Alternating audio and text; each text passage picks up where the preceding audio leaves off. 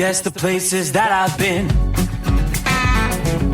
You never guess the places that I've been. 'Cause everything is like a dream, yeah, but only in that dream that I live in. I'm never gonna let the day begin. Never gonna let the day begin. 'Cause everything is like a dream, yeah, but only in that dream that I live in. Oh, don't wake me up before you go, and I'll just make this bed my home. Oh, darling, please just let me sleep. Give me my dreams.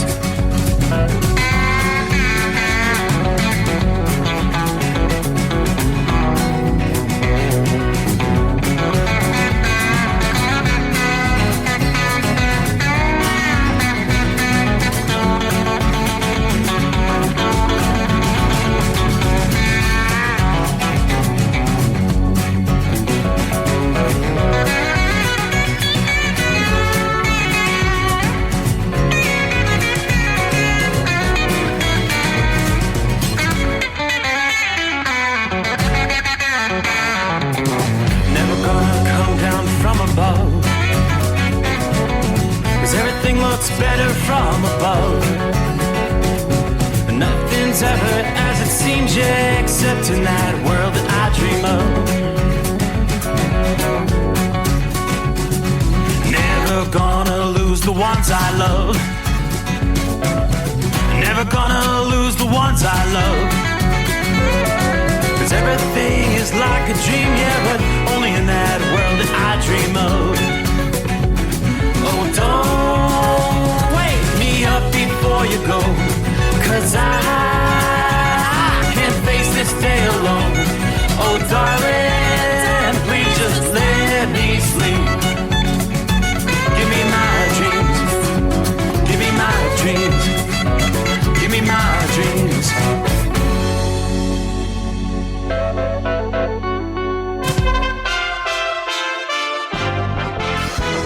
USA Radio News with Kenneth Burns.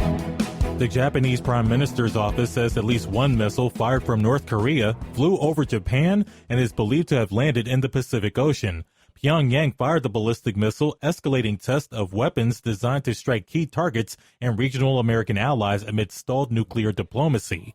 It's the fifth round of weapons tests by North Korea in the past 10 days. It's seen as an apparent response to military drills between the U.S. and South Korea, North Korea viewing such drills as an invasion rehearsal. Ukrainian forces are making big gains in the very areas the Kremlin is trying to absorb.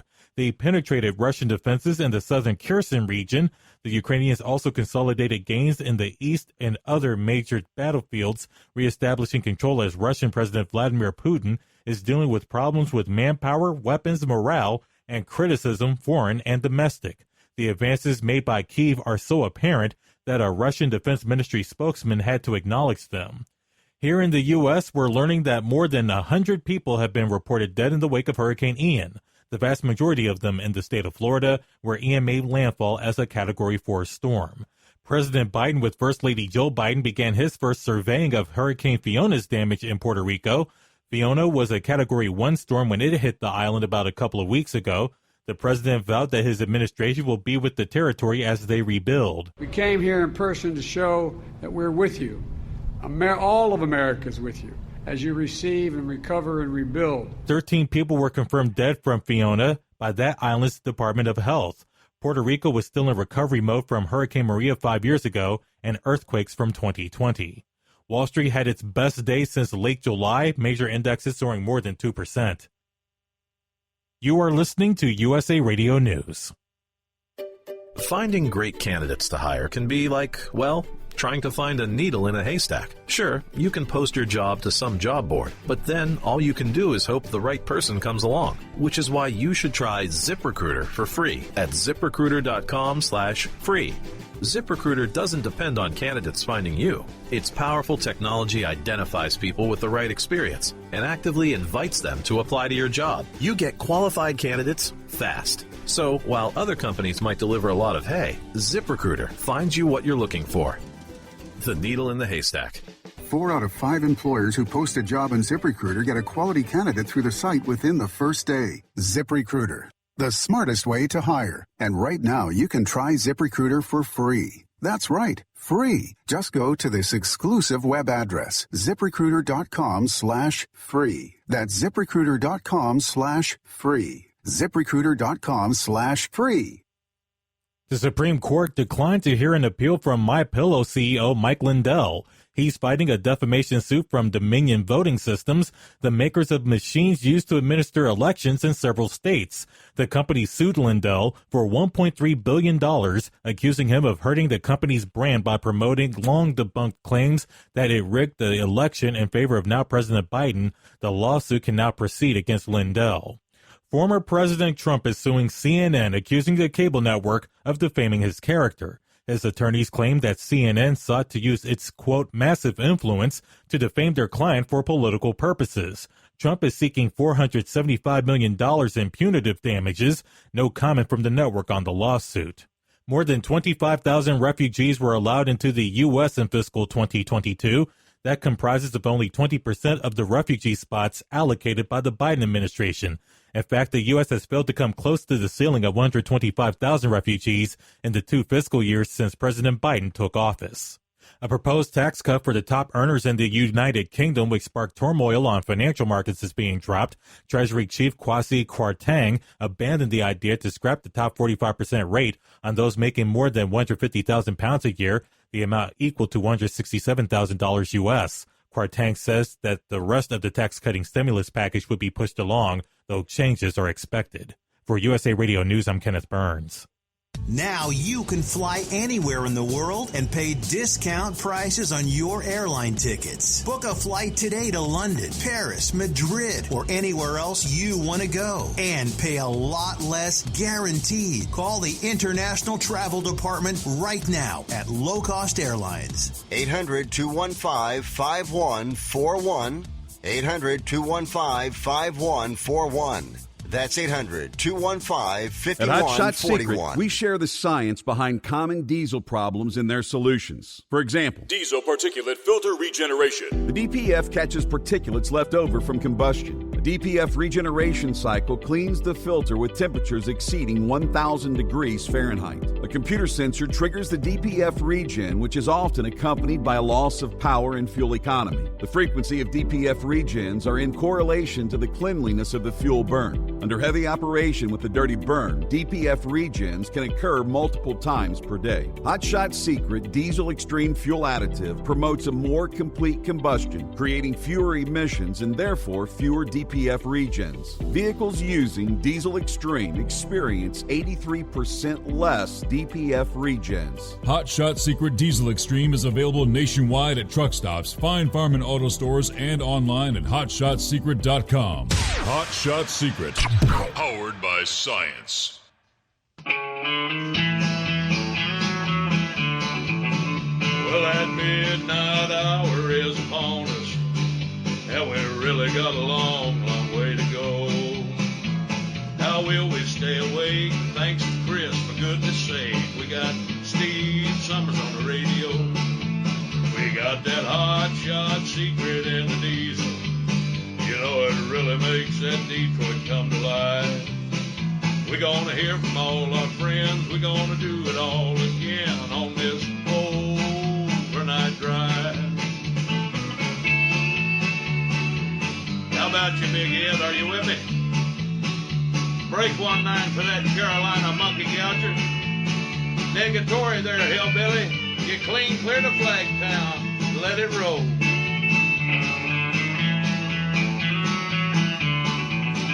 Well, we all tune in to catch the weather, whether rain or sleet or even snow. It don't matter if you're in New York or Dallas, we'll catch it all on that Steve Summers show. We got that Hot Shot Secret in the diesel. You know, it really makes that Detroit come to life. We're going to hear from all our friends. We're going to do it all again on this overnight drive. We got that hot shot secret in the diesel. You know it really makes that Detroit come to life. We're gonna hear from all our friends. We're gonna do it all again on this overnight drive. Let's start this overnight drive.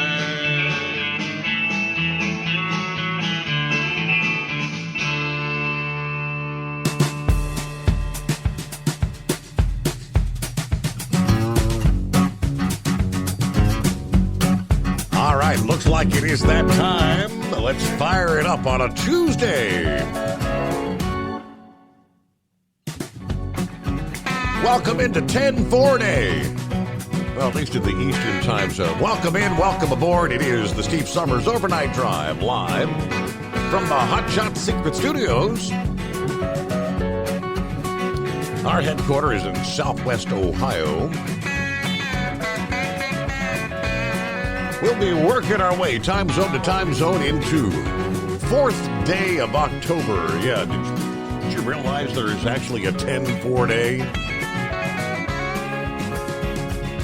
Got to go all the way back to the Jimmy Carter era, which, by the way, he celebrated his 98th birthday over the weekend. 10-4 day, that's what Jimmy Carter designated. 1978 was the year. I made it through the hard part, right? Monday is in the books, so hope your week's off to a good start. As our friends and families join us around the country, welcome aboard. Now, we always get a look at our travelers' weather. Tell you what, it's downright amazing. Looking at the radar at this hour, it's nearly identical along the eastern seaboard to what we were looking at 24 hours ago, and that's the rain. And some light to moderate, some areas of heavier rain embedded in. It's just parked over the eastern portions of Pennsylvania down through Maryland and eastern portions of Virginia. At this hour, some decent rains, northern edge right about Scranton, PA. Rain from New York City to Philadelphia to Washington, D.C., on down to just north of Richmond, Virginia. They're calling it the ghost of Ian, the hurricane. This storm would not have developed had Hurricane Ian not have passed through that area over the weekend. And the rains are going to continue through much of the day Tuesday and even Wednesday. It's the lingering impacts of Hurricane Ian being felt across a large swath of the East Coast. From the Carolinas all the way up into New England. What a rainy mess. And this rain has been falling literally since the weekend across the mid-Atlantic. We saw some of our football fields turned into slop fest over the weekend. Street flooding along the coast of New Jersey, including in Stone Harbor. Video footage showing rising waters halfway up to the wheels of vehicles. Not just limited to Stone Harbor, as additional flooding reports relayed all the way to the southern coast of the state in Avalon, Wildwood, Cape May, all those areas. Rainfall totals which are just going to continue to grow, spanning several inches across the mid-Atlantic as a result of this storm. Atlantic City, New Jersey, daily record 3.01 inches of rain on Sunday alone, beating the old record of 2 inches.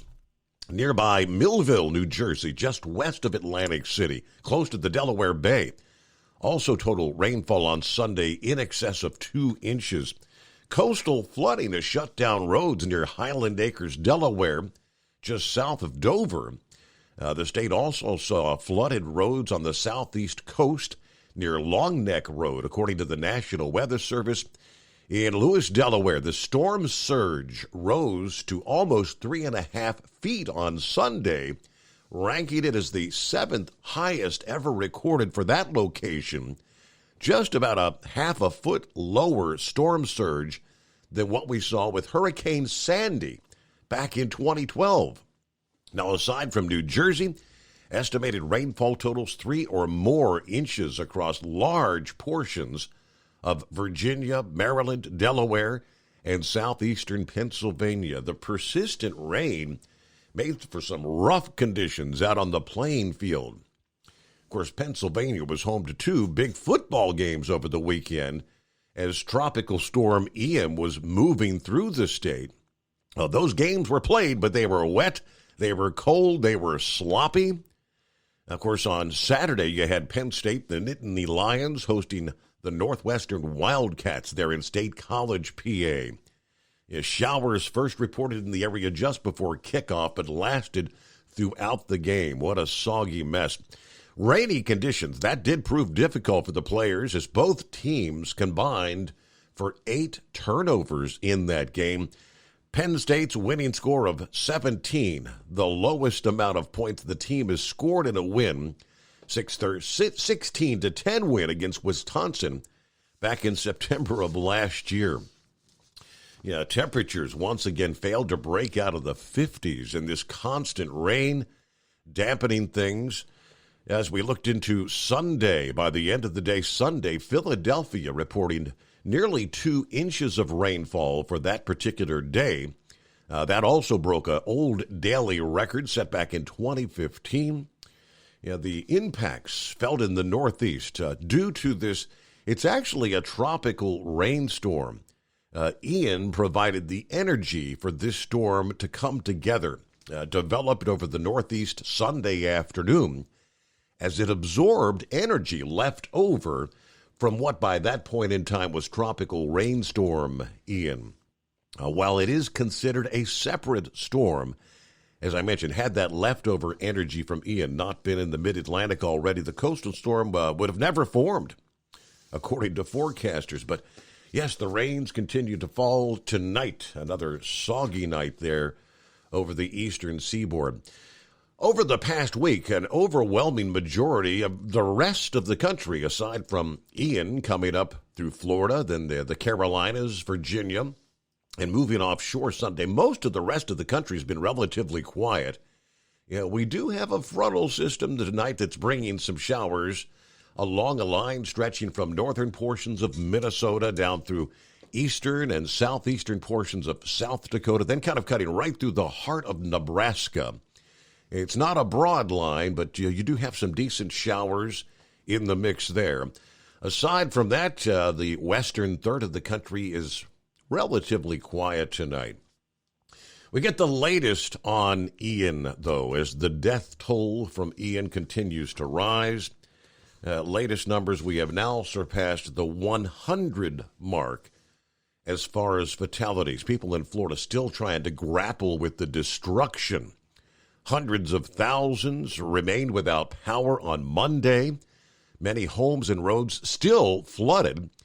Barrier islands isolated from the mainland. More new video and footage emerging from the epicenter of where Ian made landfall, kind of showing the sheer power this thing packed. Homes barely recognizable in Captiva Island, a barrier island in Lee County, right near where Ian made its first landfall as a Category 4 storm.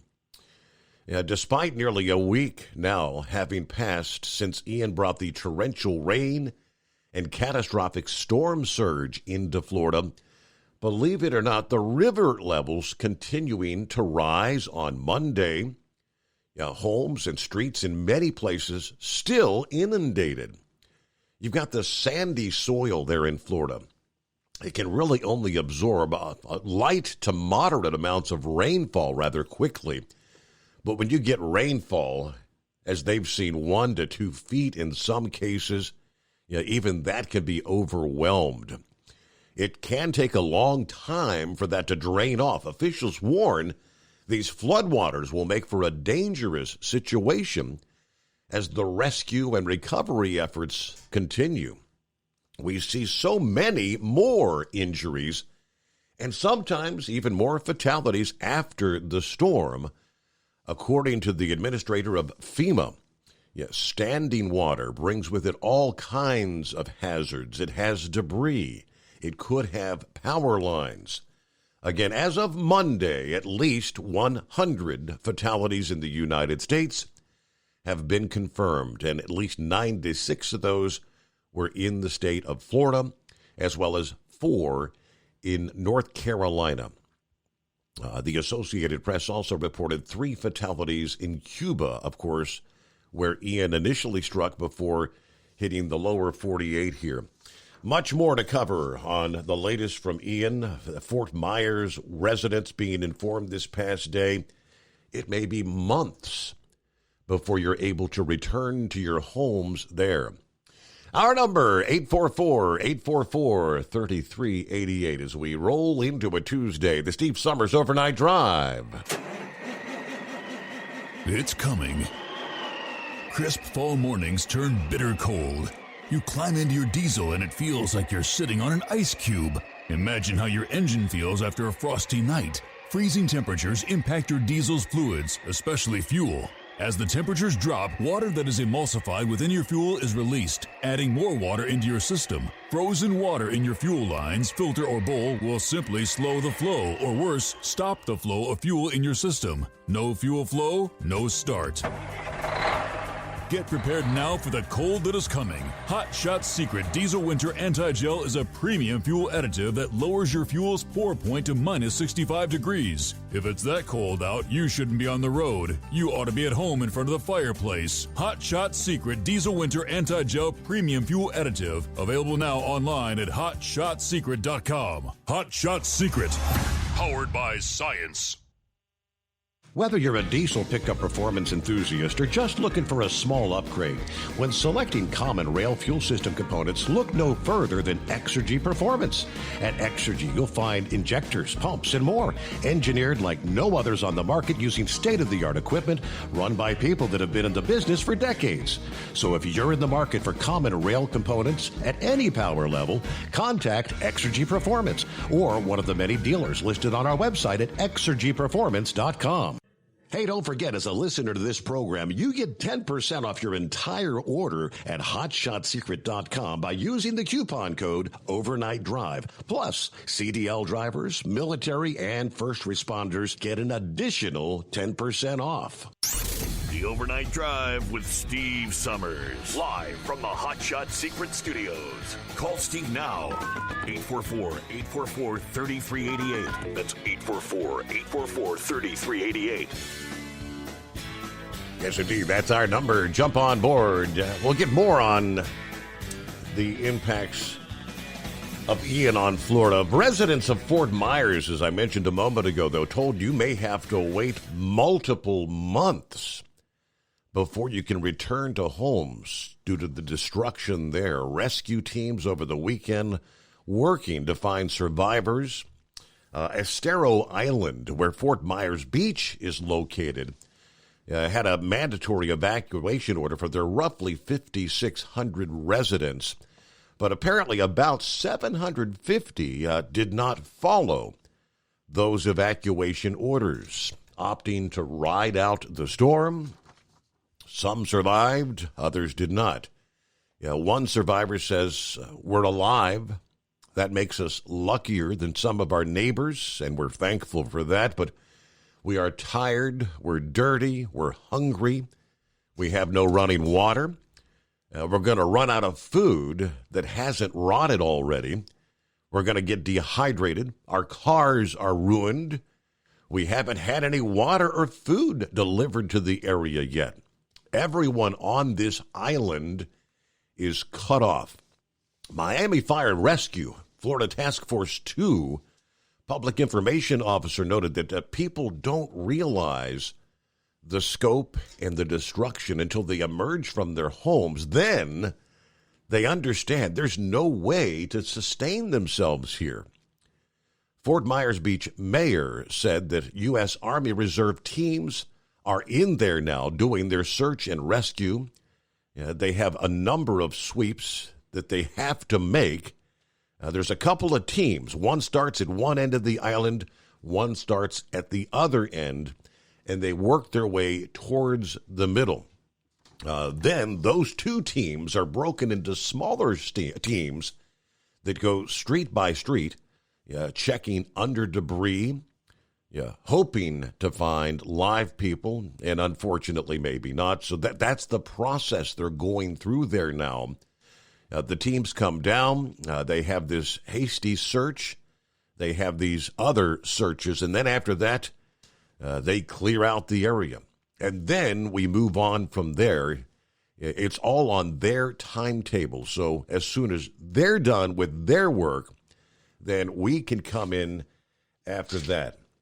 So I guess right now the priority is still the search and rescue teams, and that's why some cases, they haven't arrived yet with the likes of bottled water and MREs and things of that nature. It's still a search and hopefully rescue mission that's taking place there. All right, lots to cover when we get to our industry headlines here on a Tuesday morning, 10th month, 4th day, 10-4 day, October 4. Obviously, it's not nearly celebrated as widespread as it once was, but TruckStop.com has actually created a CB handle generator to commemorate the day. I mentioned Jimmy Carter designated 10-4 Day in 1978 to honor the Citizens Band radio, which, believe it or not, was 20 years old at that time, and the widespread use of the CB by freight haulers and others. Carter remarked at the time that the growth in the use of the CB radios was extraordinary. The Federal Communications Commission had issued nearly 14 million licenses at that point in time. Yeah, there was a time you had to have a license to operate a CB radio. Now, while CB is primarily for emergency use, the non-emergency channels indeed brought a lot of enjoyment and companionship to millions of Americans over the years. And at the time, Jimmy Carter said, including his own family, declaring October 4th as 10-4 Day. Anyway, Boise, Idaho-based TruckStop.com is a load board to help carriers find freight loads to haul. TruckStop.com surveyed 500 truck drivers and found out that 84% of them plan to take some additional loads ahead of the holiday season. A busy pre-holiday is expected according to their survey. Survey was carried out on behalf of TruckStop.com by London-based research company Census Wide. Now, according to their findings, 68% of U.S. truck drivers plan to take on 15 to 25% more additional shifts ahead of the holiday season. Holiday season, October through January 1st. And that's going to be to support an increased seasonal demand. 27% of U.S. truck drivers plan to take on 25 to 50% more additional shifts ahead of this holiday. And 31% of U.S. truck drivers in the Northeast also plan to take 25 to 50% more additional shifts ahead of the holiday season. It's only 23% of drivers surveyed in the South who said the same. Different areas of the country, more freight moving. Heavy D on board. Welcome in. Hello, Steve and the Overnight Drive crew. Stay safe out there. A high-pressure pumping is ready to roll. Hello to Todd from Dover, Minnesota, with 55 degrees tonight. Copy in the mail. 3 guesses who that is. Hello, 5-7. Mason is on board. Hello from Ohio. Philly Dan. Well, good morning, Philly Dan. How you enjoying that rain? When's it going to end, right? He said, when I was young, I was scared of the dark. Now, when I see my electric bill, I'm scared of the lights. No kidding. Hello to Pappy. 45 degrees on the cruiser thermometer tonight in southwestern Hamilton County, Ohio. Shout out to the Big Moose for bringing the cruiser back undamaged. Y'all be safe out there. Hammer down. Let's go and let it roll. Yeah, I'm showing 54 outside the bunker. That thermometer may be off a little bit. Maybe they need some new batteries. Officially showing 49 at the International Airport at this hour. Good morning to Kentucky. Ken, hello to the overnight drive crew. Steve Summers checking in from Jasper, Alabama tonight. Down for the night on my break. Beautiful fall, y'all, weather. Kentucky Ken is listening in, though.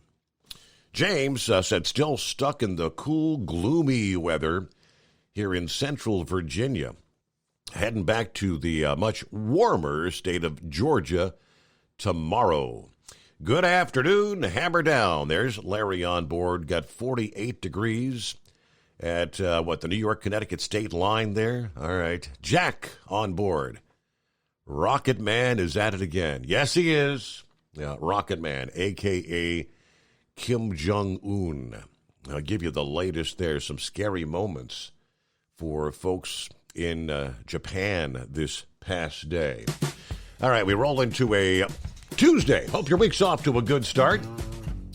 Our number, 844-844-3388. We'll check in with some of our other listening friends via YouTube and Facebook. And, of course, get to your calls coming up. The Steve Summers Overnight Drive live from the Hot Shot Secret Studios.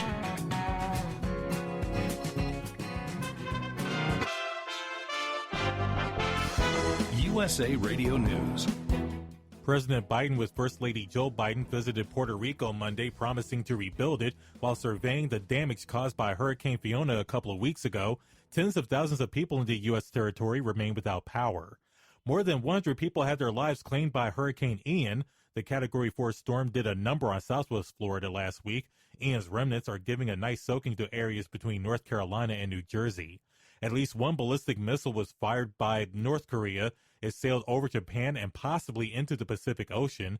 It's the fifth round of weapons tests by North Korea in the past 10 days. On Wall Street Monday, the Dow added 765 points. The Nasdaq gained nearly 240 points.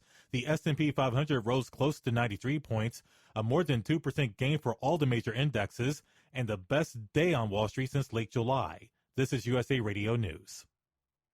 Ad paid for by the Sentinel Group. Attention Marines, military personnel, families, and contractors who were stationed at Camp Lejeune. Were you present at Camp Lejeune between August 1953 and December of 1987? You may be entitled to significant compensation. For nearly 34 years, those in the Marine Corps' base Camp Lejeune were exposed to contaminated drinking water, resulting in devastating injuries, including several forms of cancer, adverse birth outcomes, Parkinson's disease, and more. North Carolina's procedural laws have prevented victims from getting the justice they deserve, but passage of the Camp Lejeune Justice Act of 2022 would allow you or a loved one to file lawsuit seeking compensation for illnesses and injuries linked to the toxic water. Call today for your free consultation. 800-704-2731. Let our experienced attorneys fight to get you the compensation you deserve, and you pay nothing unless there's a recovery in your favor. Call 800-704-2731. That's 800-704-2731. Again, 800-704-2731. At Hot Shot Secret, we share the science behind common diesel problems. For example, product claims without proof. Every trucker on the road has heard product claims about an additive that simply didn't match their experience. Proof is found from third-party testing by a recognized, credible source. That's proof.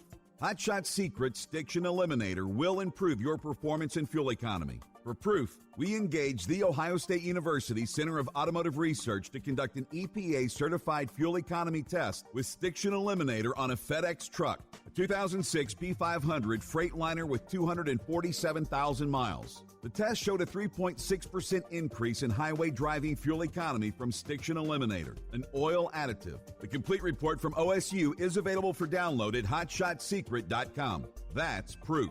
Hot Shot Secret Stiction Eliminator, available at truck stops, Tractor Supply, O'Reilly's Auto Parts, and online at hotshotsecret.com. Hot Shot Secret, powered by science. For anything diesel, take it to Shy Diesel. They provide a wide variety of services and diagnostics to determine what the problem is with the latest technology. From simple oil changes and preventative maintenance to fuel system diagnostics and repairs, engine rebuilds and cylinder head repairs, and rebuilds with our in-house machine shop.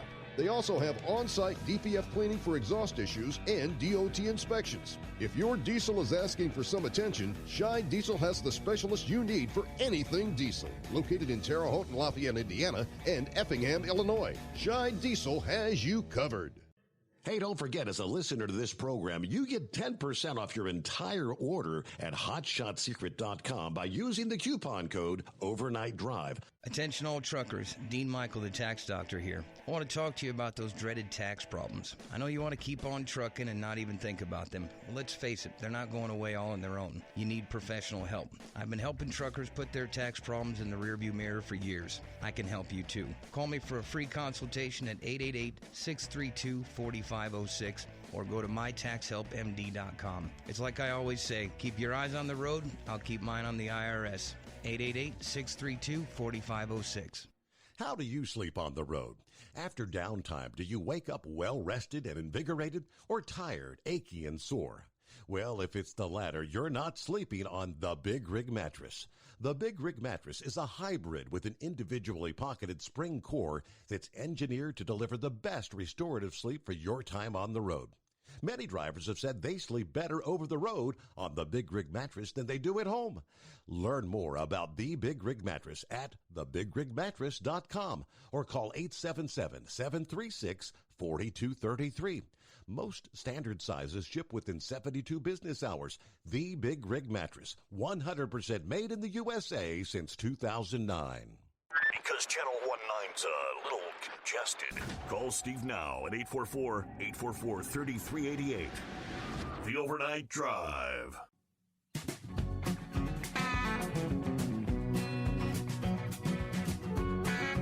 Who else we got on board checking in out of the box? Hello to Zorro. Morning, Zorro.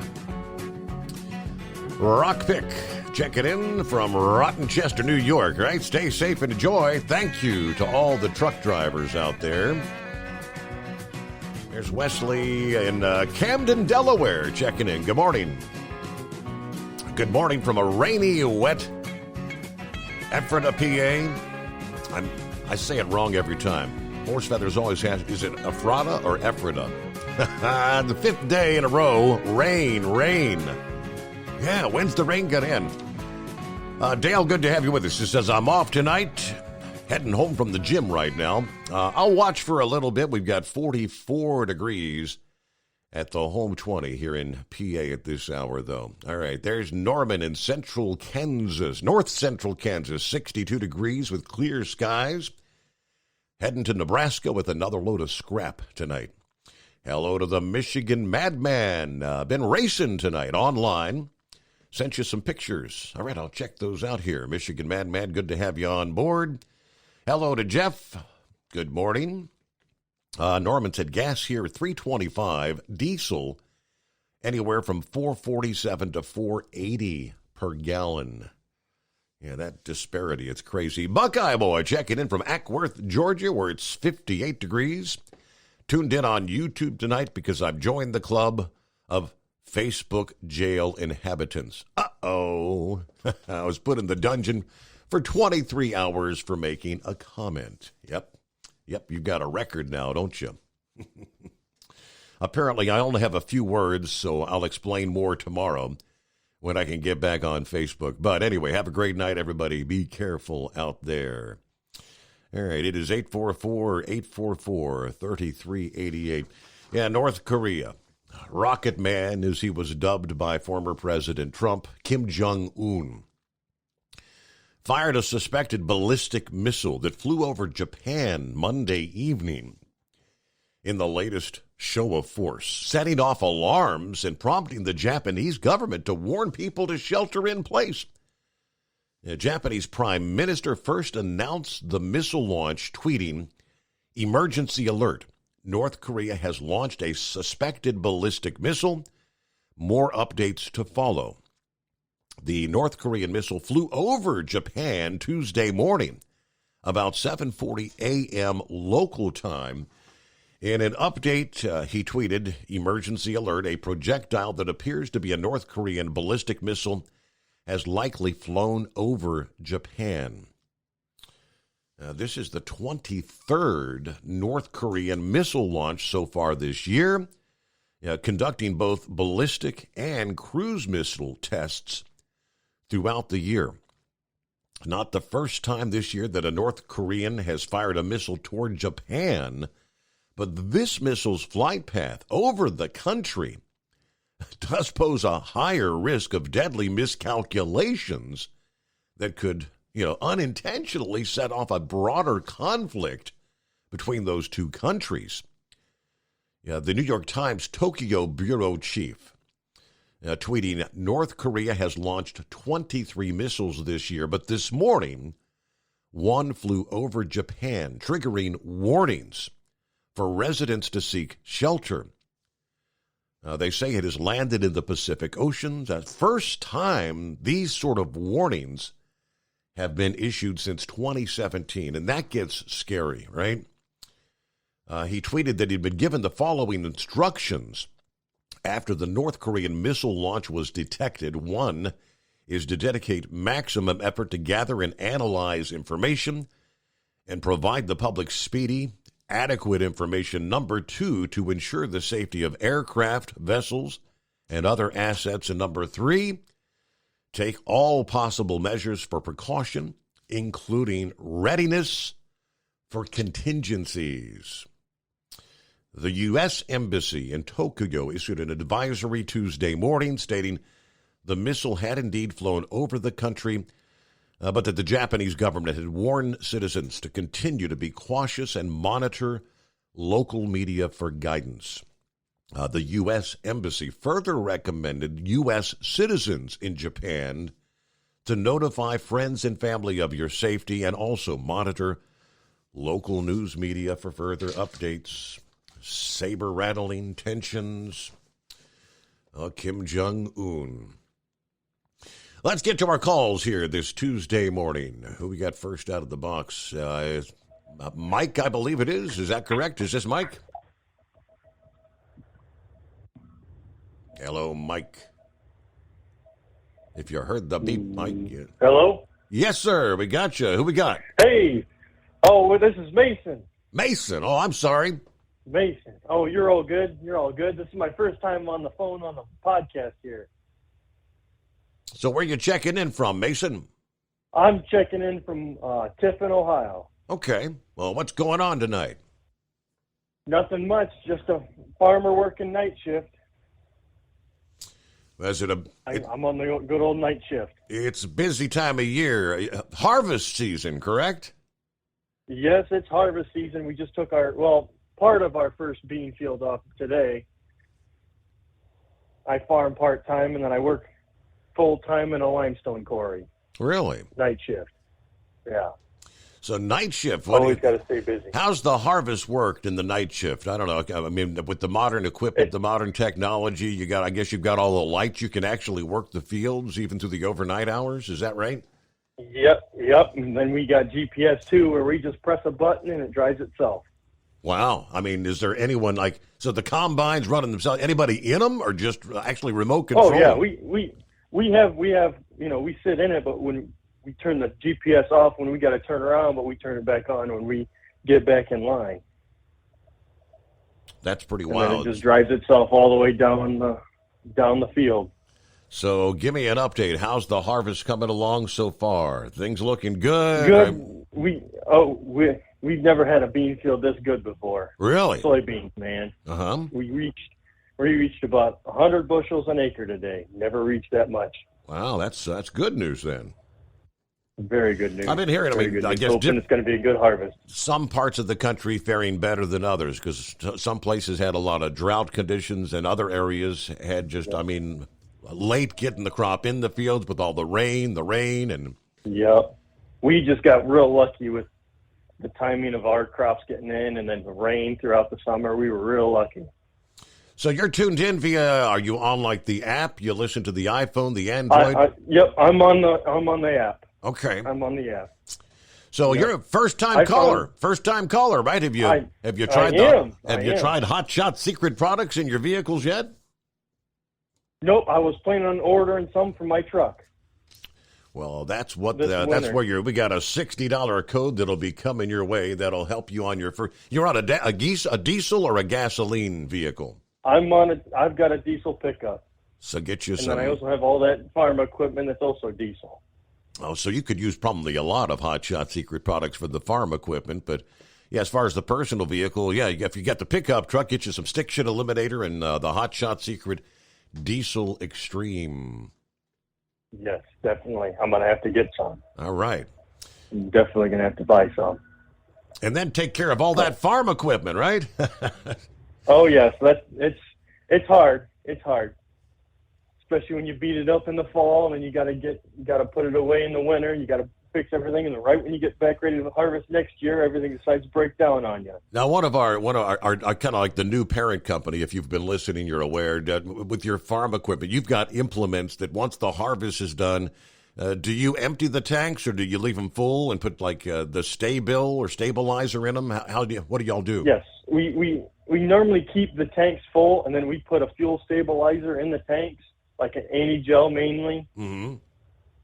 And we put them in the tanks and let them sit over winter. Unless they need, like last year, we had one of our bigger tractors need a new front main seal in the axle. So we had that sitting in the shop most of the winter. So we were working on that. So we didn't put the stabilizer in that fuel, but everything else had the stabilizer in it. Interesting. All right. Well, let me see here. Mason, we got your number here. We'll get you that $60 code. And one of these days, you're going to give us a call and give us a follow-up how things worked out, and maybe try some of that stuff in your farm implements as well. Well, good luck with the harvest. And thanks for listening in. Hey, have a great night. Thank you for letting me on. All right. Well, that's what we're here for. Yeah, I love hearing from those first-time callers. Yeah, all right, running the farm equipment at the midnight hour here in the state of Ohio. Good soybean harvest. All right. It is 844-844-3388. We'll be back into the Steve Summers Overnight Drive. It's coming. Crisp fall mornings turn bitter cold. As you fire up your diesel, you can see your breath on the inside of a cab.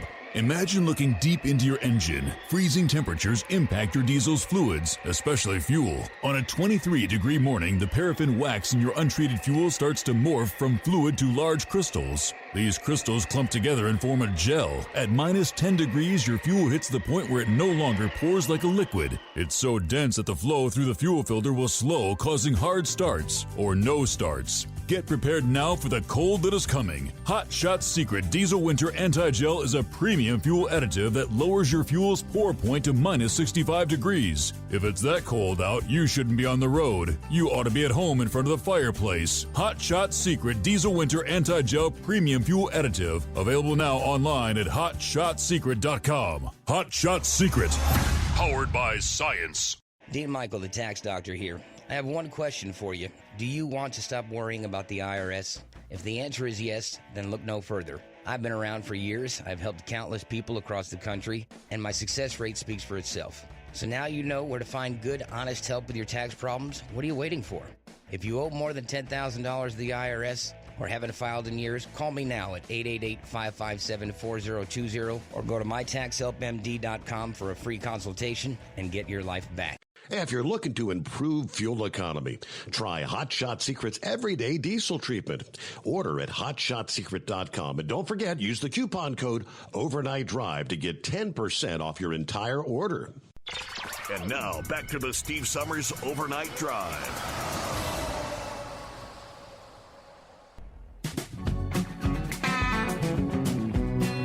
All right, got your email there. Michigan Bad, your photos. That virtual racing night. Yeah. How'd you fare?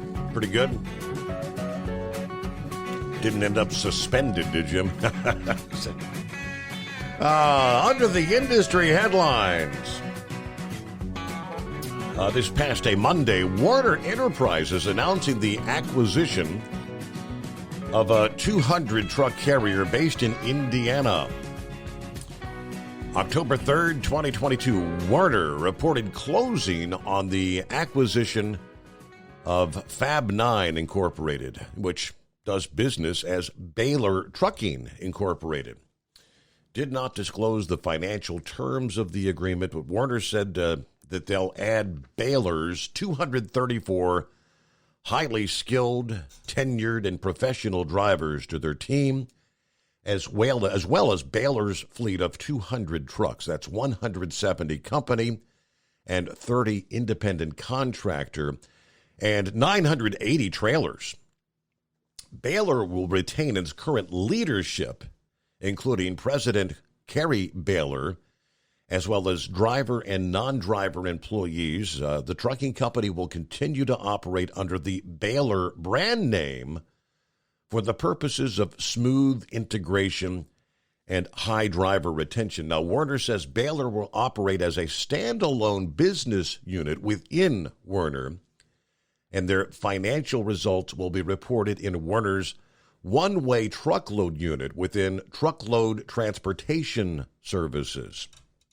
According to the statement, Baylor, with its highly skilled professional drivers and non-driver associates, further strengthens our portfolio with their exceptional services and stellar reputation.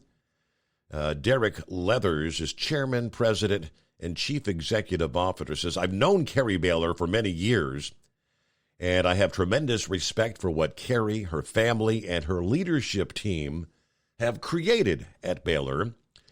This acquisition delivers on our Werner Drive strategy and will position us for further growth. We expect this transaction to be accretive in year number one and anticipate buying power synergies. He went on to say both Werner and Baylor believe deeply that our professional drivers are the backbone of our companies. Both companies were founded by their first driver. Look forward to welcoming the Baylor team and working to create additional value for our customers and shareholders. You know, the typical jargon you hear with an acquisition like this. Let's see. I guess that would be a statement from Baylor. I've admired and respected Werner for a long time as an industry leader. We're excited to join the Werner team and look forward to continued growth as we leverage the strengths of Baylor and Werner to serve our existing and new customers at even higher levels. Milan, Indiana-based Baylor Trucking, founded in 1946 by Chester Baylor, providing truckload services to clients in the East Central and South Central USA with their network of 2 terminals. Mergers, acquisitions, there you go. All right, our number, 844-844-3388. Plenty of room for you. Hope your week's off to a good start. What says 5-7 this morning? Well, I hope the farmer calls back in. I'm dying to know.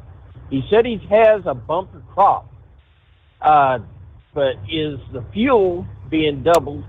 Because when he put, it was 5 a gallon when they put the seed in the ground, when he busted the earth. And I'm just dying to know is with his bumper crop, because of the fuel cost, is he going to end up being no further ahead or what? Mm-hmm. Yeah, the bottom line. I would love to hear him. I pray he calls back and gets us informed on that.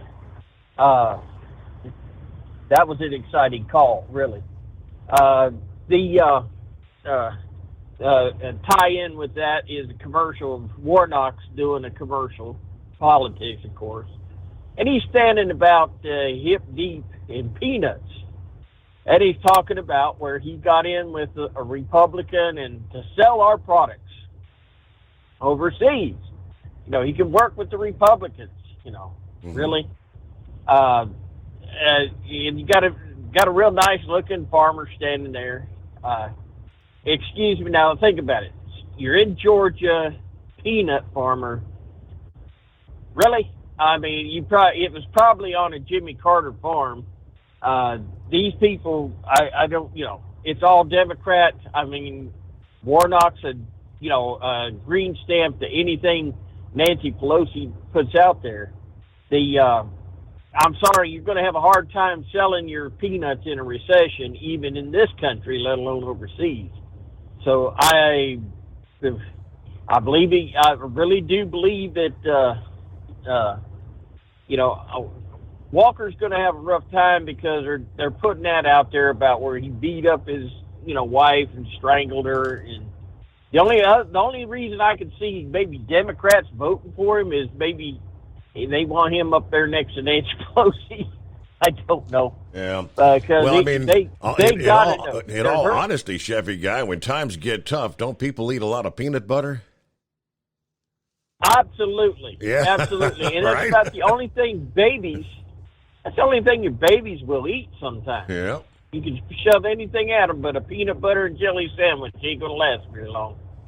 And finally, the people on the island should have been listening to the Steve Summers overnight drive. I mean, I've got canned food. I mean, I could last a couple of months just on the food that I've got stowed away, and just by buying a couple extra cans of stuff. That's 2 cans apiece. 2 times a day is survivable. Water, I've got stored water, stuff. The storm was coming, so you should have had a bunch of flush water and a bunch of water. Every space in your refrigerator, your freezer should have been stuffed full of water. That helps. It freezes up or is cold and helps keep the thing cold. So I guess there are people that actually, when they don't have more than a day's food supply, and I don't know how people live like that. Yeah. So if they'd have been listening to the Steve Summers overnight drive, they would be, hey, we're fine. Yeah, if you need to ride back. I mean, you can be all stocked up with rice and pinto beans and navy beans, and you could have your Patriot supply or freeze dried rations and all that. You gotta have water though. You gotta have drinkable water to actually make the stuff. Yep. Well, that's where your water storage. I've got plenty of fresh drinking water. I've got the bottled water. I've got it stored. I mean, we went. My wife got on me all the time. But 2014, we had that major ice storm come down through here, and we were without power. Of course, I've got LP gas, so we have heat in the house, and we have a stove, cooking stove. But I had water stored everything because I've been listening to your program and everybody else talking about storage. And my wife was so aggravated because I had, why are you doing this, Well, when the day came, and I mean, we went a whole week, and we were using a gallon to flush the toilet. We had plenty of drinking water to make coffee. We didn't miss a single bowl of grits or a single cup of coffee. We did fine just by preparing. And at the end of it, she actually said, "Sweetie, I really appreciate that you did that for us." And but I guess there's people out there that just don't know how to prepare for the day after tomorrow. Yep, that's true. And like I said, so I don't know what they're listening to. I guess that rap music doesn't prepare people for the future. Other than that, this is hey, 5-7. We're gonna sit down and listen to the rest of the show. How about it? I'm on my way to South Georgia. Hauling wood chips. There you go. 5-7. Copy in the mail. There you go. It is 844-3388. A couple minutes before we hit news break, we've got wide open lines. How is it that good news could actually be bad news? When it comes to the economy right now, that appears to be the case. According to the numbers yesterday, economic growth appears to have accelerated in the third quarter, which that would be good news, right? Which unfortunately means that monetary policy will likely have to be even more restrictive, and the odds of a so-called soft landing become even more narrow. We are in a good news is bad news cycle right now. Every piece of good news about economic growth will be interpreted by the Federal Reserve as a sign that financial conditions aren't tight enough to bring down inflation. Stock market rallies, for example, like we saw yesterday. What was the Dow up 700 and some points? It may feel like a nice relief from the bear market, but they are a form of loosening of financial conditions, and if sustained, will bring on higher interest rates. Last week, we got good news on the trade deficit. It narrowed significantly in the month of August, shrinking 3.2% to $87.4 billion.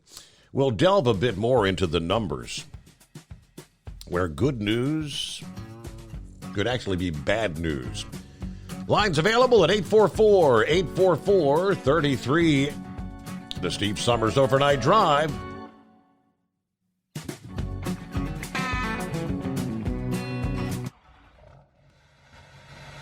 PureFlow Air Dog, your leader in fuel air separation system technology. Our systems filter out water, particulates down to 2 micron, and remove all of the air out of your diesel fuel. This allows for nothing but pure, clean diesel fuel to reach the expensive injection system equipped in your vehicle. Not only do our fuel systems protect, they also come in a variety of flow rates to meet your performance needs. Our systems are compact and use OEM-style fittings for easy installation. Learn more about our product at www.pureflowairdog.com and be sure to follow us on Facebook and Instagram. Protect your investment with PureFlow Air Dog. At Hot Shot Secret, we listen to our customers. Everyday Diesel Treatment delivers a 6-in-1 premium fuel treatment for every fill-up, every time. Our fans call it EDT. I'm Nathan from Ellisville, Mississippi, and I drive a 2017 Ford F-350 Power Stroke. I've been using Hot Shot Secret EDT every tank for almost 3 years, and I've seen about 1.5 to 2 miles per gallon increase in fuel mileage. Everyday Diesel Treatment is available at truck stops, Tractor Supply, O'Reilly's Auto Parts, and online at hotshotsecret.com. Drivers, you demand that your equipment's reliable and dependable, and that also applies to your headset for communication. Well, our friends at Stellar Electronic have you covered. The Pluto Duo headset bundle is the best communication headset you can find in the industry. No matter the challenging environment you're driving in, the Pluto headset will make you sound crystal clear all the time thanks to their 99% noise cancellation. And the Duo's not only a stereo converter for the headset, but also a power bank so you can charge as you go. Learn more at StellarElectronic.com or visit them on Facebook. Hey there, listening friends. I want to remind you, don't forget you can get 10% off your entire order at HotShotSecret.com by simply using the coupon code Overnight Drive. Keep the bugs off your glass and the smokies off your ass. This is the Overnight Drive with Steve Summers.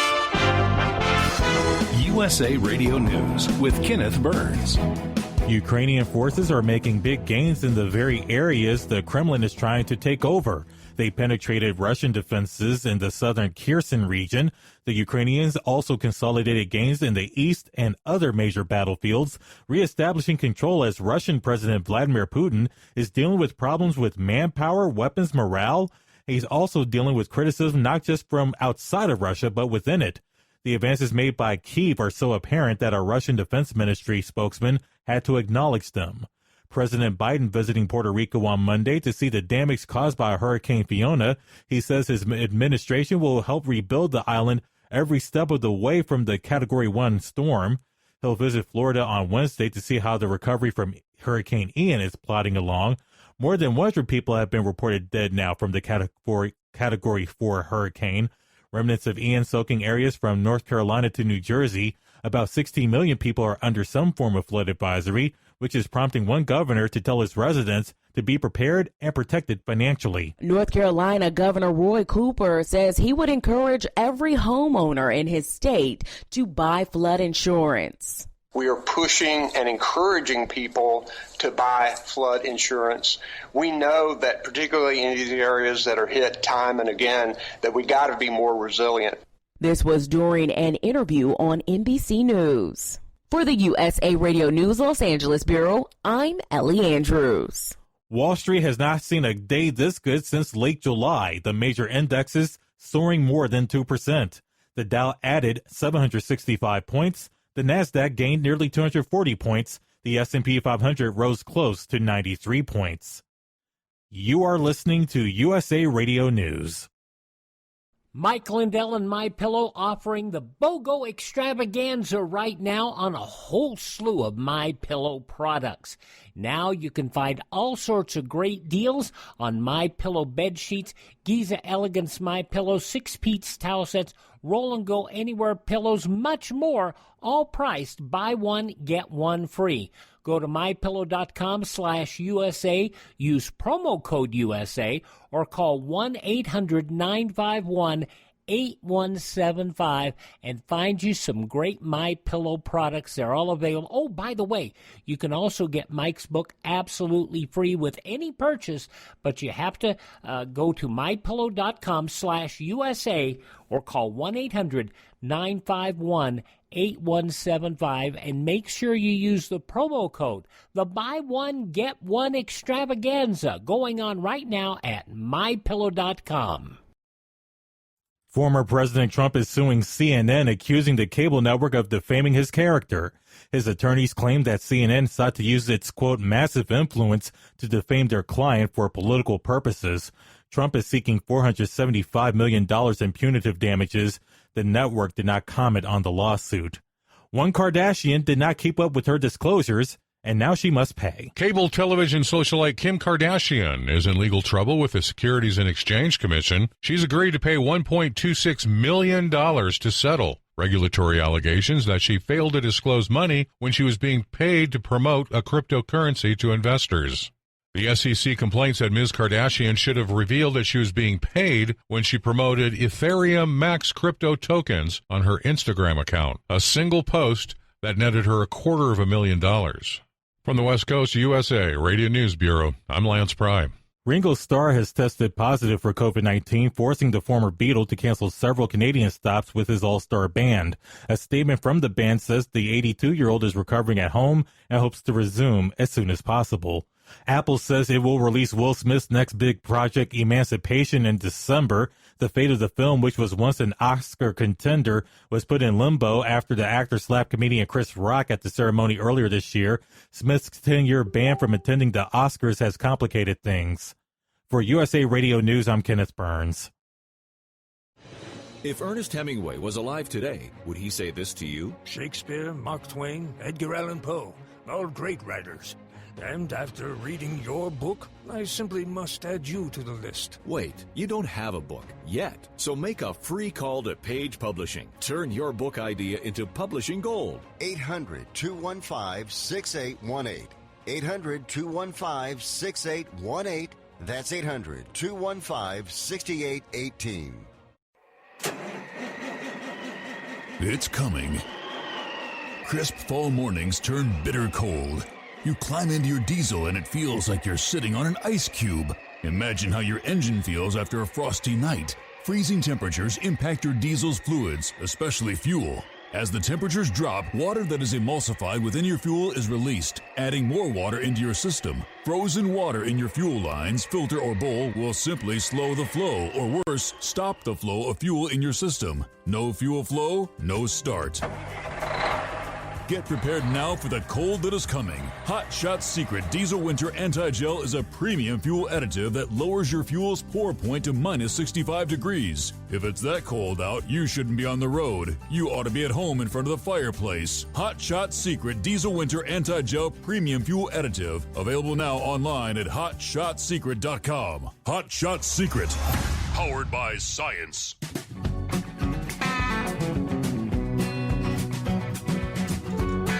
All right, welcome back. Welcome aboard. Just joining us. Good to have you online. Steve Summers Overnight Drive. Close on a Monday. And make our way into a Tuesday, 4th day of October. Yeah, 10-4 day. Norman earlier said, I still have my CB radio that I bought at Johnson's Corner in Colorado, 1977. Is that right? Does that thing still work? Been around the block a time or two, huh? I bet you've had a lot of conversations on that bad boy over the years. Good morning to Gilligan. Hello, Steve, fellow listeners. 51, mostly cloudy at the Speedway in Martinsville, Virginia tonight. Everybody keep it shiny side up there. All right, Mason. That was Mason that called. He said, I was just on the phone with you. Great talking with you. Well, thanks for chiming in. And looking forward to hearing back from you in the future there, Mason. Buckeye Boy went to Walmart today. They were very low and or out of a number of items. I told Kathy a long time ago to start stocking up on stuff, which she did. And I also bought a half a beef, which I'll be picking up soon. All right. Yeah, better safe than sorry, right? Let's see. Yes. Linwood on board. Hey, Steve, on the 5 in California, just past Grapevine, headed north, delivering a Ford Escape to Rainer, Oregon. Everyone have a great night. Drive safe. I'm listening in via Facebook this morning. All right, good to have you on board. Our number, 844-844-3388. Plenty of room for you, so jump on in. Major Carlisle Gargus, the Salvation Army area commander in Fort Myers, Florida, this past day said that the cleanup is going to be a massive effort with everyone. We're now working hard to get food and resources into the community. But one of the tough things is that those who are helping in disaster have also been affected by this disaster. Because all of us have had damage to our homes, and some of us have lost homes completely.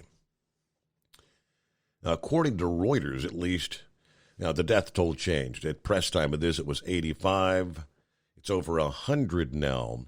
Of course, risk modeling firm Verisk said this past day that insurers are predicting between $42 and $57 billion in losses, a total that includes damage from wind, storm surge, and flooding, and nearly all those losses are in Florida. Now, when asked if the Salvation Army was in need of non-perishable food items, water, and generator donations to help with those affected by the storm, Salvation Army said, of course. All of those things are needed. Cash donations are the easiest for me because I can actually get my call in from the field of what they need. Then I can call and have it ordered and shipped directly to that point. Now, right now, with the shortage of volunteers, it helps us to have it processed right to the place through the vendors. Those who wish to give, either donate, you can call or go online, 1-800-SAL, S-A-L, Army. A great way to give, salvationarmyusa.org. Now, he also said that against the backdrop of destruction and fatalities, neighbors are pulling together to help each other as we look to rebuild. If someone has power, you'll see an extension cord running across the street to the other side that doesn't have power. We've had folks sharing gasoline with others to help with their generators, to keep the refrigerators at least running. And, of course, here at the Salvation Army, a lot of our employees and their families have moved into their offices because they can't get into their homes. So it's everybody. It's all hands at the pump here, doing all we can do to get through this mess. And what a mess it is. Now, let me get back to we were talking about the good news is bad news. In some cases, with the economic numbers right now. We left off there with good news on the trade deficit last week, which narrowed significantly.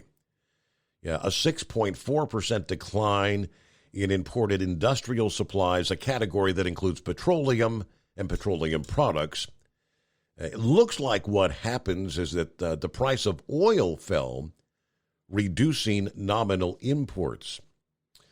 A shrinking deficit, however, adds to gross domestic product, he explains. The Atlanta Fed's GDP Now model said the decline in the trade deficit of goods was strong enough to add a full percentage point to their tracker.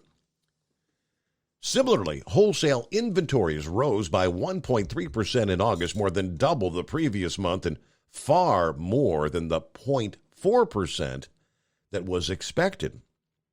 That was good for another 0.36 percentage point in GDP now. Consumer spending was much stronger than expected as well, rising 0.4% last month after falling 0.2% in July. That was twice what was expected. That added another 0.38% to GDP now.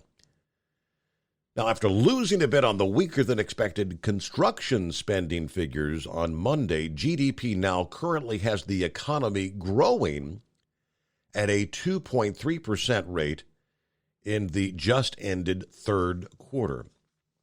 What does that mean? Well, the Fed is likely to see all of these signs of growth as inflationary, or at least as evidence that the economy can handle still higher interest rates. And this makes it more likely that the terminal rate, when the Fed stops hiking, will be at an even 5%. That's not what the financial markets are expecting right now. But yeah, when good news is actually bad news. It is 844-844-3388. Guess this guy, under the industry headlines, he should get a DA of the Week nomination. Guess he thought he was going to hop on the trailer of a truck and hitch a ride. Didn't realize how long he was going to have to hang on. He got a longer ride than he bargained for after hitching a ride on the back of a tractor trailer Monday morning. This was in Wichita, Kansas, the early morning hours yesterday morning.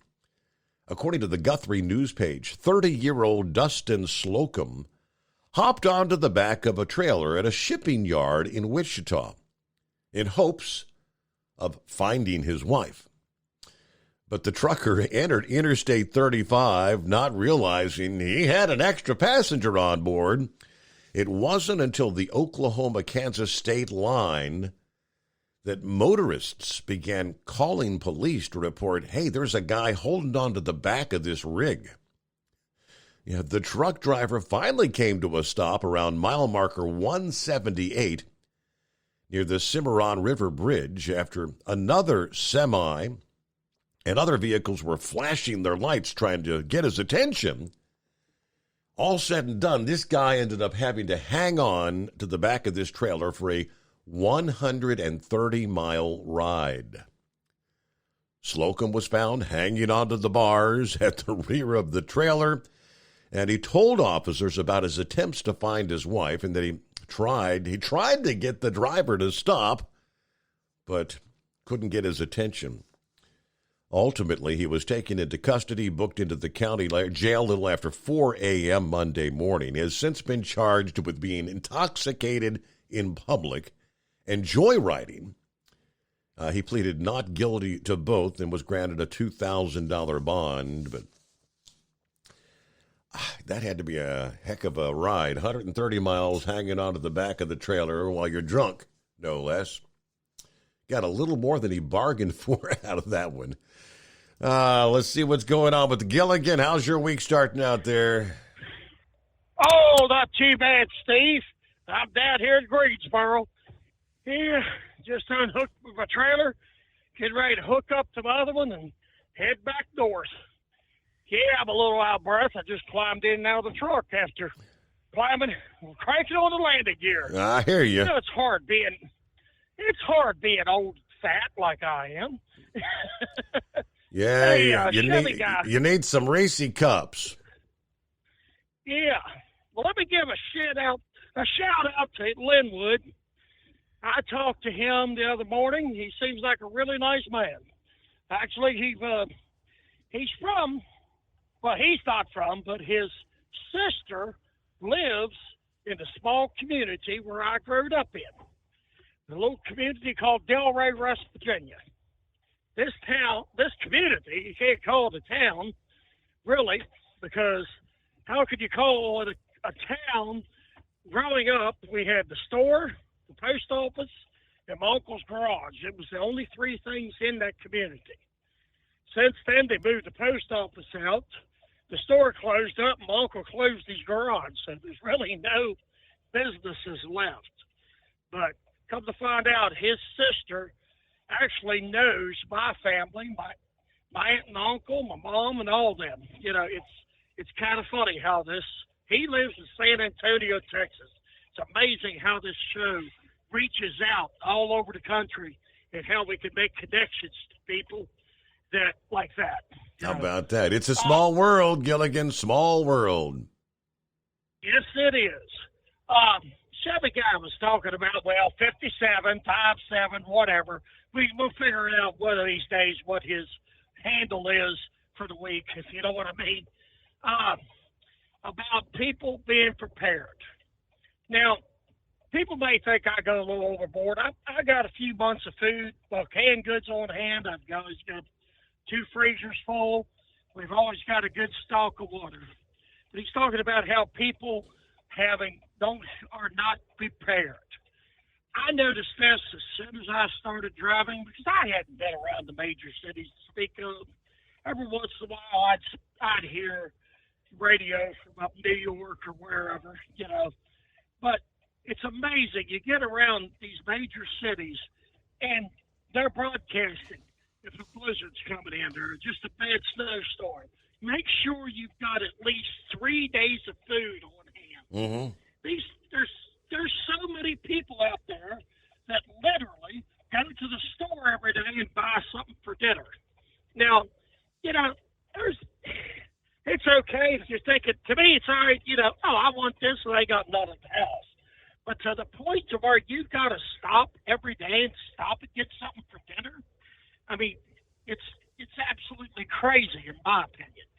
But, you know, I'm an old country boy, like a lot of your listeners, and we was always brought up to stay prepared. I mean, I grew up with a garden out in the yard. You know, I mean, my grandfather planted probably a good acre of garden. And I tell you what, it got a little hot out there in the summertime, pulling weeds and running the rototiller and such. But I'm sure there's a lot of people out there like that. I didn't grow up on a farm, but I'm an old farmhand. I did spend a lot of time out there working the farms, and the pits, and cows, and stuff like that, you know. So but anyway, salute out there to Mason, out there working the fields tonight. We salute you. You know, you're the people that feed us. You know, we may be the stuff that haul the stuff, but you are the ones that feed America, you know, and feed the world. We all, I think, out here truly appreciate the American farmer. You know, we've all went hand in hand. I remember back, it's been over 20 years ago. Probably it had to be either the winter of 2000 or 2001. I can't remember. I remember it was winter time. And I was running across, out in the middle of nowhere, South Dakota. There's these little towns there's practically nothing in. And I had a big white-tailed buck right across in front of me. I slammed on the brakes instinctively. I had a 3-piece John Deere disc that would cover about 30 feet, the 3 pieces put together. Unfortunately, I had it strapped down. I made the mistake of not putting the U-chain on them. That was a mistake of mine. I'm an old flatbedder, but even highly trained ones do make mistakes. The front disc slipped off the front of the trailer and landed on the catwalk. Well, here I am. I'm stuck. I've got to get this piece back up on my trailer. Well, I'm right at the edge of town. I can see that I'm okay as long as I stay straight, and it's a straight road. Get up there, pull over at this little diner, get a hold of my company because my cell phone. I've had a cell phone since 2020. 2000, not 2020. I've had a cell phone and the same number for over 22 years. And call in, all right, we're going to send a wrecker out there and all this. Now, this is how the American farmer works with the truckers. I'm out there, and I seen this older guy come by. He come by a little bit later. He looked at me, and he says, he says, I got a tractor. I think I could set that disc up on your trailer for you. He says, I got a bucket on it and stuff. I looked at him and said, sir, I greatly appreciate it, but I've already got help coming on the way. This is the kind of thing the American farmers and the truckers, we go hand in hand. I mean, this man was all the more willing to come out there with his tractor. I said, I ain't got a lot of money. Oh, I ain't going to charge you anything. I said, they're like, I'm willing to pay you, but right now I've got help coming, But, and of course I had, if something would have happened, I could have been in a lot of trouble probably too. So probably I'm better off that I did wait for the wrecker to come out to pick it up. But that's just how most of these people are. And this is the camaraderie that's been in this industry for long before I was ever born, and stuff. I'm in my 50s. I remember hearing the stories when I come out here in the late 90s about how, it was in the old days. I mean, it's diminished a lot. I know older guys even remember what it was like 20, 25 years ago. But I remember the guys talking about, running back in the 50s with the bubble front GMCs and stuff like that. And I'm sure them guys remember talking to the guys with the needle-nose Pete's and stuff like that from back in the 30s and stuff. It's a crying shame that how this industry has lost that. Well, that's about all my rant for tonight, Steve, and I appreciate you taking my call. I hope everybody has a safe night. All right, Gilligan, thanks for sharing some memories. Right, there you go. All right, we got clear lines at 844-844-3388. Couple minutes from news break here. Let's jump over to Eskimo Mom just sent me a link. Hurricane Ian relief efforts obviously are underway all over the country. In Kentucky, the owner of Yellow Freight is doing what he can to help, but he says he needs others to pitch in. He's loading up tractor trailers with supplies. And, of course, Fort Myers, Florida, devastated, completely ruined. The wrath of Hurricane Ian causing major flooding in Sindai Van Horn's coastal community there. This is my community. This is my home. It's not only for my pain, it's for everybody's pain. I'm terrified for everybody.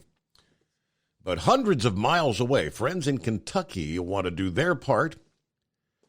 Jeff Ireland is the terminal manager at Yellow Freight there. They began collecting supplies to send down to Fort Myers later on this week. We're looking just for a huge outreach from the community, he says. Anything from toiletries to personal hygiene products, pillows, blankets, non-perishable food, anything you'd normally see donated in a natural disaster. We're really hoping for a good turnout for distribution.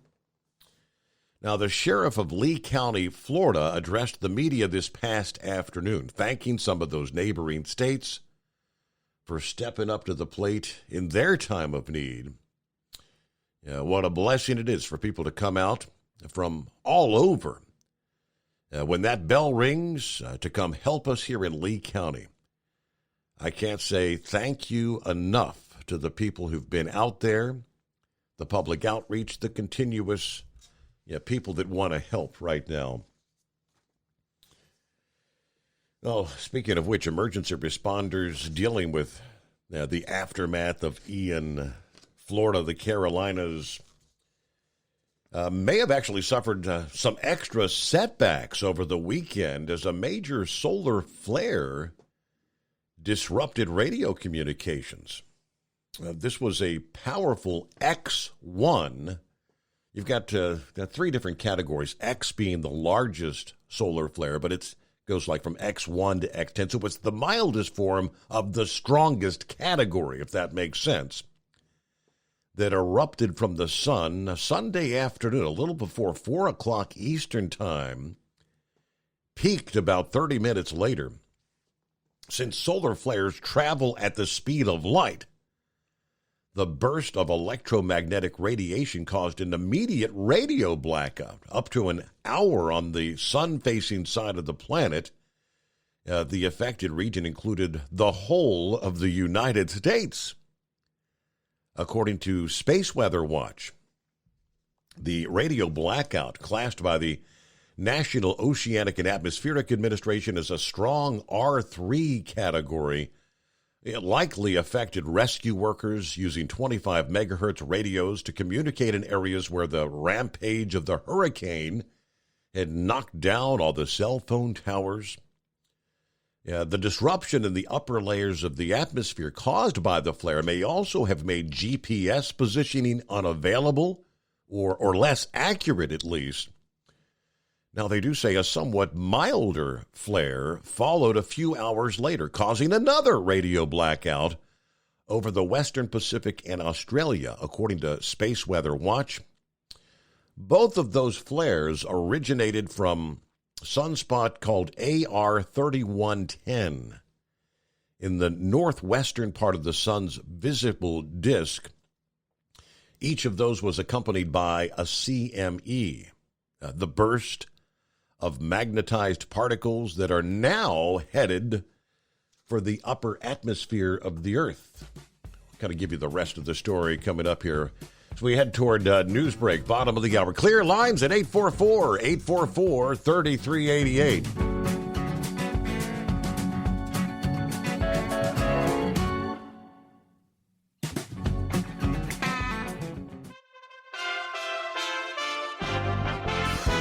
USA Radio News. President Biden with First Lady Joe Biden visited Puerto Rico Monday, promising to rebuild it while surveying the damage caused by Hurricane Fiona a couple of weeks ago. Tens of thousands of people in the U.S. territory remain without power.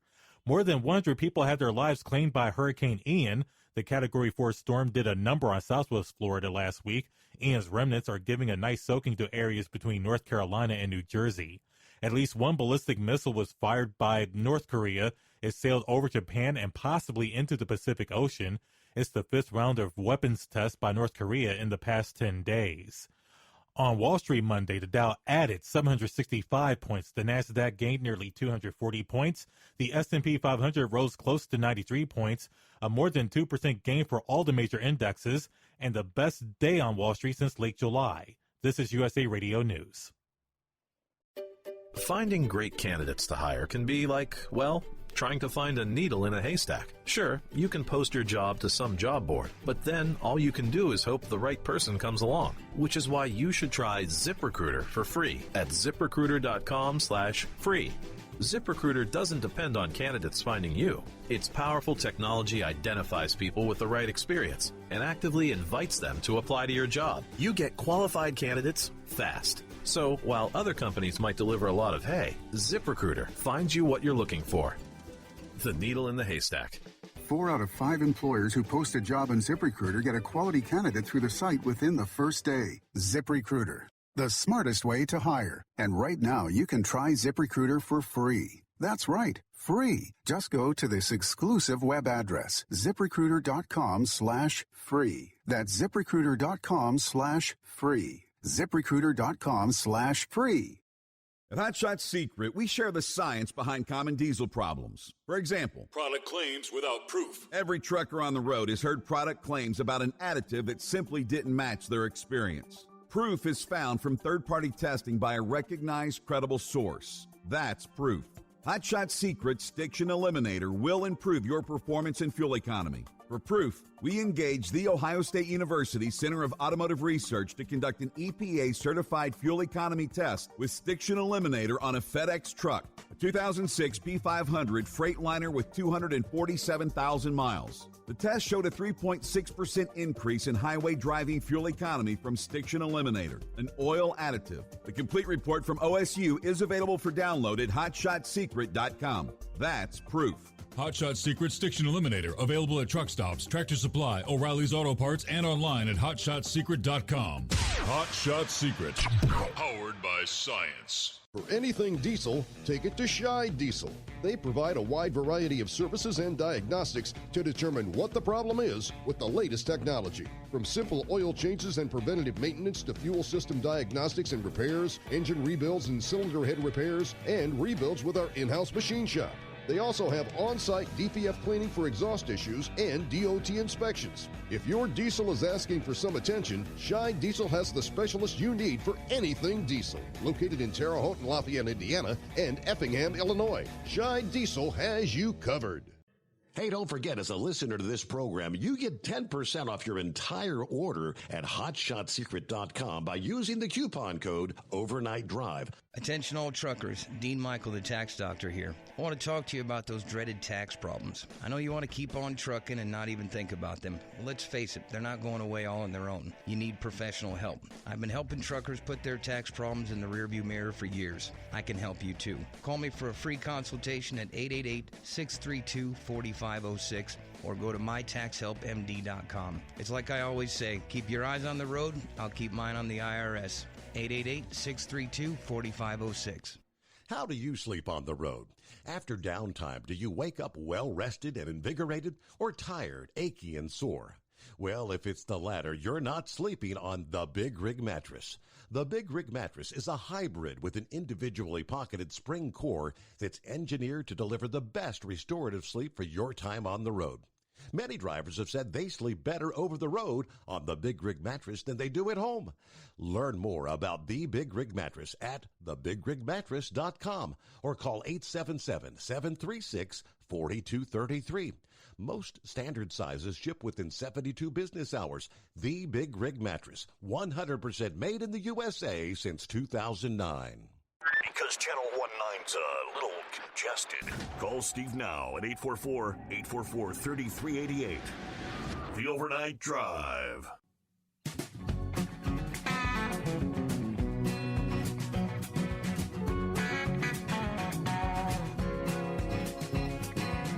All right, coming up, we'll get to some of the other industry headlines. Where's everybody at? Phone lines open at 844-844-3388. It ain't a Monday. Hey, we did pretty good yesterday morning. Kept busy till that loneliest hour. Talking about the solar flare. Now, there's more to come, they say. So we have CMEs headed toward the Earth. Following the second flare that brought the radio blackout to the Western Pacific and Australia. Now, these two plasma clouds now may be headed toward the Earth, following a couple of earlier CMEs that exploded from the sun Saturday over the past weekend. Simultaneously, all this at the same time, a stronger than usual solar wind or stream of charged particles constantly emanating from the sun is currently blowing toward our planet as well. From a coronal hole, an opening in the magnetic field on the sun, the combination means that the CMEs may trigger a rather noticeable geomagnetic storm here on the Earth in the coming days. NOAA predicts that a moderate geomagnetic storm may hit the planet today, Tuesday, 10/4, October 4th. Possibly causing minor power grid issues at high latitudes and affecting some satellites that would be in low Earth orbit. Space weather forecast expect more flares in the coming days as a new large, complex sunspot, dubbed AR 3112, has emerged on the northeast and will traverse the sun's visible disk over the next 2 weeks. According to the UK Space Weather Forecast Office, this is one of the biggest sunspots in years, they say, stretching across 80,000 miles. The Met Office in London said the AR 3112 has a potential to become more active, which means a likelihood of more solar flares and more CMEs in the coming days. So we're going to be watching the sun. guess we can say it's official now. Canadian officials announced the removal of all COVID entry restrictions that went into effect over the weekend, starting Saturday, as well as testing, quarantine, isolation requirements for anyone entering the country.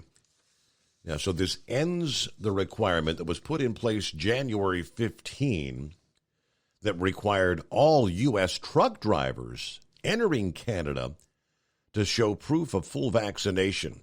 That, of course, that was the rule that sparked all the trucker protests in the spring of this year.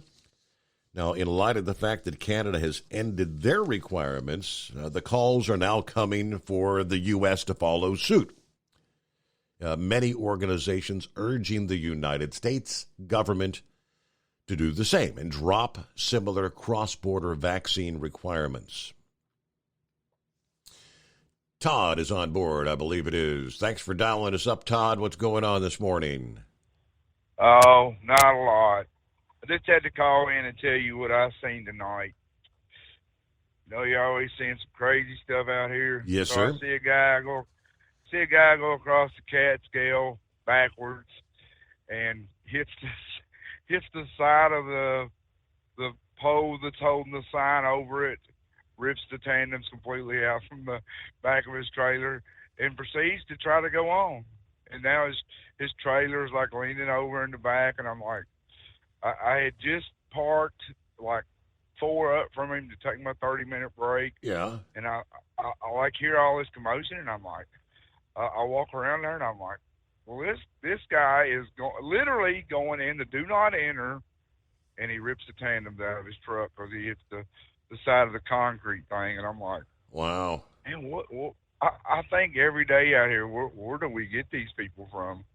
Because I go over to check on him, and there's already a couple guys over there. He did not speak one word of English. I kind of wonder, I kind of figured, yeah. So where to get his license, right?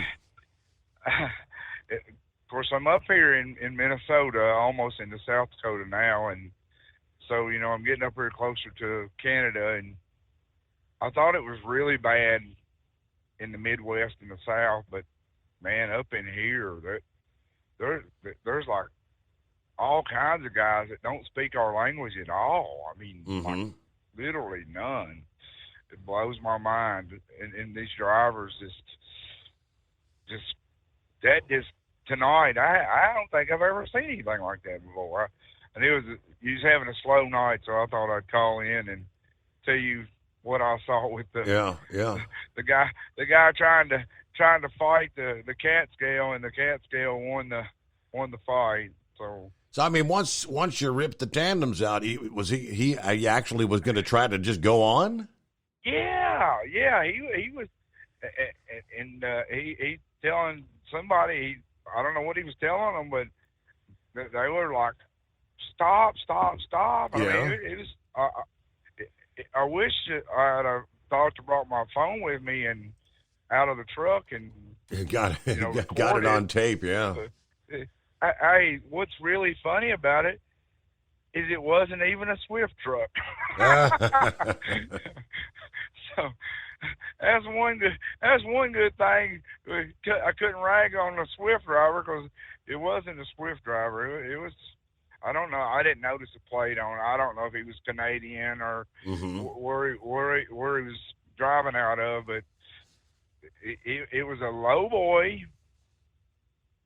I mean, not a low boy. It was a flatbed though. That I think he hit another truck, but he hit the thing holding the sign. I just shook my head and walked off when I heard him talking, because I was like, oh, okay. The things you see, you can't make this stuff up, right? Oh, no. The real life is way funnier than any story you could ever make up, and that's absolutely true.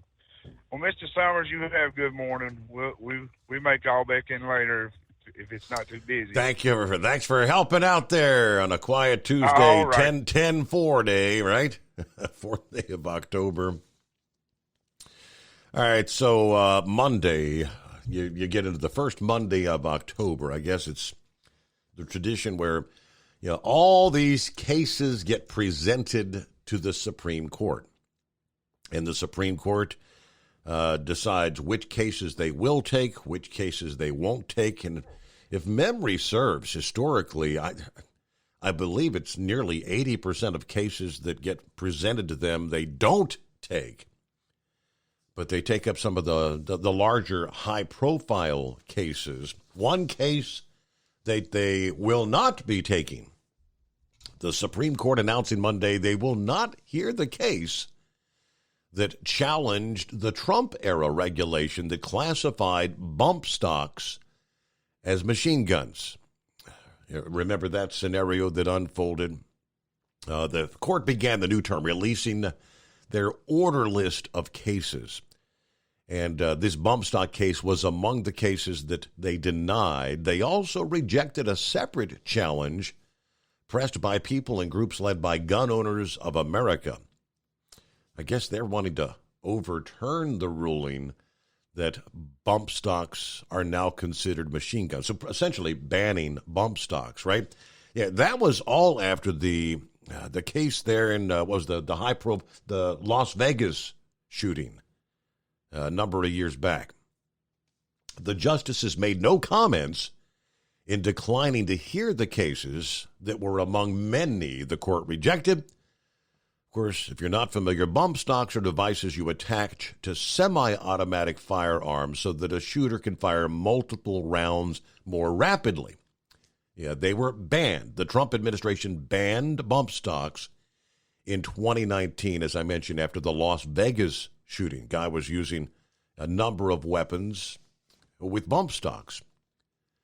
Now, that was actually an about-face for the Federal Bureau of Alcohol, Tobacco, and Firearms, because in 2010, at that point in time, under the Obama administration, the agency found that bump stocks should not be classified as a machine gun and therefore should not be banned under federal law. They were not, again, until 2019. So that's where we stand now with the Supreme Court. 16 before the hour, midnight special on board. Hey there, what's happening? Yeah, how's it going, Steve? Just rolling 77 south here, about Nitro, West Virginia. Headed down to Charleston. Quiet night tonight, right? Not much. I don't think none of the rain reaching over there. It's just it's all over toward Maryland, Pennsylvania, southern New York.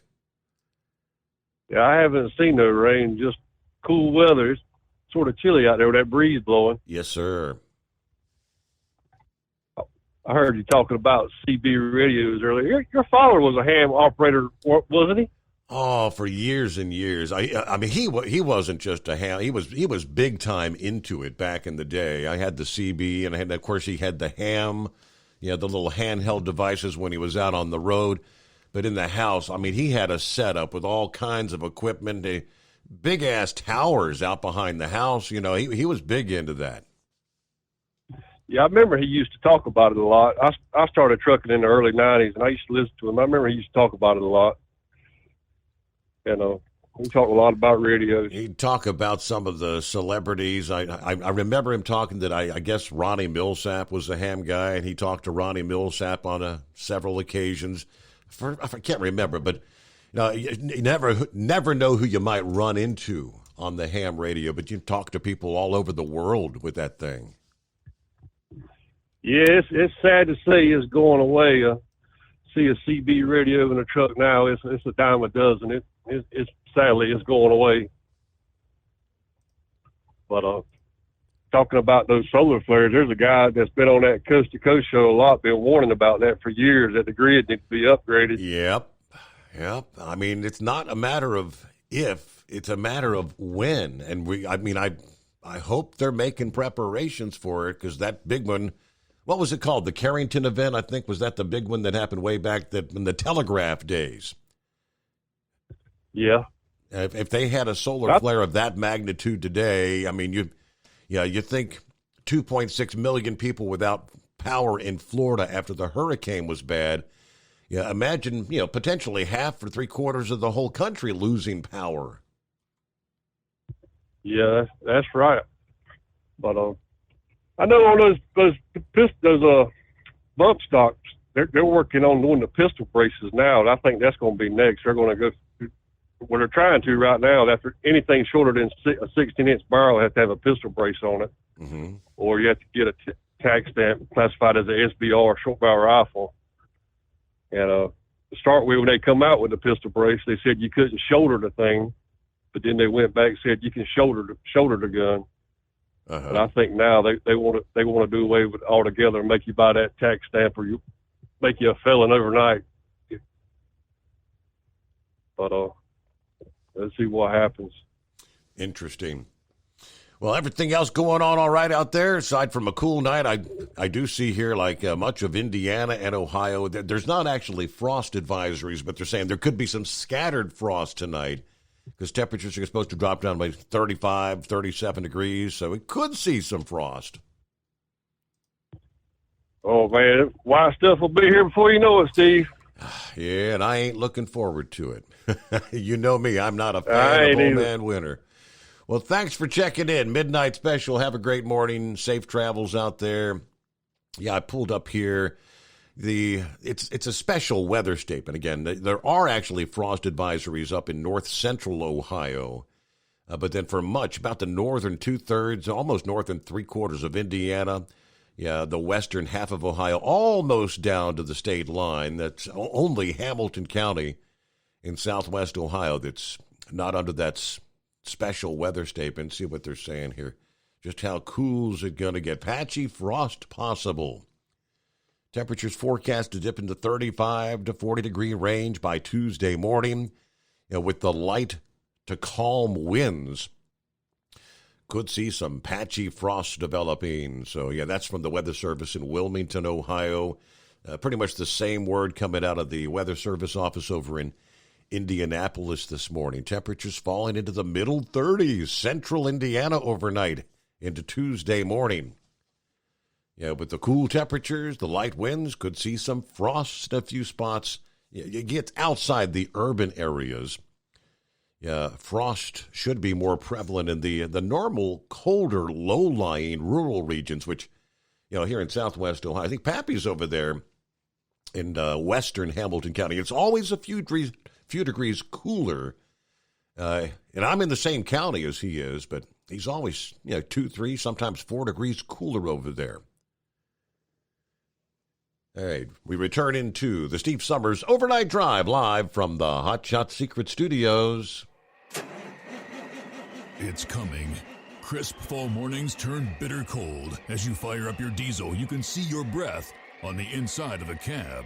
Imagine looking deep into your engine. Freezing temperatures impact your diesel's fluids, especially fuel. On a 23-degree morning, the paraffin wax in your untreated fuel starts to morph from fluid to large crystals. These crystals clump together and form a gel. At minus 10 degrees, your fuel hits the point where it no longer pours like a liquid. It's so dense that the flow through the fuel filter will slow, causing hard starts or no starts. Get prepared now for the cold that is coming. Hot Shot Secret Diesel Winter Anti-Gel is a premium fuel additive that lowers your fuel's pour point to minus 65 degrees. If it's that cold out, you shouldn't be on the road. You ought to be at home in front of the fireplace. Hot Shot Secret Diesel Winter Anti-Gel Premium Fuel Additive. Available now online at HotShotSecret.com. Hot Shot Secret.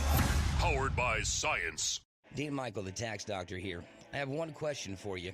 Do you want to stop worrying about the IRS? If the answer is yes, then look no further. I've been around for years. I've helped countless people across the country, and my success rate speaks for itself. So now you know where to find good, honest help with your tax problems. What are you waiting for?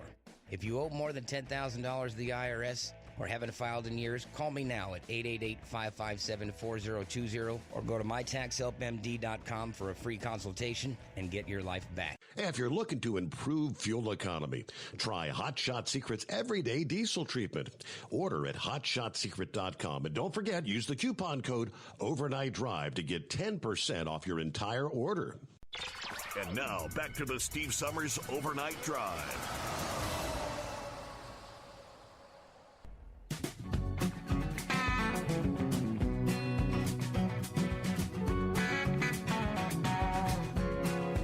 I just assume one of the things truck drivers fear the most out there is a major tire blowout.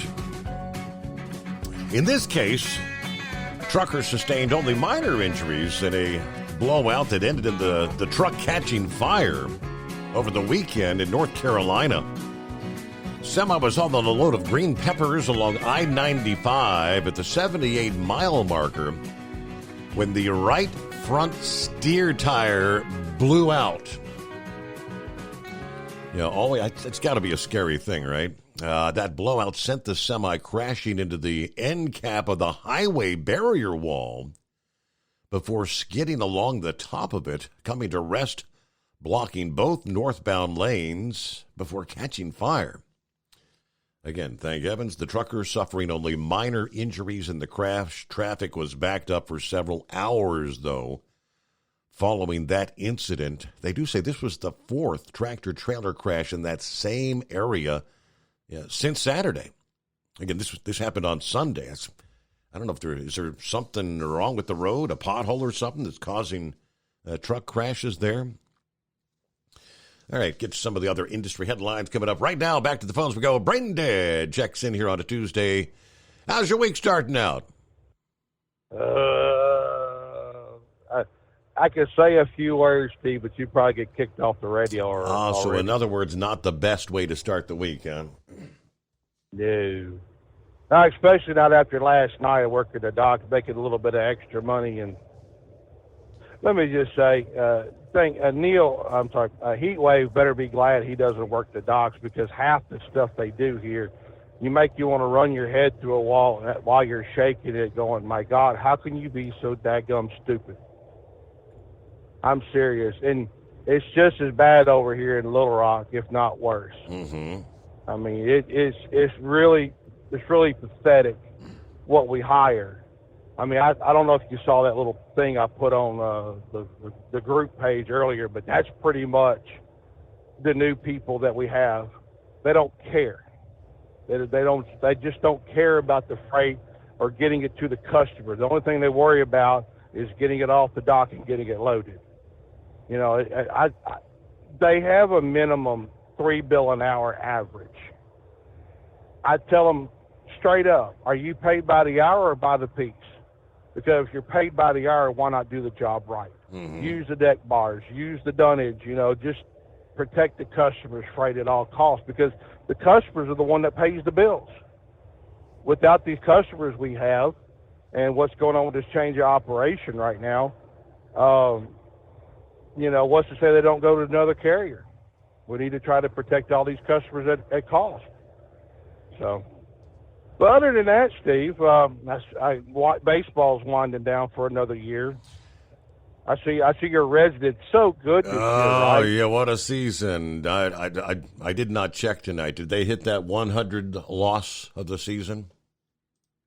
I don't know. I know we Pujols hit 703 this evening, so, and we're in playing. They say right now we're supposed to be playing the Phillies, so it's just going to be an interesting postseason, with Tampa Bay and the Guardians or the Indians, or I don't know what the heck their identity is going to be next year.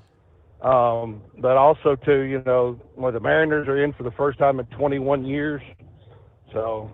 All in all, it's going to be an interesting season. But how was your weekend there, buddy? Had a good weekend. Matter of fact, yeah, thanks for asking. You had a little bonfire there Friday night. Went out for a fish dinner and came home with the wife and some neighbors. Sat out there, enjoyed the bonfire. Took the kids to the pumpkin patch, the grandkids. Yeah, I don't know that I'd volunteer to do that again. I mean, me, the wife, and then the 3 grandkids, it's a bit of a handful.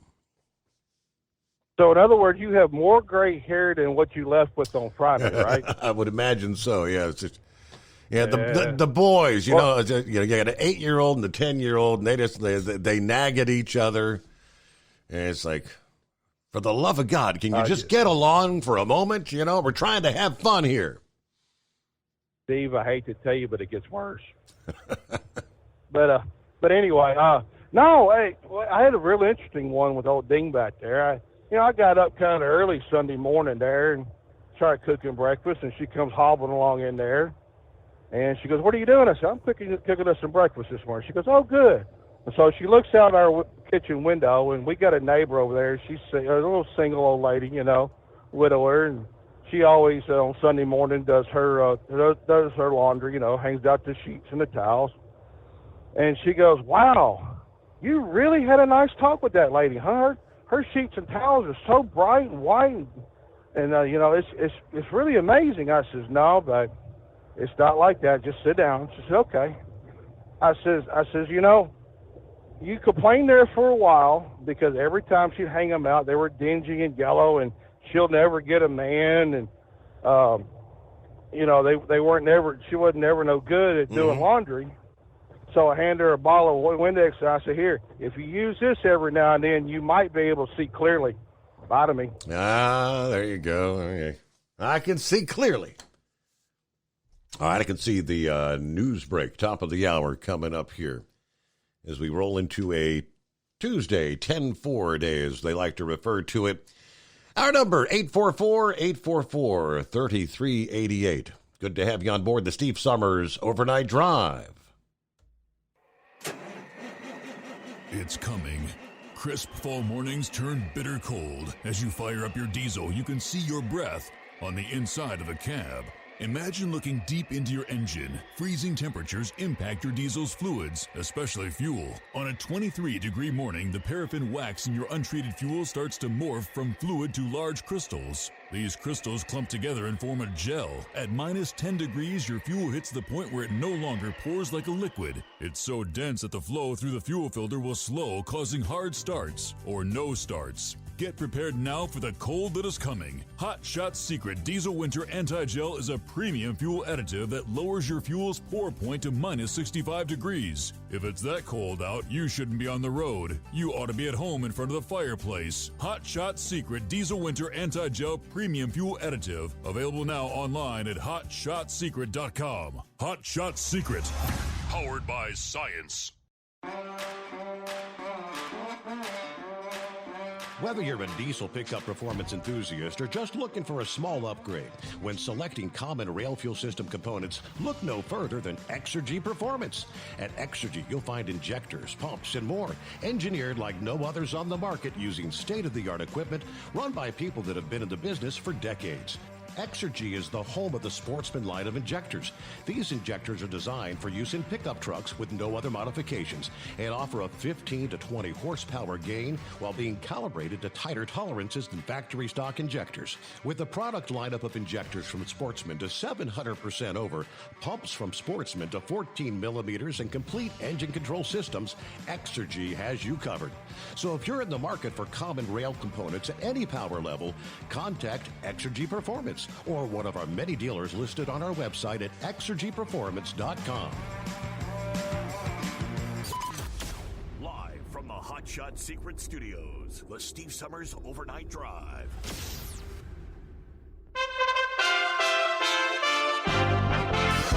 USA Radio News with Kenneth Burns.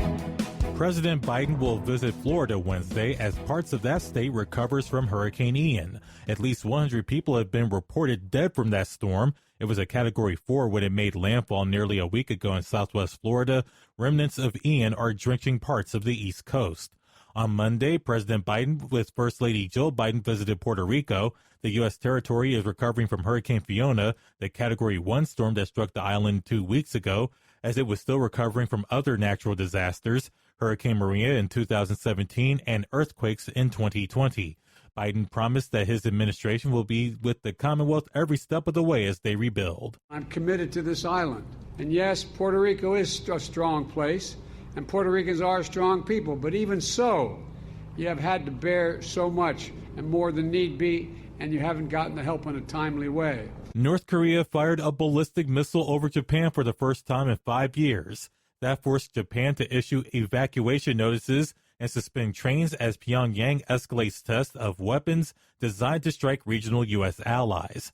The office of Japanese Prime Minister Fumio Kishida says at least one missile was fired and was believed to have landed in the Pacific Ocean. Kishida called it a reckless act and condemned it. Ukrainian forces are making big gains in the very areas that Russia is trying to take over.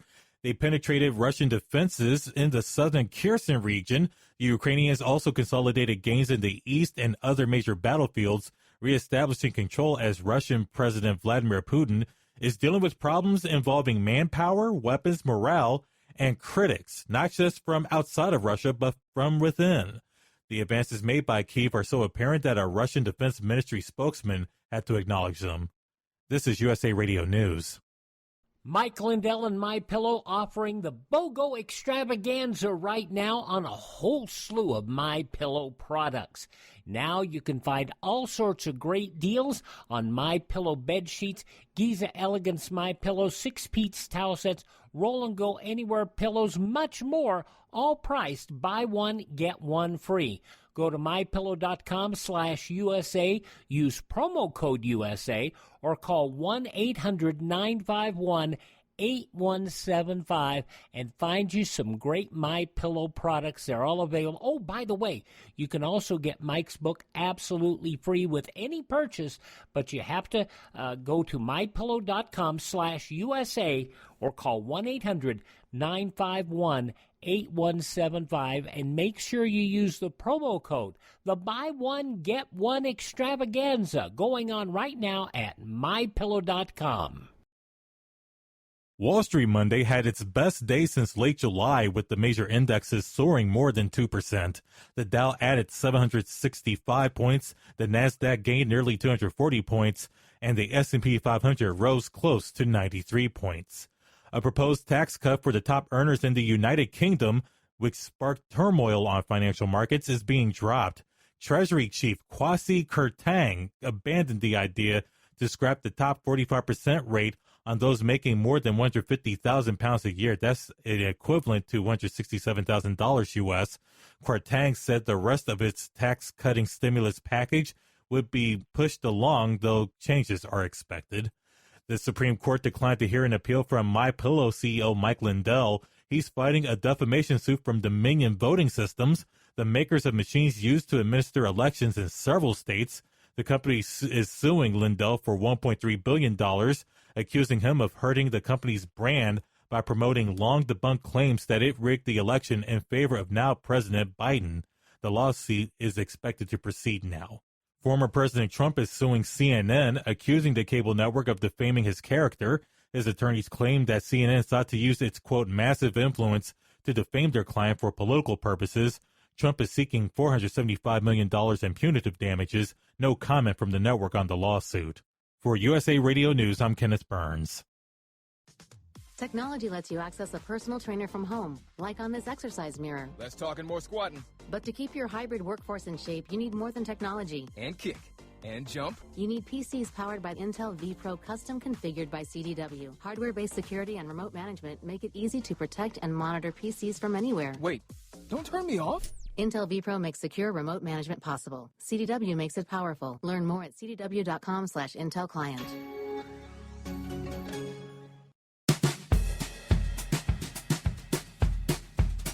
All right, how about a chance to win $1,000 cash in our $1,000 daily driver bonus giveaway?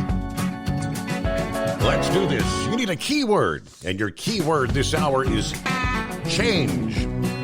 Like pocket change, CHANGE. Simply go over to tncradio.live on the web, or you can use the tncradio.live app. Enter the keyword change. They'll ask for a couple of other questions, and you're registered.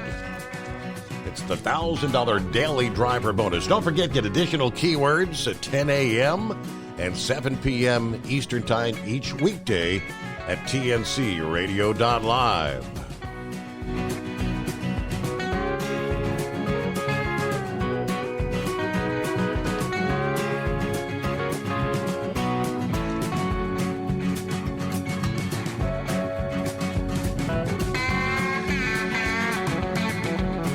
All right, back at it for another hour as we roll into a Tuesday, 10/4,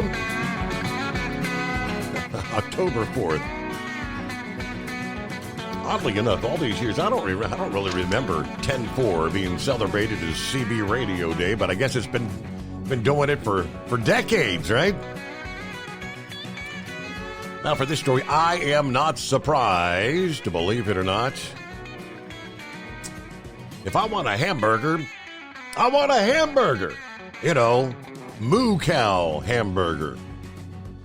Not some plant-based ham. It's been the rage for several years now, the big push.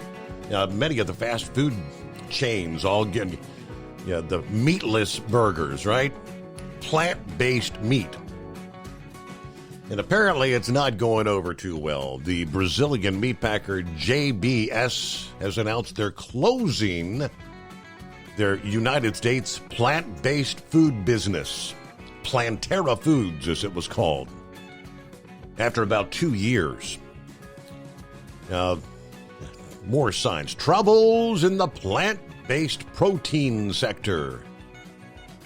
A lot of people maybe tried it, so it looked like sales were increasing, but they're not coming back for more. Sales are flat or dropping. Colorado-based Planterra sold fake meat under the Ozo brand. JBS says they will now focus their plant-based operations in Brazil and Europe, apparently where more people are willing to go that way, continuing to gain market share and expand their customer base. But this sector's come under plenty of pressure because meat alternatives simply do not taste good enough and the prices are too high, according to a chief executive of the New England Consulting Group. He said JBS made a good decision, he said, to shut Planterra. Everybody and her sister thinks they can make money in this business, and they can't. Eventually, it may be a good business for a few players, but right now it's a proverbial sinkhole for a lot of people that are throwing good money after bad, chasing too little demand with way too much supply out there. Over the summer, you may recall, Beyond Meat lowered their revenue forecast for the year, announced job cuts as rising inflation hurt efforts to make their pricier plant-based meats more affordable. Separately, the Canadian pork processor Maple Leaf Foods has reduced the size of their plant-based business as well by 25%. The value of all meat alternatives sold in this country, including fresh and fully cooked products and fake seafood, believe it or not, was up just 1.1% in the year. That was compared to overall growth of over 8.1% a year ago and 44.8% in the year 2020. So, like I said, I think a lot of people were maybe giving it a shot, give it a try. Then the McDonald's fake burger, whatever they were calling them. But once was enough, and they ain't coming back for more. Have you tried a fake meat burger yet, Scarecrow? Hello, Scarecrow. Did we lose Scarecrow right when I picked him up? I heard him there for a second. Are you there, Scarecrow? Yeah, Steve, are you there? I'm here. Are you there? Oh, yeah, doggone. I killed my headphone here. I still got the connection here. I pulled in my fuel stop here. I got to take care of business, Steve. We'll get back. You want me to put you on hold, or you want to call back? I better call back. This could take a little while. Okay, all right, not a problem. All right, thank you, Scarecrow. We'll get to that a little bit later on. All right. Shadow Chaser, what's going on this morning? How you doing, Steve? Hanging with them. 10-4? Hey, 10-4 back door. Hey, I remember years ago when I first started out at CB, a lot of state troopers, especially Ohio and New York State, they had them in cars. If you needed a state trooper, all you had to do is go out down the line, get hold of one. Yep. And I don't know that they even monitor anymore. I don't think they do. No, I don't think they do. Matter of fact, you talk about somebody famous years ago. I had my own time going across 17 there in New York State. And some guy on the radio, hard for eastbound to come back to him. I thought the voice up for winter, and he talked about truck underneath the underpass. Sure, well, it was. Remember that show, Moving On? I do, yeah. I remember that show. Moving On, yes, absolutely. Remember the dark-haired guy at the clock, Sonny Pruitt? That's Right. who it was on the TV I was talking to that day. How about that? Sonny Pruitt, huh? Yeah, yeah. And New York State, never forget it, they had a state convict or somebody who's right down the thruway who was on the TV, and they got a couple of trucks there, and they backed him in so the state troopers could come up, catch up to him. Yep. But back them days, it was kind of neat how the state troopers talk to you on the TV. Yeah. Do you use the CB anymore there, Shadow Chaser? Oh, once in a while, I just listen to it. It's too much BS out there. Yeah, exactly. I think that's what most drivers think. Too much shenanigans. Yeah, yeah. Yeah. All right. Well, hope your week's off to a good start, Shadow Chaser. Thanks for checking in. Have a great night. Be safe out there. There's Horse Feathers. I bet. Let me guess. Are you playing in the rain? Yeah, I've had enough of this. I just went by. There's this old guy with a long beard, wearing kind of a gray robe, and he's standing on. He was a little bit of a knoll there where I was going down this road, and he had a bunch of animals out there, and it looked like he had about two apiece of all the ones he had there. And oh, Noah! Kind of looked like he was building a boat. Yeah. You know anything about that? Yeah. Jeez. Yeah. So it's literally pretty much rain. I mean, nonstop for the last 2 days up there, hadn't it? Yeah. This is just it set out its mailbox here, Your Honor, and just expecting the postman to come by and deliver here permanently or something. So yeah, you talk about training the storms. It's just been planned here and just coming down. It'll lighten up a little bit once in a while, but for the most part, it just keeps coming down. So, anyways, yeah, I'm expecting some flooding there. We still got some decent breeze blowing too, so don't be surprised, if there's something toppling over there. Some of them trees thinking about toppling over, or at least some limbs breaking out of them. But anyways, hey, can I get a double McVeggie burger with fries and supersize that? Yeah, we've canceled that. Yeah, all right. But anyways, hey, I guess I had to call back in there. I didn't realize there. Apparently, Facebook wasn't able to tell anybody that yesterday was my birthday. That I guess the day of when you in the profile thing there, I guess the day was only allowed to be seen by myself and not allowed to be seen by the public. Oh. So apparently it didn't tell people. It told them what year I was born, but not what day I was born on. So if anybody missed it there, it was yesterday.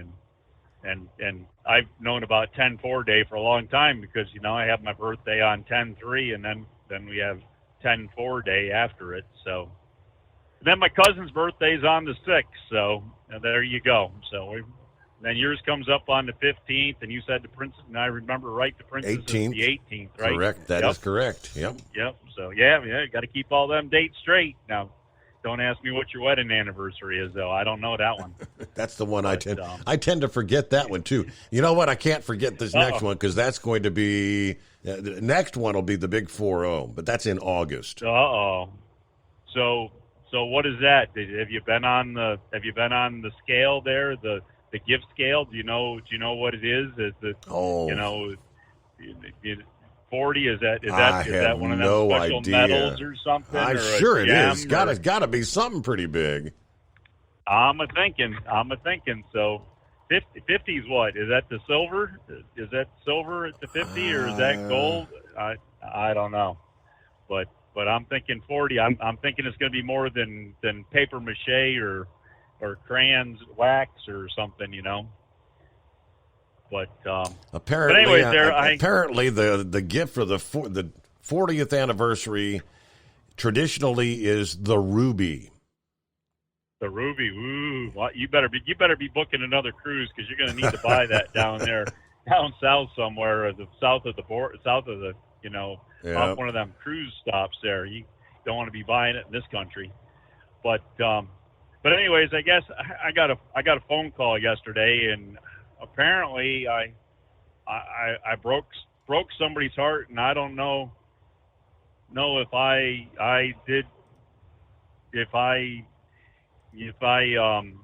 didn't do it intentionally, but anyways, I guess people weren't realizing what that picture was there I put up of the Wish trailer, the Wish Angel trailer, and didn't realize that every one of those stars has a child's name on it that has passed, that Make-A-Wish is, our chapter there, the Philadelphia, Susquehanna, Delaware Valley, Delaware, Susquehanna Valley, had granted wishes to, and all those children that, that are the ones that had passed since they had their wish granted. Right. So I apologize to anybody if I didn't mean to cause tears or heartache or anything, but anyways, I was just trying to put it out there so in case people didn't realize what it was. So anyways, I don't know. That's about what we got going for you there. I don't know what else there. So, well, how about once the rain ends, maybe we send you a little bit of that white stuff. What do you think? Yeah, sure. That'll be good for propane season there. We'll start getting that geared up and everything and rolling along so we know what to do, start getting the business back and start getting in here. Can we relieve the hours of service with that too? That was the question I shared that story in the last hour last evening, that the Propane Association, which represents like 2,500 companies, is asking for a waiver for the hours. You think they'll give it to them? I don't know. Is that because of the whole deal and the pipeline over there, that Nord Stream pipeline? No, it's just the fact that they say that they can't keep up. Okay. No, I just... Did you miss that story? It could very well be. I missed it. I missed it altogether. So I was done early last night, so I hadn't gotten back to hearing the rest of what you said there for the end of the show. But depending on how it's been out in the Midwest there, if they've been using propane at a heavy amount of rate to dry the grains, then yeah, it might be needed to be able to do that. We might be in a low volume situation right now, but with Europe being in the situation they are, they've been putting a lot on ships and barges and taking across the pond over there to try to get them, stockpiled up for their winter. This is not some sort of not some immediate thing. That they're asking for a 5-year waiver to the hours of service. Okay. Yep. Okay. Yeah. Well, it happens every year, but if anybody listen, I would just say that the overweight haulers are out here allowed 90,000 pounds, and if we could load our trailers over 80,000, so we'd be over 80,000 gross, and be able to run down the highway at a little more capacity. We in 10 trips we'd actually haul a whole extra load. So and it'd be a whole lot safer to stay with more normal hours and having people run crazy with extra hours, and just have everybody run a little heavier, carry a little more. Yeah. And we got volume capacity to haul a little more, not a lot more, but we got volume capacity to haul a little bit more, and we could get a little more down the road with every trip. And you wouldn't have to try to run so hard to make an extra trip if in 9 trips you really hauled 10. So I mean that's.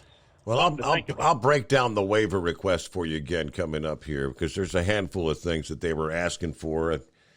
What they want, the 14-hour driving window, the 14 hours to be 17 hours. They want the 11-hour driving window to be 14 hours, and several other things. But hey, we got to get a quick time out though. Back into the Steve Summers Overnight Drive.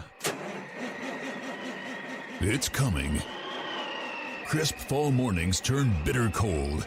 You climb into your diesel and it feels like you're sitting on an ice cube.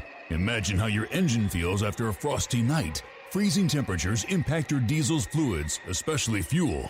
As the temperatures drop, water that is emulsified within your fuel is released, adding more water into your system. Frozen water in your fuel lines, filter, or bowl will simply slow the flow, or worse, stop the flow of fuel in your system. No fuel flow, no start. Get prepared now for the cold that is coming. Hot Shot Secret Diesel Winter Anti-Gel is a premium fuel additive that lowers your fuel's pour point to minus 65 degrees. If it's that cold out, you shouldn't be on the road. You ought to be at home in front of the fireplace. Hot Shot Secret Diesel Winter Anti-Gel Premium Fuel Additive. Available now online at hotshotsecret.com. Hot Shot Secret. Powered by science. Whether you're a diesel pickup performance enthusiast or just looking for a small upgrade, when selecting common rail fuel system components, look no further than Exergy Performance. At Exergy, you'll find injectors, pumps, and more, engineered like no others on the market using state-of-the-art equipment run by people that have been in the business for decades. So if you're in the market for common rail components at any power level, contact Exergy Performance or one of the many dealers listed on our website at exergyperformance.com.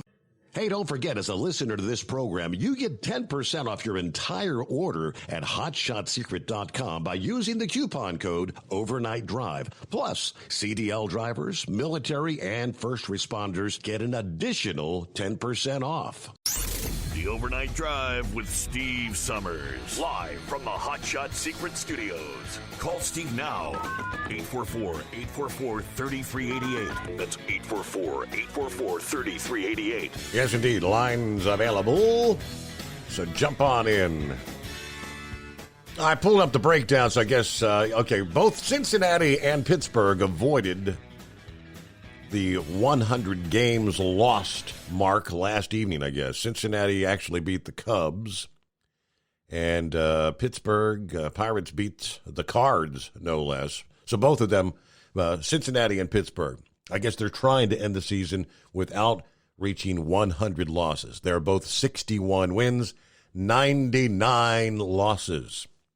Of course, the Reds take on the Cubs again today. The Pirates will take on the Cards again today.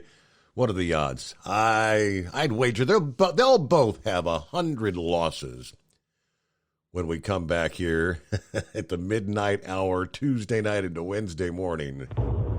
Big Moose on the loose. What's going on? Hey, I'm playing truck driver. What are you doing? Playing radio. I heard it. Hey, Steve, I'd like to volunteer to buy a little chunk of advertisement time every morning for Horse Feathers there. We can get about 5 minutes right there at the beginning of the show where he can just give us a good old-fashioned Sally Struthers plea for donations. We'll just get that right out of the way, right off the top. That be all right? That's fine. That's fine.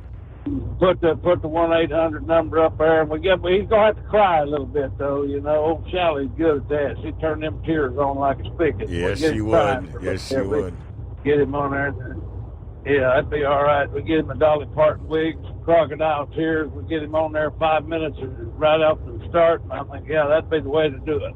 Kind of funny how she was big as a boathouse, and she's pleading for people that are starving in Africa. Right. Well, the upside was they could use her for shade. So. Now, they were talking about this 10-4 day and all this crap, and then they're talking about old Werner there absorbing Baylor. I sent you an article there. It's a couple of years old, but I knew the fellow concerning that article. I knew him personally, and Carl Schaefer. Now he started Victory Express years ago out of Midway, Ohio. And he was kind of a local entrepreneur around here, you know. Mm-hmm. He got a little ambitious. They busted him once for tax evasion and stuff. But the best story about Carl was after he had pretty much got out of the trucking business, he rolled that over to his boys. Now, not to be confused with the other Schaefer trucking companies, but Victory Express, Richard, the boy, took it over. But old Carl decided he's going to dabble in his entrepreneurship overseas, so he got tangled up with another cat here locally that had this big idea of starting a anthracite mining operation.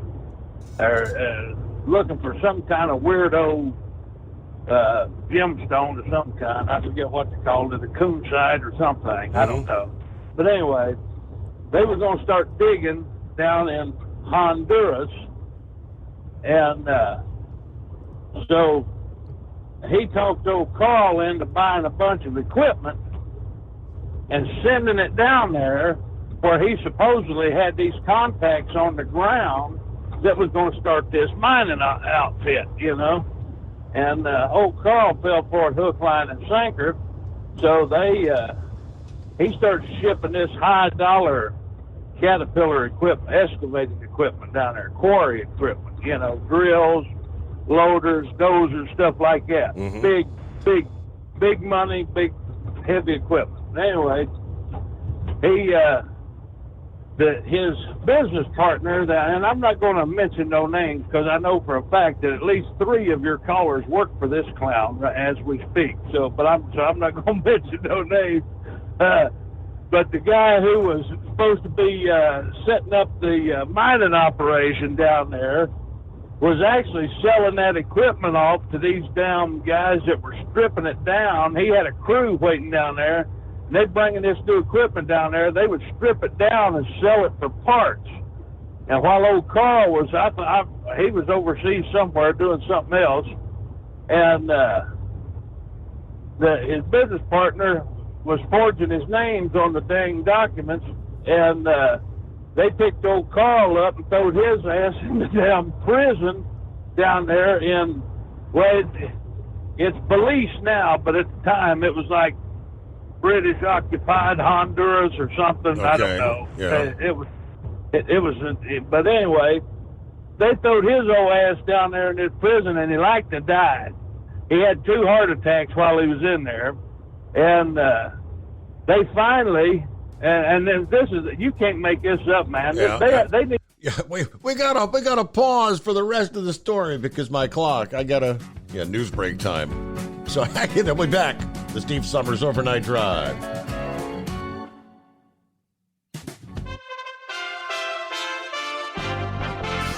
USA Radio News. At least one ballistic missile was fired by North Korea. It sailed over Japan and possibly into the Pacific Ocean. It's the 5th round of weapons tests by North Korea in the past 10 days. Recent gains by Ukrainian forces have been so significant that a spokesman for the Kremlin's defense ministry had to acknowledge them. Fighters for Kyiv have been making inroads in the very areas that Russia is trying to absorb. President Biden visiting Puerto Rico with First Lady Jill Biden at his side. He vowed that his administration will stand by the U.S. territory that was still recovering from Hurricane Maria and earthquakes when Hurricane Fiona devastated the island a couple of weeks ago. Wall Street marking its best day since late July. The Dow added 765 points. The Nasdaq gained nearly 240 points. The S&P 500 rose close to 93 points, a more than 2% gain for all. This is USA Radio News. Finding great candidates to hire can be like, well, trying to find a needle in a haystack. Sure, you can post your job to some job board, but then all you can do is hope the right person comes along, which is why you should try ZipRecruiter for free at ZipRecruiter.com/free.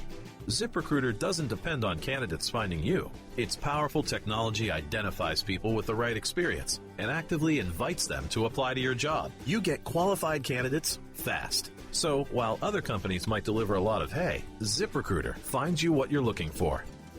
The needle in the haystack. 4 out of 5 employers who post a job on ZipRecruiter get a quality candidate through the site within the first day. ZipRecruiter, the smartest way to hire. And right now, you can try ZipRecruiter for free. That's right, free. Just go to this exclusive web address, ZipRecruiter.com/free. That's ZipRecruiter.com/free. ZipRecruiter.com/free. At Hot Shot Secret, we share the science behind common diesel problems. For example, product claims without proof. Every trucker on the road has heard product claims about an additive that simply didn't match their experience. Proof is found from third-party testing by a recognized, credible source. That's proof. Hot Shot Secret Stiction Eliminator will improve your performance and fuel economy. For proof, we engaged The Ohio State University Center of Automotive Research to conduct an EPA-certified fuel economy test with Stiction Eliminator on a FedEx truck, a 2006 P500 Freightliner with 247,000 miles. The test showed a 3.6% increase in highway driving fuel economy from Stiction Eliminator, an oil additive. The complete report from OSU is available for download at hotshotsecret.com. That's proof. Hot Shot Secret Stiction Eliminator, available at truck stops, Tractor Supply, O'Reilly's Auto Parts, and online at hotshotsecret.com. Hot Shot Secret, powered by science. For anything diesel, take it to Scheid Diesel. They provide a wide variety of services and diagnostics to determine what the problem is with the latest technology. From simple oil changes and preventative maintenance to fuel system diagnostics and repairs, engine rebuilds and cylinder head repairs, and rebuilds with our in-house machine shop. They also have on-site DPF cleaning for exhaust issues and DOT inspections. If your diesel is asking for some attention, Scheid Diesel has the specialist you need for anything diesel. Located in Terre Haute and Lafayette, Indiana, and Effingham, Illinois, Scheid Diesel has you covered. Hey, don't forget, as a listener to this program, you get 10% off your entire order at hotshotsecret.com by using the coupon code Overnight Drive. Attention all truckers, Dean Michael, the tax doctor here. I want to talk to you about those dreaded tax problems. I know you want to keep on trucking and not even think about them. Well, let's face it, they're not going away all on their own. You need professional help. I've been helping truckers put their tax problems in the rearview mirror for years. I can help you too. Call me for a free consultation at 888-632-4506 or go to mytaxhelpmd.com. It's like I always say, keep your eyes on the road, I'll keep mine on the IRS. 888-632-4506. How do you sleep on the road? After downtime, do you wake up well-rested and invigorated or tired, achy, and sore? Well, if it's the latter, you're not sleeping on the Big Rig Mattress. The Big Rig Mattress is a hybrid with an individually pocketed spring core that's engineered to deliver the best restorative sleep for your time on the road. Many drivers have said they sleep better over the road on the Big Rig Mattress than they do at home. Learn more about the Big Rig Mattress at thebigrigmattress.com or call 877-736-4233. Most standard sizes ship within 72 business hours. The Big Rig Mattress, 100% made in the USA since 2009. Because Channel 19's a little congested. Call Steve now at 844-844-3388. The Overnight Drive.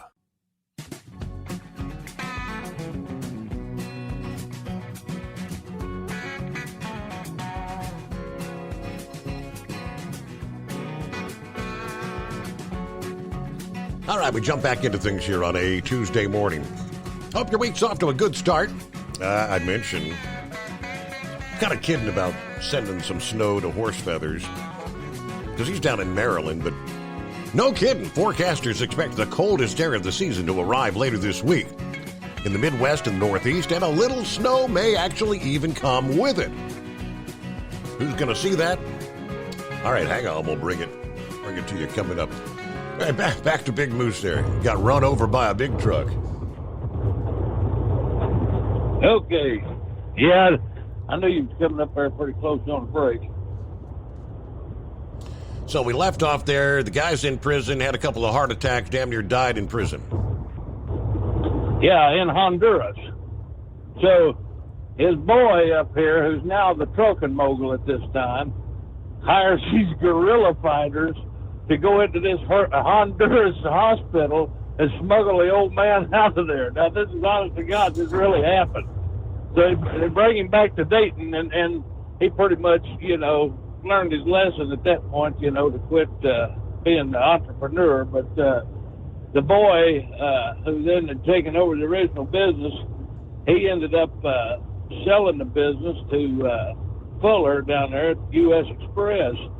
And it was like $50 million business deal, total acquisition. Fuller bought the whole outfit, buildings, trucks, debts, everything. Bought the whole thing out for big money. But that's what reminded me of that when he was talking about Werner there buying up Baylor. Talking about they're going to run it as an independent business and they're going to keep all the leadership. And I'm going to tell you something, Steve. All that stuff sounds wonderful. You know, oh, isn't that wonderful what they're doing? You know, they're going to keep the mom and pop shop, so to speak, as an independent entity inside their own business.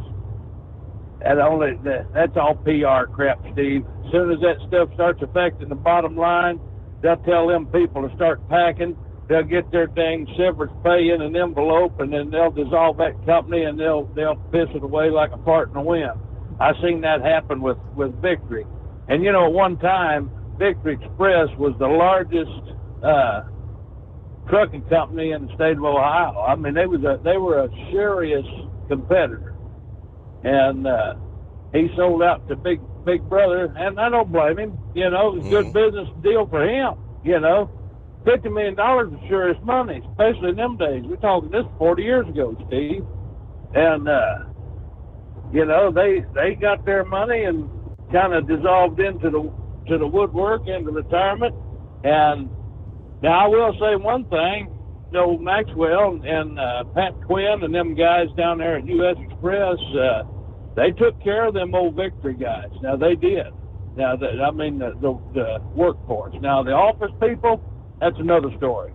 The office people, they got sent packing pretty quick with, you know, but the actual drivers, old Maxwell, he took care of them pretty good. I mean, there was a lot of them old Victory guys that finished their retirement years out with U.S. But as far as the name, it went away.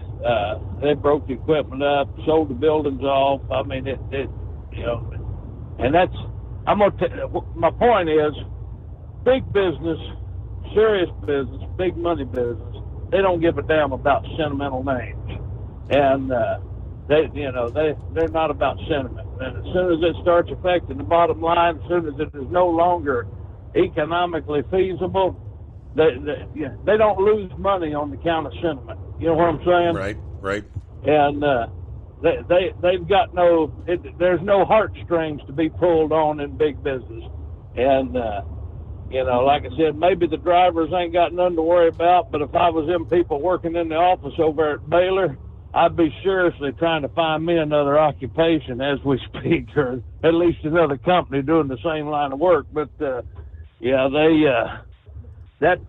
big money doesn't have no sentimental attachment to it. So, you know, but I just thought, you know, they talking about this 10-4 day and, you know, all this, you know, just kind of bring up a little history lesson in the trucking community. I sent you the article if you want to go into it a little deeper, because I've said for years they needed to make a movie about that whole scenario, because, I mean, it was like something that you'd go watch on the movie theater Friday night, you know. I mean, that would have been a good Charles Bronson movie.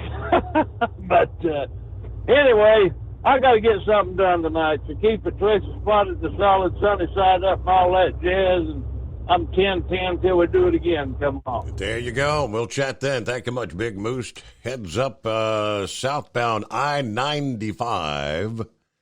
This is in Maryland. Let's see. Closed at the 74-mile marker. Let's see. Closed at the mile marker 74, mile marker 67 crashed. 3 right lanes are closed. They're asking all traffic to get off at the 74 southbound, I guess, 895, just kind of your detour. Let's see. Exit at 74 from 95. 152 south, then do Route 40 west. Do Route 43 west, then back to 95 south. I guess, I don't know, you follow the leader? Is that the way you play it when traffic shut down like that? Oh, the irony. You thought the chip shortage was bad. According to the Wall Street Journal, Ford was forced to delay shipments of new vehicles recently when, get this, they ran out of the iconic blue oval Ford badges and model name trim. We would call this one embarrassing if not for the ongoing parts shortages and other supply constraints that ravage the auto industry overall, for which we've reported semiconductor chip scarcity has been by far the highest profile issue. Apparently, a past badge supplier to Ford was forced to halt their manufacturing for a brief period in August while it sorted through a pollution issue, creating a waterfall effect that resulted in Ford parking newly built vehicles like the Ford F-150 while they awaited their iconography. That's funny. Yeah, no Ford labels on the front, the back, and all. Maybe that's why we had, because here just a few weeks ago, someone said there's thousands of pickups parked at the Kentucky Speedway again, after having been cleared out after what appeared to be the chip shortage was getting better. Ford has not confirmed any link between the temporary sideline supplier and the badge shortage it experienced, nor have they publicly said whether the impacted vehicles were among those tens of thousands parked at Kentucky Speedway, waiting for parts. We reached out to Ford for further comment. We're waiting their response, as well as confirmation that the shortage primarily impacted the F-150 pickup truck. As previously reported, those made up the bulk of those Kentucky-parked unsold vehicles. Ford says those thousands of parked new vehicles were said to be lacking parts or other semiconductors, which badges and trim would count as well. We can see why Ford might hold back the deliveries of new vehicles lacking, the Ford name itself on them, as well as other identifying markers such as the model name and trim.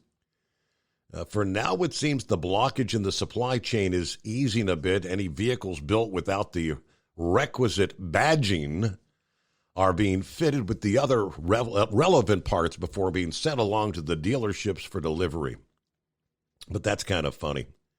Let this be a heads up to anyone shopping for a new car in the second half of the year. The semiconductor shortage is one thing, but you never know what other components might be suddenly making like trees and scram.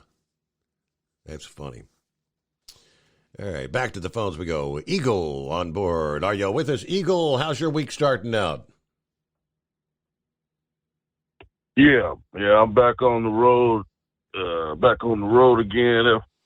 Left the house a couple of days ago. I'm back out here making all this money. Yeah, things are still going good right now, Steve. For me, I'm trying to make as much money as I can, brother. I'll probably take November into December off, a couple of weeks vacation. I've been working hard since the coronavirus and all that. So, yeah, I think I deserve a well-deserved 2 or 3 week break. Sure. Maybe do a little bit of traveling, give up the truck for a while because, like I say, I love truck driving. I just don't love the four-wheelers, these people. They're getting more and more aggressive, Steve. I've been driving for a long time. I've been driving over 20 years, and people used to have respect for trucks. There's they're absolutely zero, maybe a negative zero when it comes to respect for trucks on the road. Now, it's real bad. People cut in front of you. You can't even leave a gap. When you're rolling down the interstate, you just leave a little gap for a car, and believe me, he will take it and cut right in front of you. And he don't give a damn if you run off the road or not. They had a real bad accident about a week or so ago in Texas, Steve, a town called Allen. I don't even travel that highway because it's so dangerous. Then they call it the Central Highway in Dallas, Texas, 75 that goes from Dallas up to Oklahoma, and you have to drive through the city of Dallas to get through there. And apparently it looked like a four-wheeler might have cut this truck off and hit him on the tire. Guy lost control of the truck, drove off a overpass and hit the ground, and the truck caught on fire. And the driver got burned alive. You couldn't even tell it was a truck that was on the ground. He looked, apparently some of the cameras that they have on the interstate got it on video with the car cutting in front of the guy and the guy driving off the interstate and truck catching on fire. So, like I said, it's no respect out here, and it's really a damn shame because that's the reason why I got in truck driving to begin with, because my dad used to be involved in trucking, and people actually respected truckers back in the 70s and 80s when I was a kid. People looked up to truck drivers, but not no more. Not no more, and that's really a damn shame because we're an important part of society now. But apparently somebody forgot to tell the American people that. But let me get on to something that's even more concerning to me, Steve, because I'm really fed. I told you this last week. I'm going to talk about the hurricane, and then I'm going to get on to this other person. And I don't care what anybody. She's nothing but a blatant racist, a black racist at that, just in case people didn't know black people can be racist too. But before I get to her, I want to talk about this hurricane one more time. I told you this last week when I talked to you, Steve. You got people out there saying that some of these deaths are resulting because of the bad forecast by some of these forecasters. Nobody can predict where the hell a hurricane is going to go. All they can do is give a judgment of where this thing. Okay, yeah, the hurricane forecaster said it was supposed to go into Tampa, but apparently the hurricane decided to go a different route. It went into Fort Myers. A lot of those people figured that they wasn't in the path of the hurricane, so they decided to stay at home, and they decided not to evacuate. And some of those people are the ones that they got killed, and some of the people are stranded in their home. That's not the forecaster's fault. You know that, Steve, but I'm talking about these other idiots out there that you see on television and on the radio that are blaming these deaths on the forecasters. Nobody could have predicted where the hell this hurricane was going to go. All you can do is give an estimate. So I wish these people would shut up and get a life and stop trying to put their problems on other people. Now, let's get on to this other person who I'm really fed up with, and she should have been taken off of television a long time ago, along with Don Lemon and this other loser, Gloria Vanderbilt, or whatever the hell I forgot, on CNN. All of them should be out of job. And this is Joy Reid on MSNBC. Do you know she had the nerve to say, Steve, and I don't blame the governor of Florida for saying, we talked about this over the years after, incidents around America. DeSantis said, if you loot, we shoot. That's what he said to people in Fort Myers, because you actually have people that want to go down to Fort Myers and loot off of people that have had everything taken away from them by this hurricane. Are you still there? Absolutely, yeah. Well, and that's what she had the nerve. He did say that. He said, you loot, we shoot. Yes.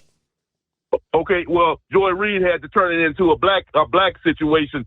He's trying to say that DeSantis is a racist. He's trying to say that only black people are looting. He never said a black. He never said no race of anybody. He didn't say blacks loot, they shoot. He didn't say Mexicans loot, they shoot. He said that anybody loot, they shoot. But yet she turns it into a black and white thing because she's nothing but a racist, and she's always been a racist.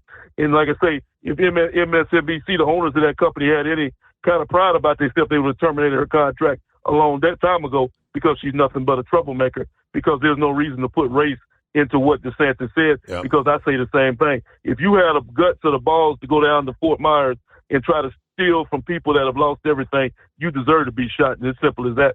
Now, let's go on to this other situation, Steve. One more thing about this nuclear, and I'm talking to anybody that's out there. Vladimir Putin, I was looking at a video while you had me on hold. This guy here is looking dead into the camera as he does the interview. He's trying to act like he's pissed off and he's mad because Ukraine is talking about moving into NATO and what he's going to do if that occurs with the West. Like I said, and I've been saying this for ever since he stepped into Ukraine. Vladimir Putin can issue all the threats he wants, and that's all it is a threat, Steve. This guy has had nuclear weapons the whole time. Guess what? He hasn't released no nuclear weapons, and he won't release no nuclear weapons, because he knows if he pushes that button or tells somebody to push that button, he'll be evaporated just like everybody else. And believe me, Vladimir Putin is a very evil and mean person, but he's not a stupid person. So, like I said, if Vladimir Putin, if you decide to push that button, my man, it's not just the West that's going to disappear. It's going to be Russia too, my man. So think about that before you push that button. I thank you for taking my call. Yeah, there's no happy ending to that. None whatsoever. There is no way to conclude in a beneficial manner for anyone if he were to take that route. That's for sure. All right, 10 before the hour. It is 844-844-3388. But you notice this, what's the term? Saber rattling. Lots of saber rattling. We just hope that that's all it continues to be. We don't want it to go to the next level. I mean, some are saying, yes, NATO adding Ukraine would mean World War III. Right? Wrong? I think that's... It's coming. Crisp fall mornings turn bitter cold. As you fire up your diesel, you can see your breath on the inside of the cab. Imagine looking deep into your engine. Freezing temperatures impact your diesel's fluids, especially fuel. On a 23-degree morning, the paraffin wax in your untreated fuel starts to morph from fluid to large crystals. These crystals clump together and form a gel. At minus 10 degrees, your fuel hits the point where it no longer pours like a liquid. It's so dense that the flow through the fuel filter will slow, causing hard starts or no starts. Get prepared now for the cold that is coming. Hot Shot Secret Diesel Winter Anti-Gel is a premium fuel additive that lowers your fuel's pour point to minus 65 degrees. If it's that cold out, you shouldn't be on the road. You ought to be at home in front of the fireplace. Hot Shot Secret Diesel Winter Anti-Gel Premium Fuel Additive. Available now online at hotshotsecret.com. Hot Shot Secret. Powered by science. Dean Michael, the tax doctor here. I have one question for you. Do you want to stop worrying about the IRS? If the answer is yes, then look no further. I've been around for years. I've helped countless people across the country, and my success rate speaks for itself. So now you know where to find good, honest help with your tax problems. What are you waiting for? If you owe more than $10,000 to the IRS or haven't filed in years, call me now at 888-557-4020 or go to mytaxhelpmd.com for a free consultation and get your life back. Hey, if you're looking to improve fuel economy, try Hot Shot Secret's everyday diesel treatment. Order at hotshotsecret.com. And don't forget, use the coupon code Overnight Drive to get 10% off your entire order. And now, back to the Steve Summers Overnight Drive.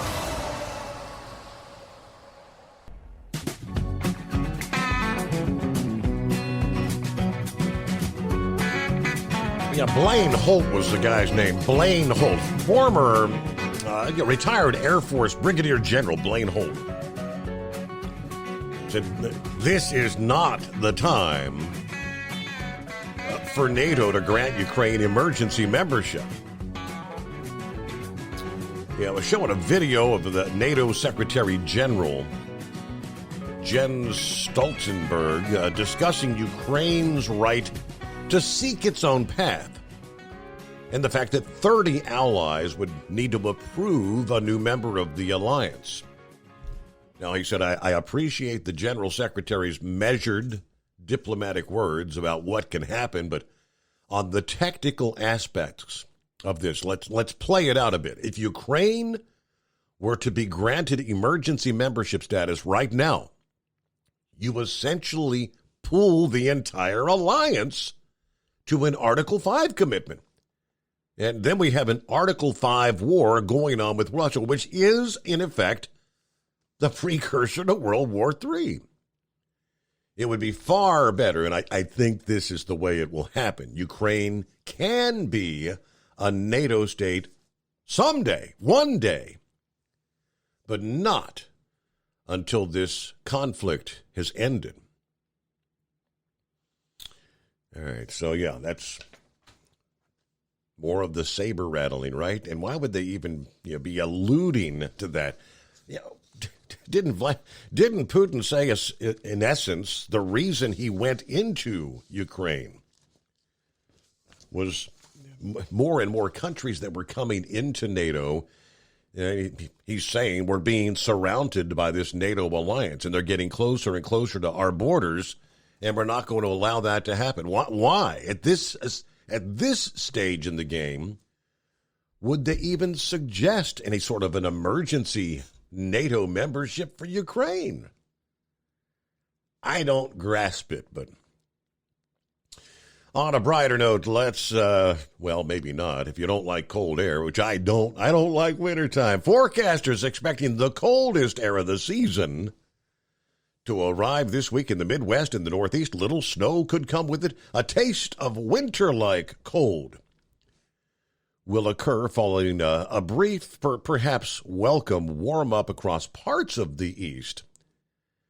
Temperatures in recent days have been on the downright chilly side, especially in the Northeast, still dealing with the after effects of Ian. New York City has barely made it above 60 degrees as we start the month of October. Average should be about 70 this time of year.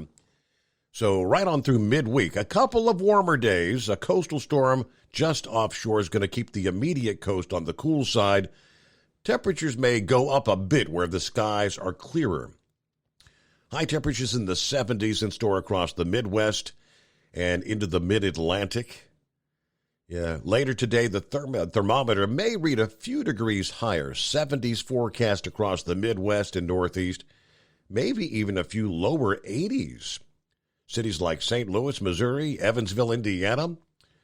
Now, high temperatures will shift from the 50s at the start of the week in Philadelphia to the 60s today, 70s Thursday. Similar forecast for Washington, D.C. and New York City. So if you're looking to get outdoors, right midweek, this is when you're going to have to do it because timing-wise, this advancing cold front is going to bring a quick change and much colder weather by Thursday in the Midwest and by this weekend in the Northeast. According to forecasters, a strong cold front's going to move through, quickly sinking out of Canada and well south, allowing some polar air to spill southward across the east. Cold air first arrives in the western Great Lakes, locations like Chicago, Milwaukee, Grand Rapids, lows into the 30s by Thursday night. Then temperatures maybe even below freezing in northern Wisconsin and the UP of Michigan. By Friday night, the colder air expands over a much broader area. Chicago, Detroit, portions of the Cleveland metro area, all going to get in on a taste of old man winter. And I'm not looking forward to it. All right, time for a news break, a news update, top of the hour, the midnight hour on the West Coast coming on. As a matter of fact, it is the Steve Summers Overnight Drive. It's coming. Crisp fall mornings turn bitter cold. As you fire up your diesel, you can see your breath on the inside of a cab. Imagine looking deep into your engine. Freezing temperatures impact your diesel's fluids, especially fuel. On a 23-degree morning, the paraffin wax in your untreated fuel starts to morph from fluid to large crystals. These crystals clump together and form a gel. At minus 10 degrees, your fuel hits the point where it no longer pours like a liquid. It's so dense that the flow through the fuel filter will slow, causing hard starts or no starts. Get prepared now for the cold that is coming. Hot Shot Secret Diesel Winter Anti-Gel is a premium fuel additive that lowers your fuel's pour point to minus 65 degrees. If it's that cold out, you shouldn't be on the road. You ought to be at home in front of the fireplace. Hot Shot Secret Diesel Winter Anti-Gel Premium Fuel Additive. Available now online at HotShotSecret.com. Hot Shot Secret. Powered by science. Whether you're a diesel pickup performance enthusiast or just looking for a small upgrade, when selecting common rail fuel system components, look no further than Exergy Performance. At Exergy, you'll find injectors, pumps, and more, engineered like no others on the market using state-of-the-art equipment run by people that have been in the business for decades. Exergy is the home of the Sportsman line of injectors.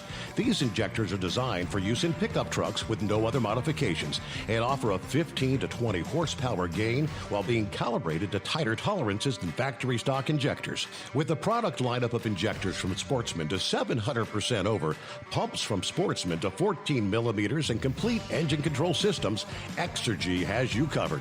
So if you're in the market for common rail components at any power level, contact Exergy Performance or one of our many dealers listed on our website at exergyperformance.com. Live from the Hot Shot Secret Studios, the Steve Summers Overnight Drive. USA Radio News with Kenneth Burns. The Japanese Prime Minister's office says at least one missile fired from North Korea flew over Japan and is believed to have landed in the Pacific Ocean. Pyongyang fired the ballistic missile, escalating tests of weapons designed to strike key targets and regional American allies amid stalled nuclear diplomacy. It's the fifth round of weapons tests by North Korea in the past 10 days. It's seen as an apparent response to military drills between the U.S. and South Korea, North Korea viewing such drills as an invasion rehearsal. Ukrainian forces are making big gains in the very areas the Kremlin is trying to absorb. They penetrated Russian defenses in the southern Kherson region, The Ukrainians also consolidated gains in the east and other major battlefields, reestablishing control as Russian President Vladimir Putin is dealing with problems with manpower, weapons, morale, and criticism, foreign and domestic. The advances made by Kyiv are so apparent that a Russian Defense Ministry spokesman had to acknowledge them. Here in the U.S., we're learning that more than 100 people have been reported dead in the wake of Hurricane Ian, the vast majority of them in the state of Florida, where Ian made landfall as a Category 4 storm. President Biden with First Lady Jill Biden began his first surveying of Hurricane Fiona's damage in Puerto Rico. Fiona was a Category 1 storm when it hit the island about a couple of weeks ago. The president vowed that his administration will be with the territory as they rebuild. We came here in person to show that we're with you. All of America is with you as you receive and recover and rebuild. 13 people were confirmed dead from Fiona by that island's Department of Health. Puerto Rico was still in recovery mode from Hurricane Maria 5 years ago and earthquakes from 2020.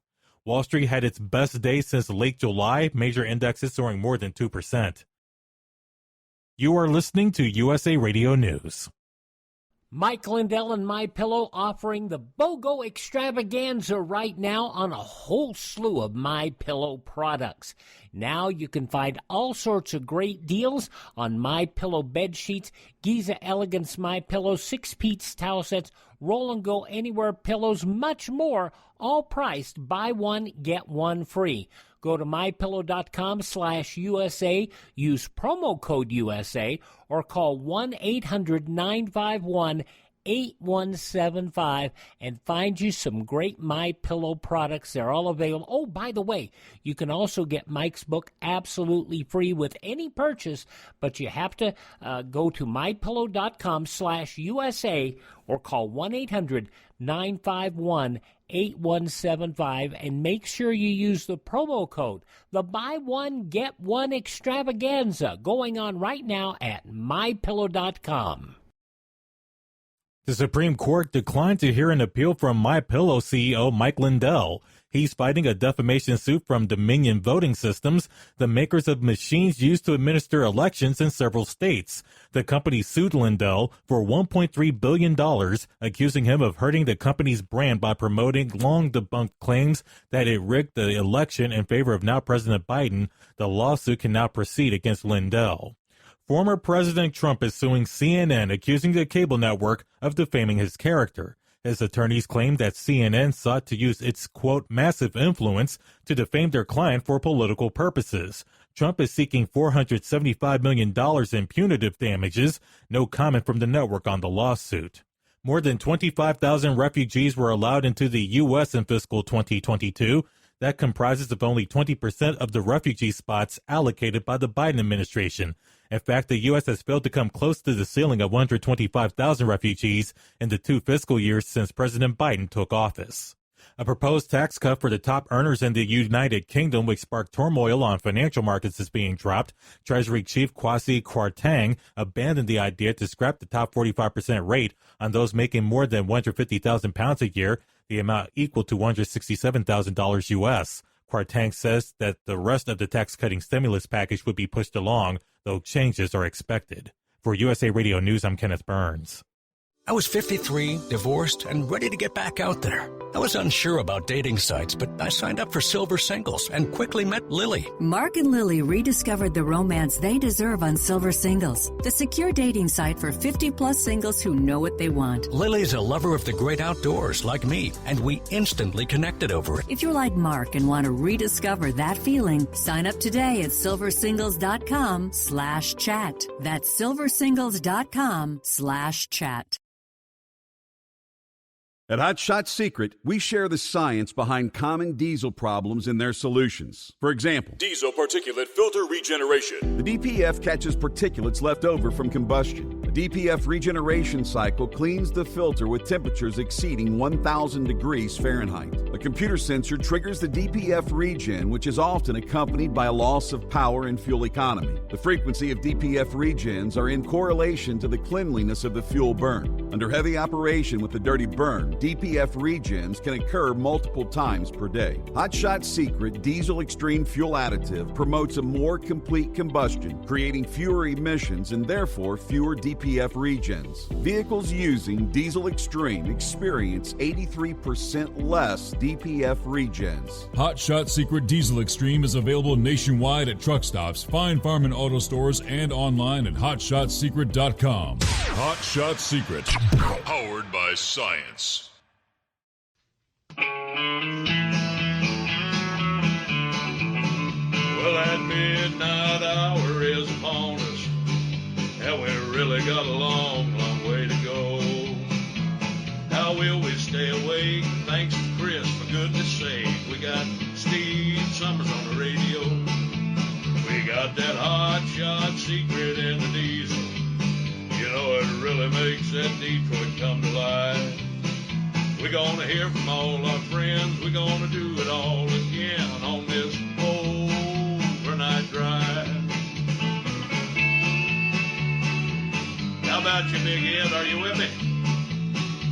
Break 1-9 for that Carolina monkey gouger. Negatory there, hillbilly. You clean clear to Flagtown. Let it roll.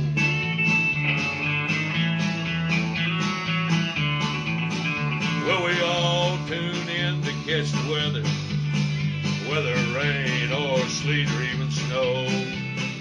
It don't matter if you're in New York or Dallas, we'll catch it all on that Steve Summers show. We got that Hot Shot Secret in the diesel. You know, it really makes that Detroit come to life. We're going to hear from all our friends. We're going to do it all again on this overnight drive. We got that Hot Shot Secret in the diesel. You know, it really makes that Detroit come to life. We're going to hear from all our friends. We're going to do it all again on this overnight drive. Let's start this overnight drive.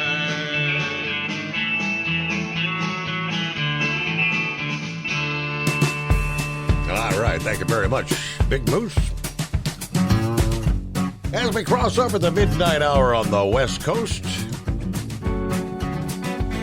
welcome into the 4th day of October, 10-4, right? 3:08 Eastern Time, 12:08 on the West Coast. Hope your week's off to a good start. Made it to a Monday, right? Now we can start looking forward to the weekend. Isn't that the way it works? Seen the research where, yeah, in all honesty, men begin looking forward to the weekend on Tuesdays. For women, according to the research, it's more like they start thinking about the weekend about Thursday. Men, all about the weekend. Industry headline, the Western Kansas Wildlife Center helps the Mitten Incorporated truck stop in Oakley, Kansas, retain their identity and independence as a TA franchise. The Oakley TA at the junction of I-70 and Old US 40, Oakley, in northwest Kansas.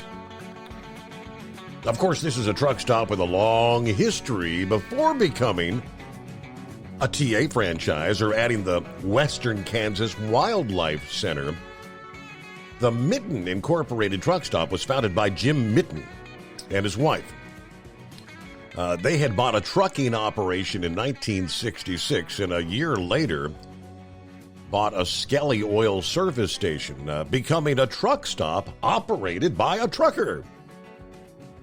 Yeah, the truck stop remains a family-run operation. Matt Mildenberger, president and CEO of the business, is actually a grandson of the founders. Next year is the 55th anniversary for the third-generation family business. There's parking for 150 tractor-trailers there, 6 truck service bays. The parking areas, concrete paved, well-lit. According to the executive vice president of Mitten Incorporated, we know truckers appreciate nice, even parking areas. Yeah, we've spent a lot of money. We're very proud of our parking lot. In addition to the 150 marked parking spots for tractor trailers, free parking on an adjacent property where Mitten bought and demolished another building. Get says we're a very big fan of independent operators. In fact, the Mitten TA has some former owner-operators actually on staff there. The business has grown to include a Blue Beacon truck wash and a roadside service squad, an urgent care medical facility, a fairly new addition. There's also an IHOP restaurant, full-service deli, Hunt Brothers Pizza, Sonic, a hotel across from the travel center, and an office building that Mitten also has a bulk fuel department that serves a 3-state region. Been a TA franchise for about 18 years now. But yeah, looking at some of the photos, looks like a pretty nice place there. Hey, for over 60 years, Sta-Bil has been the go-to additive when storing your lawn equipment, boats, collector cars, generators, anything you may have sitting around with gas in it for an extended period of time. Sta-Bil Storage keeps gas fresh for up to 2 years and combats corrosion issues in your fuel system. Make sure you store your engine the right way with Sta-Bil. All right, plenty of room for you. Lines available at 844-844-3388. I think Deranger shared this on his Facebook page yesterday under the heading, You Can't Make This Stuff Up. Photograph of a Tesla automobile parked at the fuel pump, the gas pump. Yeah, the guy's out there, he's got 3 gas cans that he's filling up. I presume this was a photo snapped either in Florida or could have been the Carolinas last week. Doesn't say really where it is.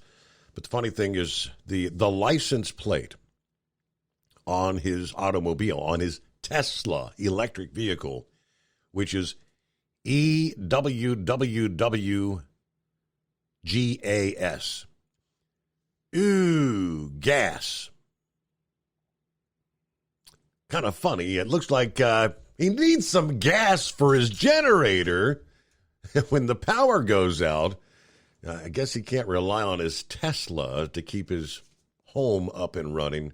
It's just comical, though. Ooh, gas. And he's got 1, 2, 3 gas cans there filling up for the storm. Philip is in Florida. Philip, another day. How'd things go yesterday? Oh, we went all right. We're all right. We're a little chilly down here in the mornings, but other than that, it's all right. Is there anybody actually at the parks right now? I just can't hardly imagine people coming in there after all the devastation. Are there people there? Yeah, we've had pretty good attendance. Wow. Our attendance hasn't went down any. I'll be darned. No, attendance is fine. And by the way, yes, sir, the green has gone out the door when it comes to keeping your power on. So people are doing whatever they need to make their power with their generator. Mm-hmm. They don't care if it's gas or whatever. So, yeah, that's funny. That's funny you were talking about that Tesla. I was thinking about that the other day with the storm. Ain't nobody going to be worried about the ozone with these generators out there. And they're running like neighborhoods with like 20 and 30 of them running out there. So, but how you guys doing, Steve? Doing well. Week's off to a good start. Yes, sir.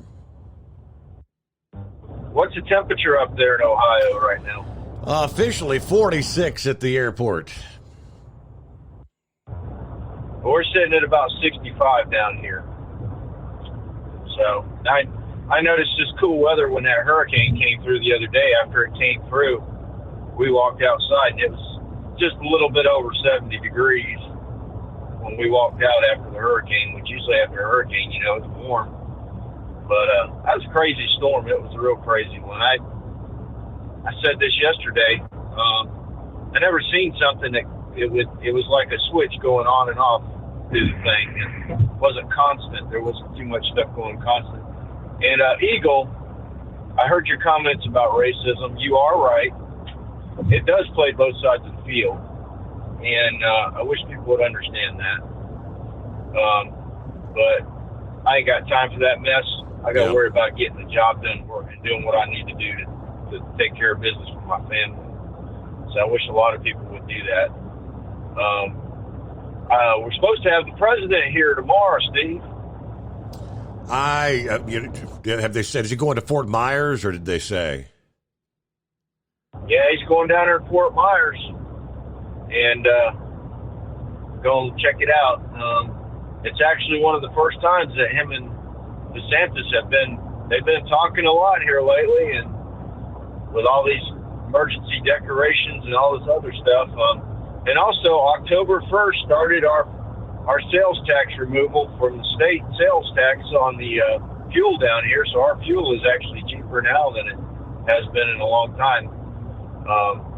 Everybody thought it was due to the storm, but it was actually, we voted it in, and they're going to take it in there. So we'll see how she plays out. Hopefully they keep it for a while, because it took about 30 cents off the fuel price. I'll tell you what, man, they're moving a lot of equipment down south. I haven't seen so much equipment coming down I-4 ever, and they're moving a lot of it down there to take care of people. I think they're almost up to 100 now in the deaths. Yes. And also, we got a busy week with launches, Steve. SpaceX has got one going off. We got an Atlas going off this afternoon. Then tomorrow we got SpaceX, and then the crew mission is pretty soon. And going to be a lot of things going on with the space.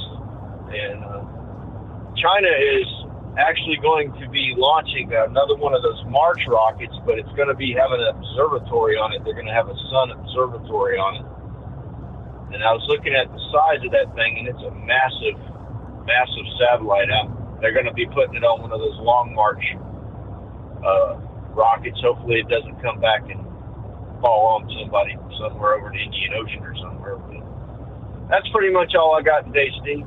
You guys have a good one. Thanks for having me. Thank you for checking in. Yeah, I did have the story about the SpaceX mission, but that is slated to launch on Wednesday.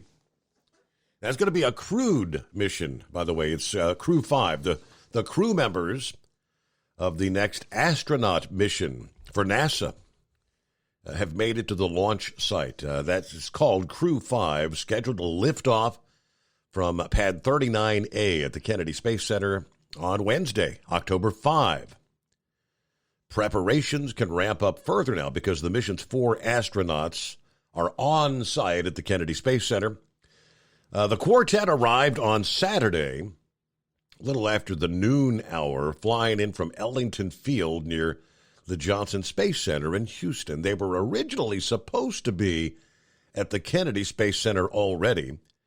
NASA and SpaceX had been targeting an October 3rd launch for Crew 5, but obviously Hurricane Ian forced a couple days delay. Of course, the storm also impelled NASA to roll the Artemis 1 moon rocket off Launch Pad 39B back to the Vehicle Assembly Building, which apparently rode out the storm pretty much unscathed. Now, the SpaceX Falcon 9 with the Dragon capsule that will fly Crew 5 did not need to roll back.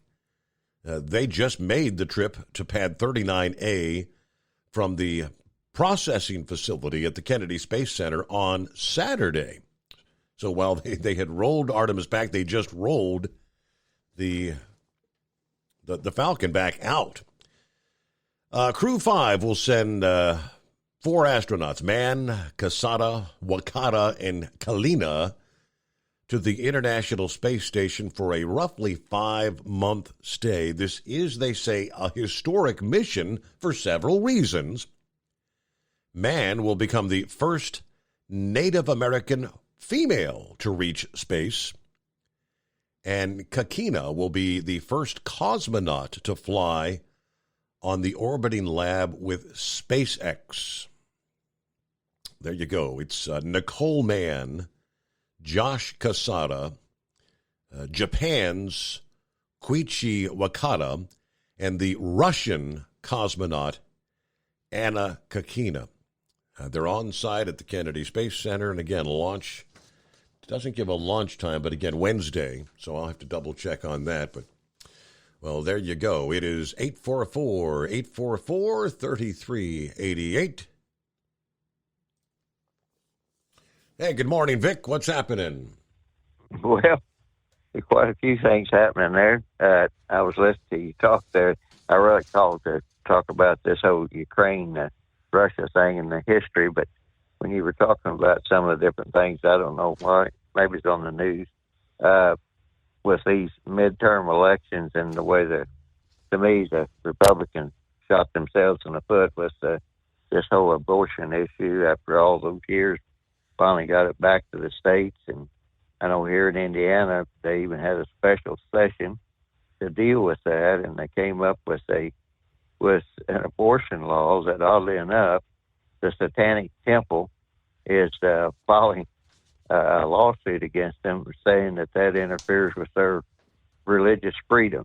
So it's kind of a convoluted thing, but I know the laws that they passed here in Indiana, it said that they couldn't consider the mental health of the mother, but the mother-to-be would have to undergo counseling before she could get an abortion. So I don't know what they came up with. I never looked at it, but my only thought was they had a chance to have an honest and open debate on it, and they just rushed through a lot of legislation, not only here but in a lot of the states, and brought up an issue that really shouldn't even have been that much of an issue. And when you have a situation like we have over there in Ukraine, that's something that should have been more of an issue, because when you were talking about that EU and NATO membership, Turkey is also a member of NATO, and Turkey has its problems from the Syrian war, which is still going on, because a lot of refugees are showing up there, and they're having trouble with their currency. And since they border Russia, they're not anxious to borrow any more trouble at this particular time, and maybe never. But the odd thing with Putin is, probably not too many people remember this, but when Gorbachev decided he would reform the Soviet Union, Glasnost, Perestroika, and everything was going pretty good there, and then George H.W. Bush won the presidency, and the next thing I know, they're having all types of ethnic wars over there. And then finally, do you remember the coup whenever Gorbachev took a vacation to his resort home, or dacha as they called it over there? I think it was in August of 90. Well, oddly enough, they never did really find out who engineered it, but they laid it all off onto the military and the Communist Party of the Soviet Union. They were upset with what Gorbachev was doing. And Boris Yeltsin somehow became a hero in that, rode on a tank or something or whatever, and he rescued Gorbachev. Well, Yeltsin, he was kind of he had a drinking problem, but he was also quite a bit of a schemer. And while Gorbachev was trying to reform the Soviet Union and the Communist Party and trying to keep people close to him, Yeltsin was scheming to create a whole new system over there, and it eventually became the Confederate of Independent States. And he was running around telling Ukraine and some other former Soviet republics that, don't go along with Gorbachev, you go with me, and we'll have a better deal. And one of the allies in that was none other than Putin.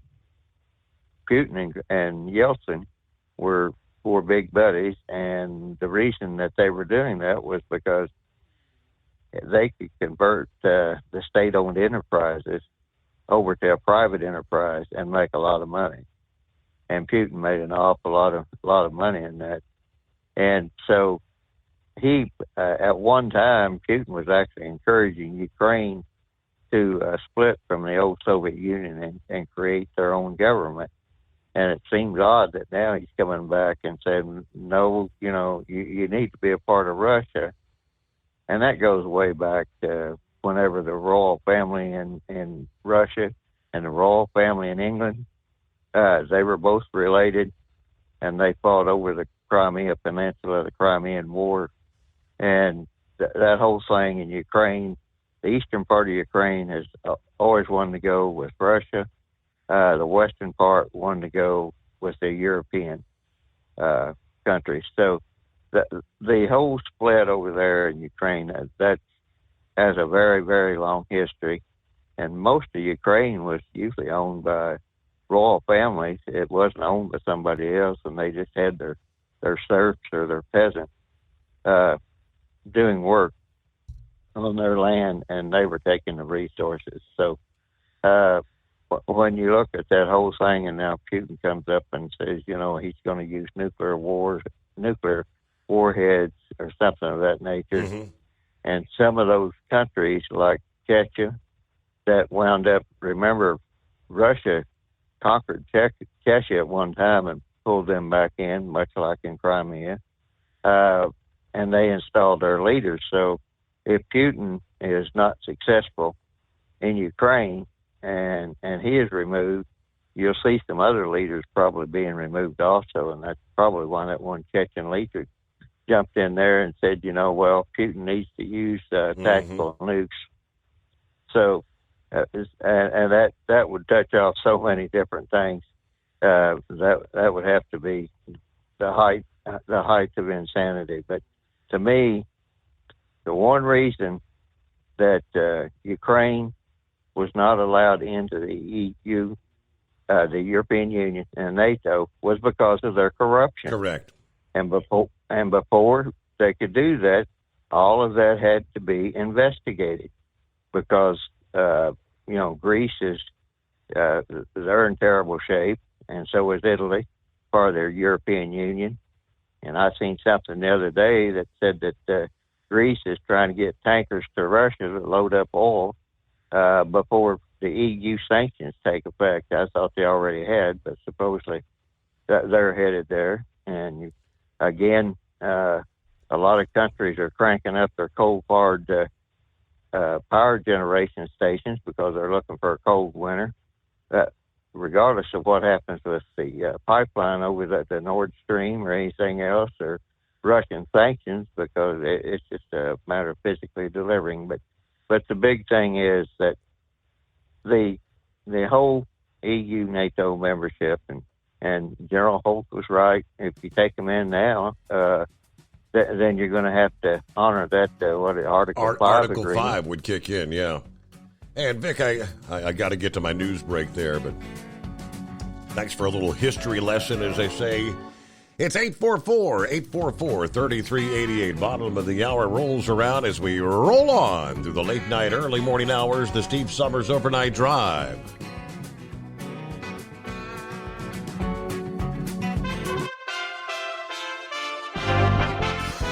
USA Radio News. President Biden with First Lady Joe Biden visited Puerto Rico Monday, promising to rebuild it while surveying the damage caused by Hurricane Fiona a couple of weeks ago. Tens of thousands of people in the U.S. territory remain without power.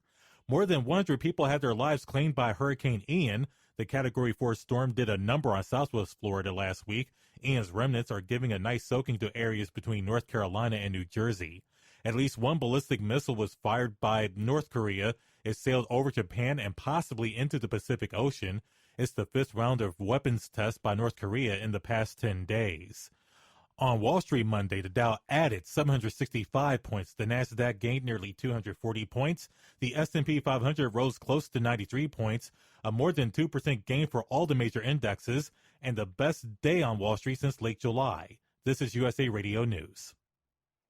Do you have 3 ex-wives and your current trophy wife wants a life insurance policy 3 times the size of the policies you had to purchase for your previous mistakes? If so, you need to call Big Lou, a term provider, 800-568-2790. Big Lou is intimately familiar with your problems, and if you're 50 or 60 years old and in reasonably good health, a $1 million policy should only cost about $100 to $200 per month. Big Lou may have a solution for your your previous policies as well. You may even save enough money to lighten the load on your new $1 million policy. Remember, call Big Lou. He's like you, except he's only on number 2. Call Term Provider at 800-568-2790. That's 800-568-2790. For $1 million in term life insurance that you can live with, call Big Lou at 800-568-2790. Do you have a Dodge pickup and hate your automatic transmission? Of course you do.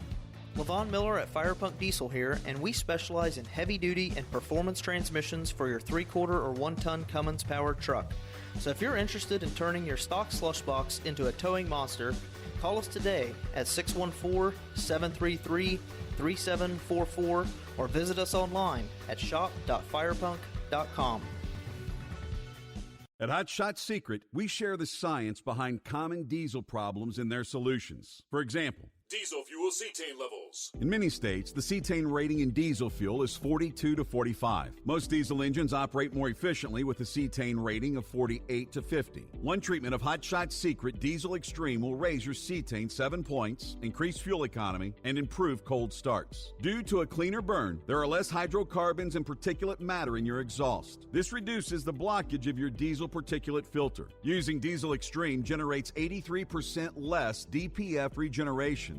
The 6-in-1 Diesel Extreme formula also includes the most concentrated detergent on the market, lubricity enhancer, water demulsifier, rust and corrosion inhibitors, and a fuel stabilizer. Hot Shot Secret Diesel Extreme is available nationwide at truck stops, Fine Farm and auto stores, and online at hotshotsecret.com. Hot Shot Secret. Powered by science. Hey, if you're needing to stock up on Hot Shot Secret products, don't forget, use the coupon code Overnight Drive at checkout. You'll get 10% off your entire order at hotshotsecret.com. Over $5 a gallon for diesel? Wow, it's the highest it's ever been. Now, what if you could get paid to use a fuel additive? Hear me out.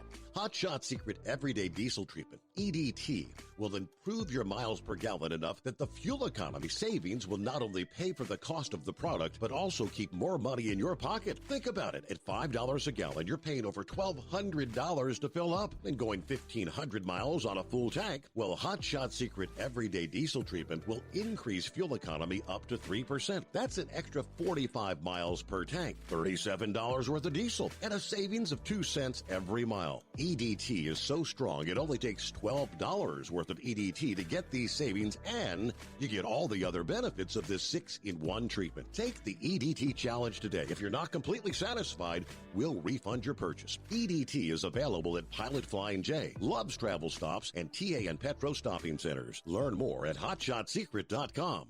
At Turbo 3000, our founder Andy Matouche firmly believed you should challenge yourself. Put the most money back in your pocket, where it belongs. Four Wheeler Magazine took our challenge, and they wrote it did exactly what we said it would do. As fuel prices keep going up, get your Turbo 3000 from manufacturer direct. Call us at 888-311-9993. Always free shipping in the USA, and for a limited time, save $45 off total purchase using coupon code SteveSaves at turbo3000.com. And now, back to the Steve Summers Overnight Drive, live from the Hot Shot Secret Studios.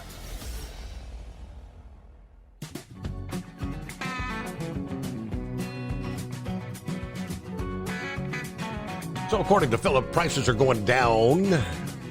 Hey, you're saving at the pump a little. The fuel tax that they voted in the holiday on the fuel tax there. You head out to the other side of the country, even with the fuel tax holiday, that is not the case. Could you imagine gas prices in Los Angeles County are actually setting new records, even higher than they were months ago when the national average hit $5 a gallon. Gas prices hit $6.46 per gallon Monday morning. That was the average this past morning, soaring past the previous record during the nationwide surge this past spring. Average price of a gallon of self-serve regular gas in L.A. County rose 0.7 cents to $6.46 Monday, topping the old record set back on June 14th. Average price has risen there for 31 consecutive days, increasing $1.22 per gallon, including 1 cent increase Sunday, a 15-cent increase on Thursday, the largest daily increase since a record 19-cent hike back on October the 5th of 2012. These are the numbers from AAA and the Oil Price Information Service. The streak of increases after a run of 78 decreases over 80 days that had dropped prices $1.21 per gallon. So that's been erased, and you're now at or above the price you were when you were setting records back in the spring. Reports shows gas prices have risen in California over the past several weeks, despite the gradual decline nationwide for several unique factors. Problems at some local refineries. Californians already paid the highest gas prices in the nation because of their environmental regulations and their taxes. But the limited number of refineries, thanks to those same regulations, means that when some are down for maintenance, whether scheduled or unscheduled, the state cannot replace the missing supply. Governor Newsom recently announced gas stations will be allowed to sell the cheaper winter blend, which produces more of the emissions that they want to restrict in the state. He's going to allow that several weeks ahead of schedule there. Fall is a transition time to the winter blends.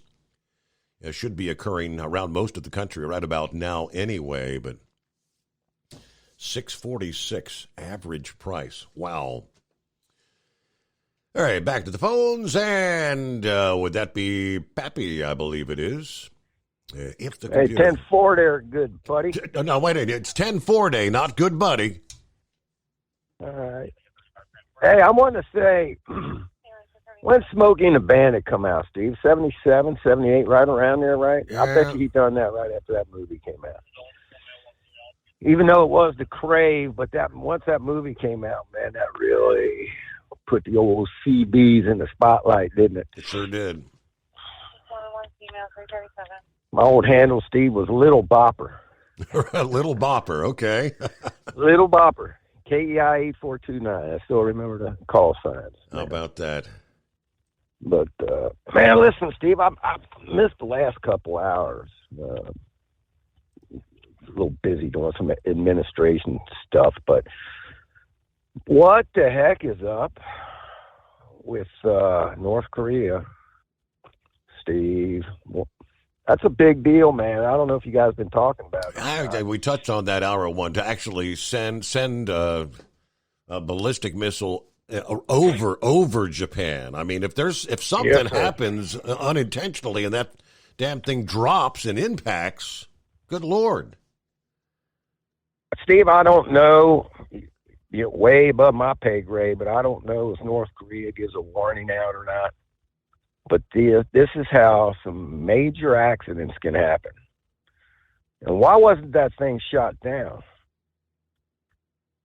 That's a good question I got. Unless, they put out a warning saying, hey, we're going to launch this thing. My understanding is they don't put out a warning. I guess they're monitoring constantly. Japan sent out an emergency alert. We have detected a launch, and more information will be forthcoming. And then the next information telling people to shelter in place, like they don't know what's going on. I don't know if they sound their sirens or what. But then finally they said that the missile crossed the island and landed in the Pacific, I guess. Crazy stuff, Steve. Listen, was Rocket Man, was he seen in any of these photographs or video from this? You know how they usually do that, Steve. They'll show him standing there, when they make the launch. Because we ain't seen hide nor hair of him for what, about a year or two now? Seems like it's been quite a while, yeah. Well, Well, I'm going back a little ways, but I remember some intel or rumors going around that he was sick, if not dead. Yeah, I remember those rumors. rumors. And that his sister was running the country. She was kind of stepping up into, I haven't heard anything as of late. So I'm wondering, what's going on with him, if he's even around. Who's running the show over there. That's why we're starting to see all these launches again, obviously Trump went over there and made history, put the shutdown on all these launches. Now that Trump's out of office, it seems to start up again. Do you see Kamala Harris's little talk there at the 38 parallel or whatever that is, where they when she made the gaffe saying North Korea is an ally of ours. Whoops. I mean South Korea. We have an alliance. Yeah, what's Steve, man? Oh my goodness. Man, I don't know, Steve. I'm just saying, man, if there was no indication that this thing was going up, which I'm with you, I don't think they would, and this thing's going over Japan, why didn't they shoot that thing down? Think about it. If we're listening to Steve Summers Overnight Drive Radio, and also when we get broke in for the emergency broadcast system breaks in, and the sirens start going off, and we find out it ain't because there's a tornado in the area. That's serious, serious stuff. Man. Hey, but listen, I listened to the first call, and good to hear Farmer Mason call in, Steve. Yes. Man, God love the farmers, right? We got to eat, glad to hear he had a good crop. I wish you would have asked him how his fertilizer is, if he's having trouble getting any fertilizer. Yeah. Come planting time again after they, pick the crops here. Wondering how, what his thoughts were on all of that. But, God love the farmers, man. We need them.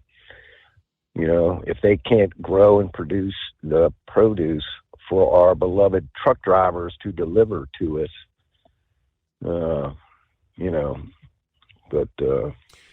Steve, out here in the west side, Harrison, Whitewater townships, it's nothing to see these farmers out here this time of year, Steve, 3 o'clock in the morning. Not plowing, but cropping fields, man, with the machines out there. How about that? Yeah. I did a quick search, and I did find the headline, which says North Korean leader Kim Jong-un has not made a new appearance in state media in 23 days, the longest period out of the public eye in the last year. He may return, what's the headline? He may return to celebrate a key party holiday, which is coming up on October the 10th. So over 3 weeks, he hasn't been seen. Well, that's interesting. I don't know what kind of health he's in, what's going on over there, but, since the change in administration, I guess they figured, hey, we'll start practicing shooting our missiles off again. But it's a good point. I mean, obviously Japan has their missile defense systems. If we had something coming our way, are we going to let it fly over?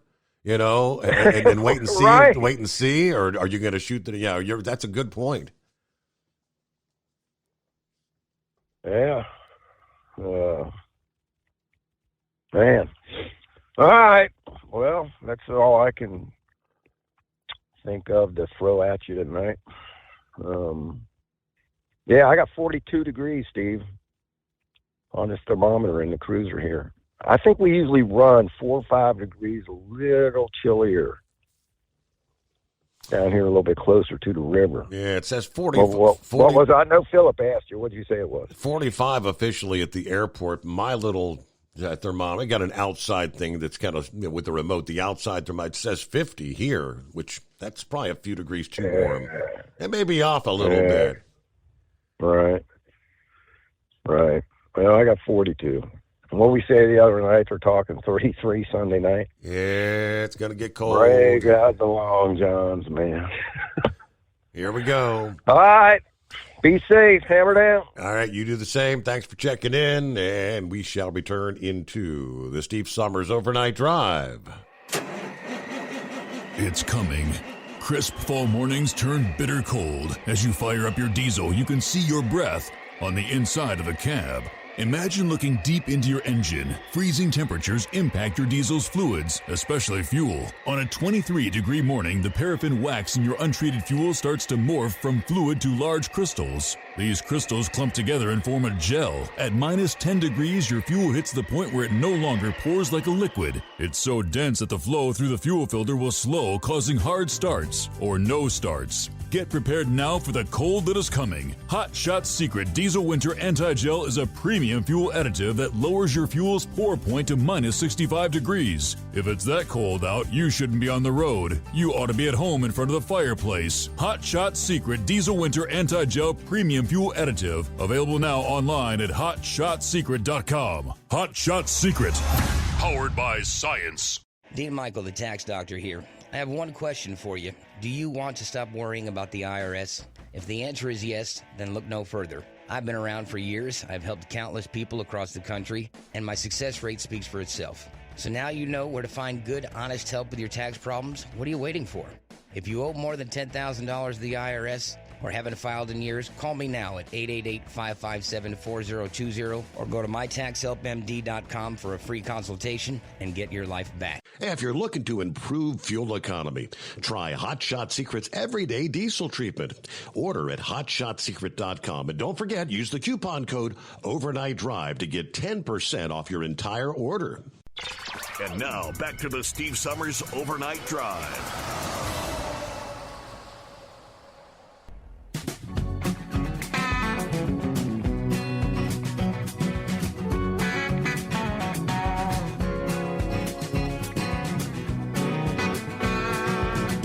I guess we heard it a million times as kids. An apple a day keeps the doctor away. Ever heard that? Well, it's apple season. And according to data from the U.S. Apple Association, the 2022-23 production will exceed 10.7 billion pounds of fruit. Now, whether you get apples from the farm, the farmer's market, the supermarket, they do say, indeed, it's beneficial to add them to your shopping list, according to Today. Yeah, this juicy fruit is chock full of nutrition. A great standalone snack. Yeah, good to add to salads, main dishes, desserts. One medium apple has about 95 calories, 25 grams of carbs, 4 grams of fiber, 8 milligrams of vitamin C, but most of the benefits come from the polyphenols in apples, which WebMD says helps manage blood pressure and helps keep your blood vessels healthy and flexible, promoting good circulation. Apples can also help reduce chronic inflammation, which is another risk factor for heart disease. Yeah, they list a whole bunch of benefits. Apples. Apple a day keeps the doctor away. I've heard it many times. Hey, back to the phones here. Rambler checks in here on a Tuesday morning. How's your week starting out, Rambler? Well, praise God, Steve, and hello, Overdrive Night Nation. I'm back, and praise God, it's going pretty well, Steve. Didn't have a good week last week. Had a lot of mechanical problems and just getting late starts, getting back late. But, man, we're starting all over, and glad to be back with you, brother. You got that cover on your pool yet? Absolutely. It's been covered a couple of weeks now. Yeah, we got her done. Okay, well, yeah, good. Done. Good. I'm very, very, very proud. Very, very proud. Yeah, I laid out last week, and Well, I mean, and look, you preach the gospel. Not everyone's going to agree with you. A lot of folks are going to come against you, and they've got brought to my attention. One listener, I mean, she just let me have it on one of the sermons that the Lord brought forth about thou shalt not covet, and she just let me have it. How dare you? And this, that, and the other. She was a listener, and had a couple more listeners that just, they were like, "Oh, Brother Rambler, you're a fake and a fraud." And one of them just kind of shocked me, because I've actually talked to this person on the phone, and yeah, I mean, it kind of shocked me, because me and this person had a lot in common. I mean, his dad was a member of a military order, same as my dad. And it got back to me that, yeah, Brother Rambler, this guy, he's told us he just don't like you. I said, well, guess what? I love him, and that's how you fight the devil, with love, God's children. And being a preacher ain't, a lot of folks just ain't going to believe you, and it's not very, very popular with some people. But you know what? Even the one, that's why I always say, if you follow us at Determined Ministries Church, when I say raise that right hand, we're going to pray for all friends, family, loved ones, acquaintances, and dead last, thumbs up, your enemies. Pray for the ones who persecute you. Pray for the ones who despise you. And I pray and I love them. So that being said, you talked about the North Korean leader. There was a movie that come out, Pappy, back in, I want to say 1986, 1987, starred Richard Dreyfuss and Raul Julia, called Moon Over Parador was the name of the movie. And it was about this kind of out-of-work actor played by Richard Dreyfuss, and he could do a perfect impersonation of the Paradorian president, which wasn't a very good person. And the Paradorian president died, and he was, I guess, a communist leader of that, made-up country that was in the movie. So they just slid him right in there, dressed him up, and, he spoke like him and everything like that. I just wonder, because Saddam Hussein had his body doubles, and I'm pretty sure that Kim Jong-un has his body doubles too, and I don't know how their constitution works, but I don't think they want a woman running the country. And to my knowledge, this man has no children. So if he is dead or whatever, I'm assuming that they're using body doubles just like that movie. I could be wrong, but be that as it is, Steve. Mm-hmm. What's your opinion? I have no idea. I mean, he did go a rather lengthy period of time not being seen. Then he showed up again, and maybe it is health related. Maybe he's really having some health issues, and they get him patched up just long enough to make an appearance before he has to go back for treatment or something. Exactly.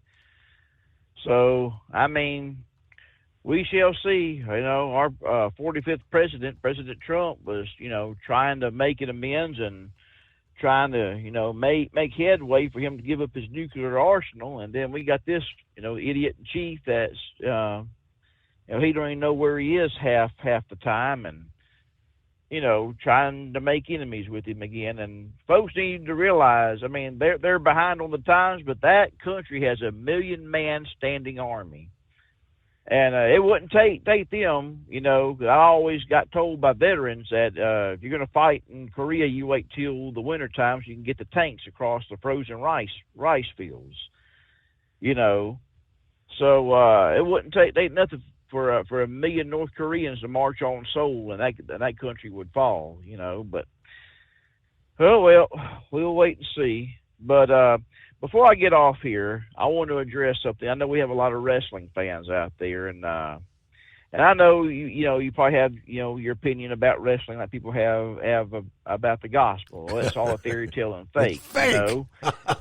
Right. Yeah. Well, I know a couple of wrestlers personally, and it is choreographed, but and I've stepped onto a canvas mat. That mat is not. I mean. Some of them are hard as a brick.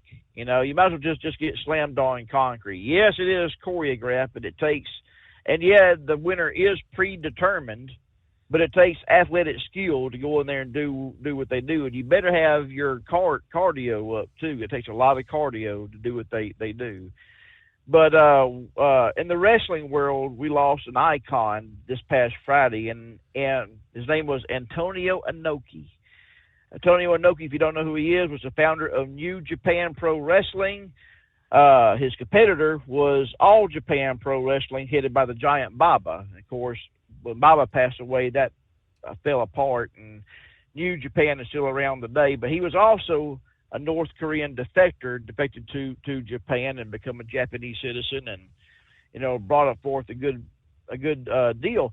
He also fought Muhammad Ali, and that was his little claim to fame, and won multiple titles. And yeah, go look it up. He fought Muhammad Ali, and when Ali was trying to make a comeback, and gave Ali a pretty good payday and everything.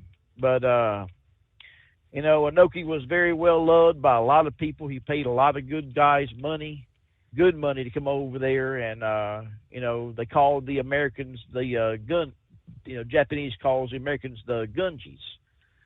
So he paid the Gunjis a lot of good money to come over there, and one of the top ones that he got in bed with, got to come over was Classy Freddie Blassie. This was right after World War II, when the Japanese had totally hated Americans, but he saw the money in having an American come over because it drew. If they hate this guy, they're going to pay to want to see me kick his butt. And, of course, Stan Hansen, Dr. Death, Steve Williams, Terry Bam Bam Gordy, so many others, Road Warrior Hawk, Road Warrior Animal, the Road Warriors went over there. Just made names for themselves, made lots and lots of money, and we lost him at age 79. So just gone way too soon. And I don't follow it nowadays, Steve. I don't have time, and it's too commercialized. But I'm an old school fan. The Attitude Era, back when Stone. I know there's a lot of athleticism for sure, but yeah, like I say, choreographed. That's the word. Pause there, because we've got to hit our timer here. Top of the hour news update. The Steve Summers Overnight Drive. It's coming. Crisp fall mornings turn bitter cold. As you fire up your diesel, you can see your breath on the inside of the cab. Imagine looking deep into your engine. Freezing temperatures impact your diesel's fluids, especially fuel. On a 23-degree morning, the paraffin wax in your untreated fuel starts to morph from fluid to large crystals. These crystals clump together and form a gel. At minus 10 degrees, your fuel hits the point where it no longer pours like a liquid. It's so dense that the flow through the fuel filter will slow, causing hard starts or no starts. Get prepared now for the cold that is coming. Hot Shot Secret Diesel Winter Anti-Gel is a premium fuel additive that lowers your fuel's pour point to minus 65 degrees. If it's that cold out, you shouldn't be on the road. You ought to be at home in front of the fireplace. Hot Shot Secret Diesel Winter Anti-Gel Premium Fuel Additive. Available now online at HotShotSecret.com. Hot Shot Secret. Powered by science. Whether you're a diesel pickup performance enthusiast or just looking for a small upgrade, when selecting common rail fuel system components, look no further than Exergy Performance. At Exergy, you'll find injectors, pumps, and more, engineered like no others on the market using state-of-the-art equipment run by people that have been in the business for decades. Exergy is the home of the Sportsman line of injectors. These injectors are designed for use in pickup trucks with no other modifications and offer a 15 to 20 horsepower gain while being calibrated to tighter tolerances than factory stock injectors. With the product lineup of injectors from Sportsman to 700% over, pumps from Sportsman to 14 millimeters, and complete engine control systems, Exergy has you covered. So if you're in the market for common rail components at any power level, contact Exergy Performance or one of our many dealers listed on our website at exergyperformance.com. Live from the Hot Shot Secret Studios, the Steve Summers Overnight Drive.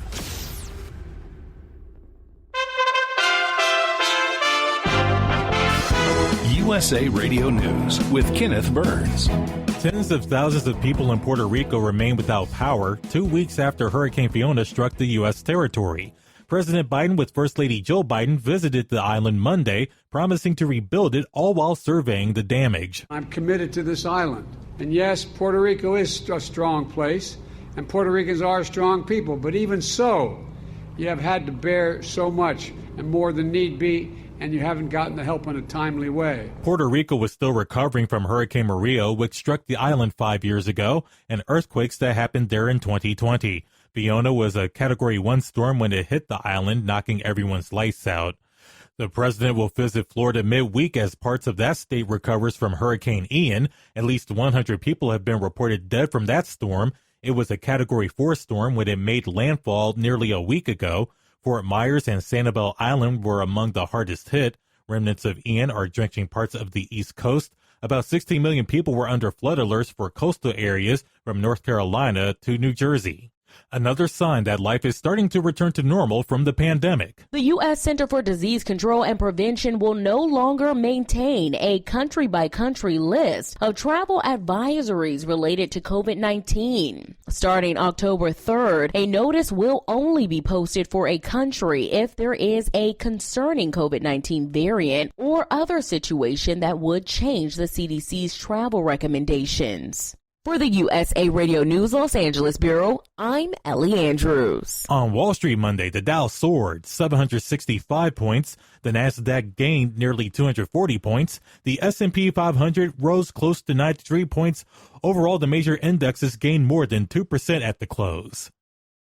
You are listening to USA Radio News. You know, it's true. Difficult times have a way of focusing us. We have to think about what matters most when it comes to our spending, our health care.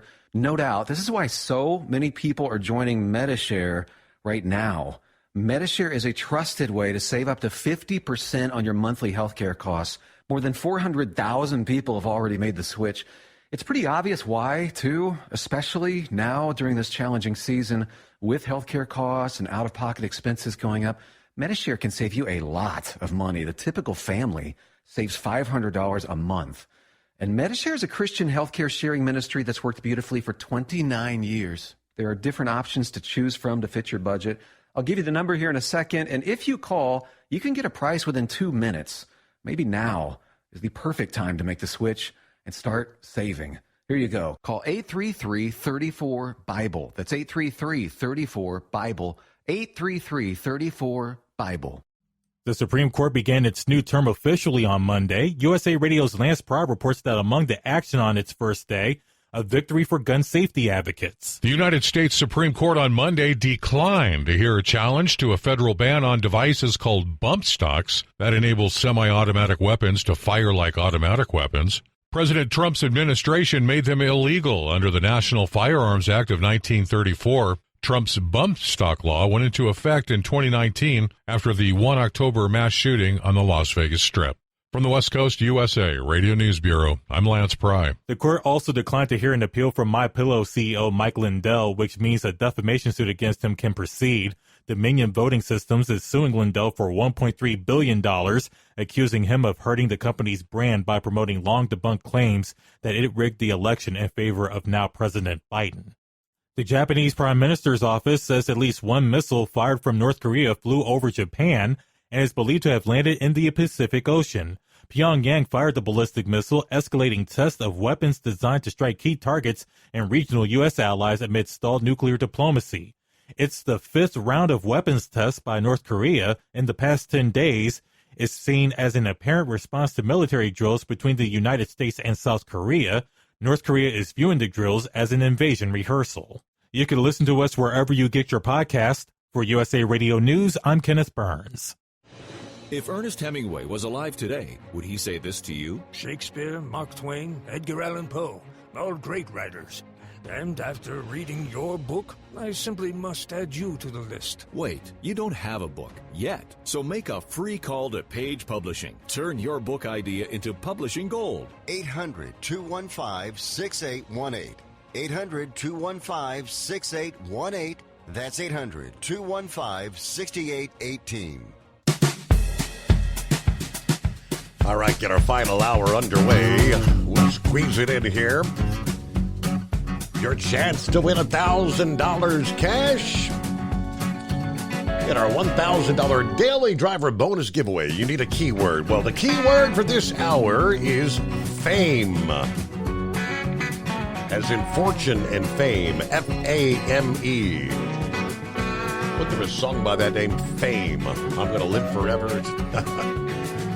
Go over to tncradio.live or use the tncradio.live app. Enter that keyword, fame, and listen for additional keywords throughout the broadcast day, 10 a.m., 7 p.m. Eastern Time, all from tncradio.live. Good luck from TNC Radio and Hot Shot Secret.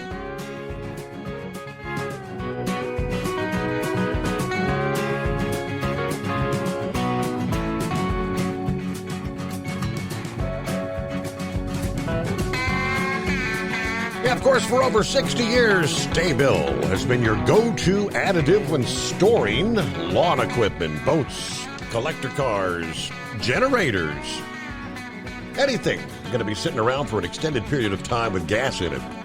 Sta-Bil storage keeps gas fresh for up to 2 years and combats corrosion issues in your fuel system at the same time. So be sure to store your engine the right way with Sta-Bil.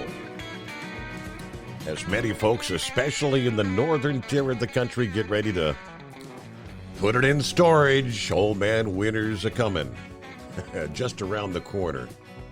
And for many of us, we're going to get a first taste of that coming up as we head toward the weekend. Just a stark reminder, fall is well underway, and you know what's coming next. All right, Rambler, I thought I'd hold you through. See, I know you had a few words yet to say. Thank you, Steve, and I appreciate you put me on hold and holding me through there. And like I said, I said all I want to say about Antonio Inoki. Before I get off here, I want to address the ones who say they don't like me. I want to tell you right now 2 things you will never, ever do to me. Number 1, you will never stop me from praying for you, because I will always pray for you. And number 2, you will never, ever, ever, no matter what you say, no matter what you do, you will never stop me from loving you. I'm going to tell you why. When them 2 thieves, the malefactors, as the Bible called them, hung on the cross next to Jesus, you know what? Jesus was in agony and suffering, and yet he still had enough love in him to look at the one thief on the right who admitted his mistakes and said, "This day thou shalt be with me in paradise." You know, that's love. And that's a true love of Jesus Christ. You know, you can put me in agony. You can say you hate me. You can send me nasty messages on Facebook, and that's happened quite a few times. But I've received more nice messages of, "Where are you at, Brother Rambler? Why hadn't you called Steve Summers' show?" And trust me, the good always outweighs the bad. And I tell you what, I've gone nowhere. I'm not going to go nowhere till God's done with me, God's children. So just know that Brother Rambler loves you. I hate to talk to myself as a third person, that I'm out there. And by the way, if you like good, uplifting gospel music, like the good rock and roll gospel music, I encourage you, if you have Apple Music, Spotify, Pandora, Amazon Music, or you just have a CD player, go download the new Zach Williams album, 100 Highways. It is well worth. The whole entire album is good, and you know the song I recommend besides "Harder to God" is "Flesh and Blood." Oh, and another one that Walker Hayes wrote for him and helps him sing, called "Jesus' Fault." Go get that album. I went to his concert. It's truly amazing. You will rock and roll, raising your hands to the Lord, going down the road, shouting amen, hallelujah, listening to that album. And Steve, love is just more than just a four-letter word. It's something you have to do. It's something you have to enact. And if Jesus can love you, and he does, Brother Rambler can love you, and I do. And don't forget to come check us out at Determined Ministries Church. We go live every Sunday at 7 o'clock p.m. on Facebook. The internet ain't that great. The audio is terrible, but you know what? We still get the gospel message out there, Steve. God bless you, my friend. I love you, and I'll call in again. Goodbye, God's children. Right. I love you. I knew we had to get to that at some point in time. There you go. All right, 2 Pennsylvania-based trucking companies with contract with the U.S. Postal Service to haul mail have filed Chapter 11 bankruptcy. McClellan Trucking filed its petition in the U.S. Bankruptcy Court for the Western District of Pennsylvania last Wednesday, 5 days after the company's parent company, Duran Transfer Incorporated, filed for bankruptcy protection on September 23rd. The petition states both companies are based at the same address in Waterford, PA.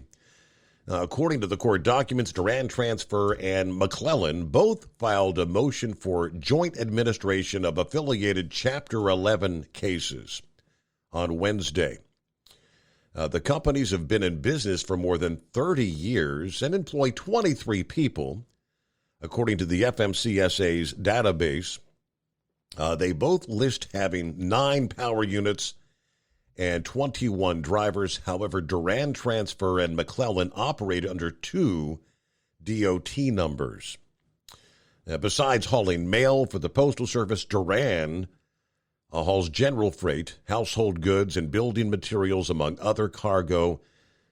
Their trucks were inspected 11 times. One was placed out of service over a 2-year period, resulting in a 9.1% out-of-service rate, well below the national average, which is 21.6%. All right. There's more to it, but just that's the gist there. One of the industry headlines from late last week, which I saved up to, didn't get to it there.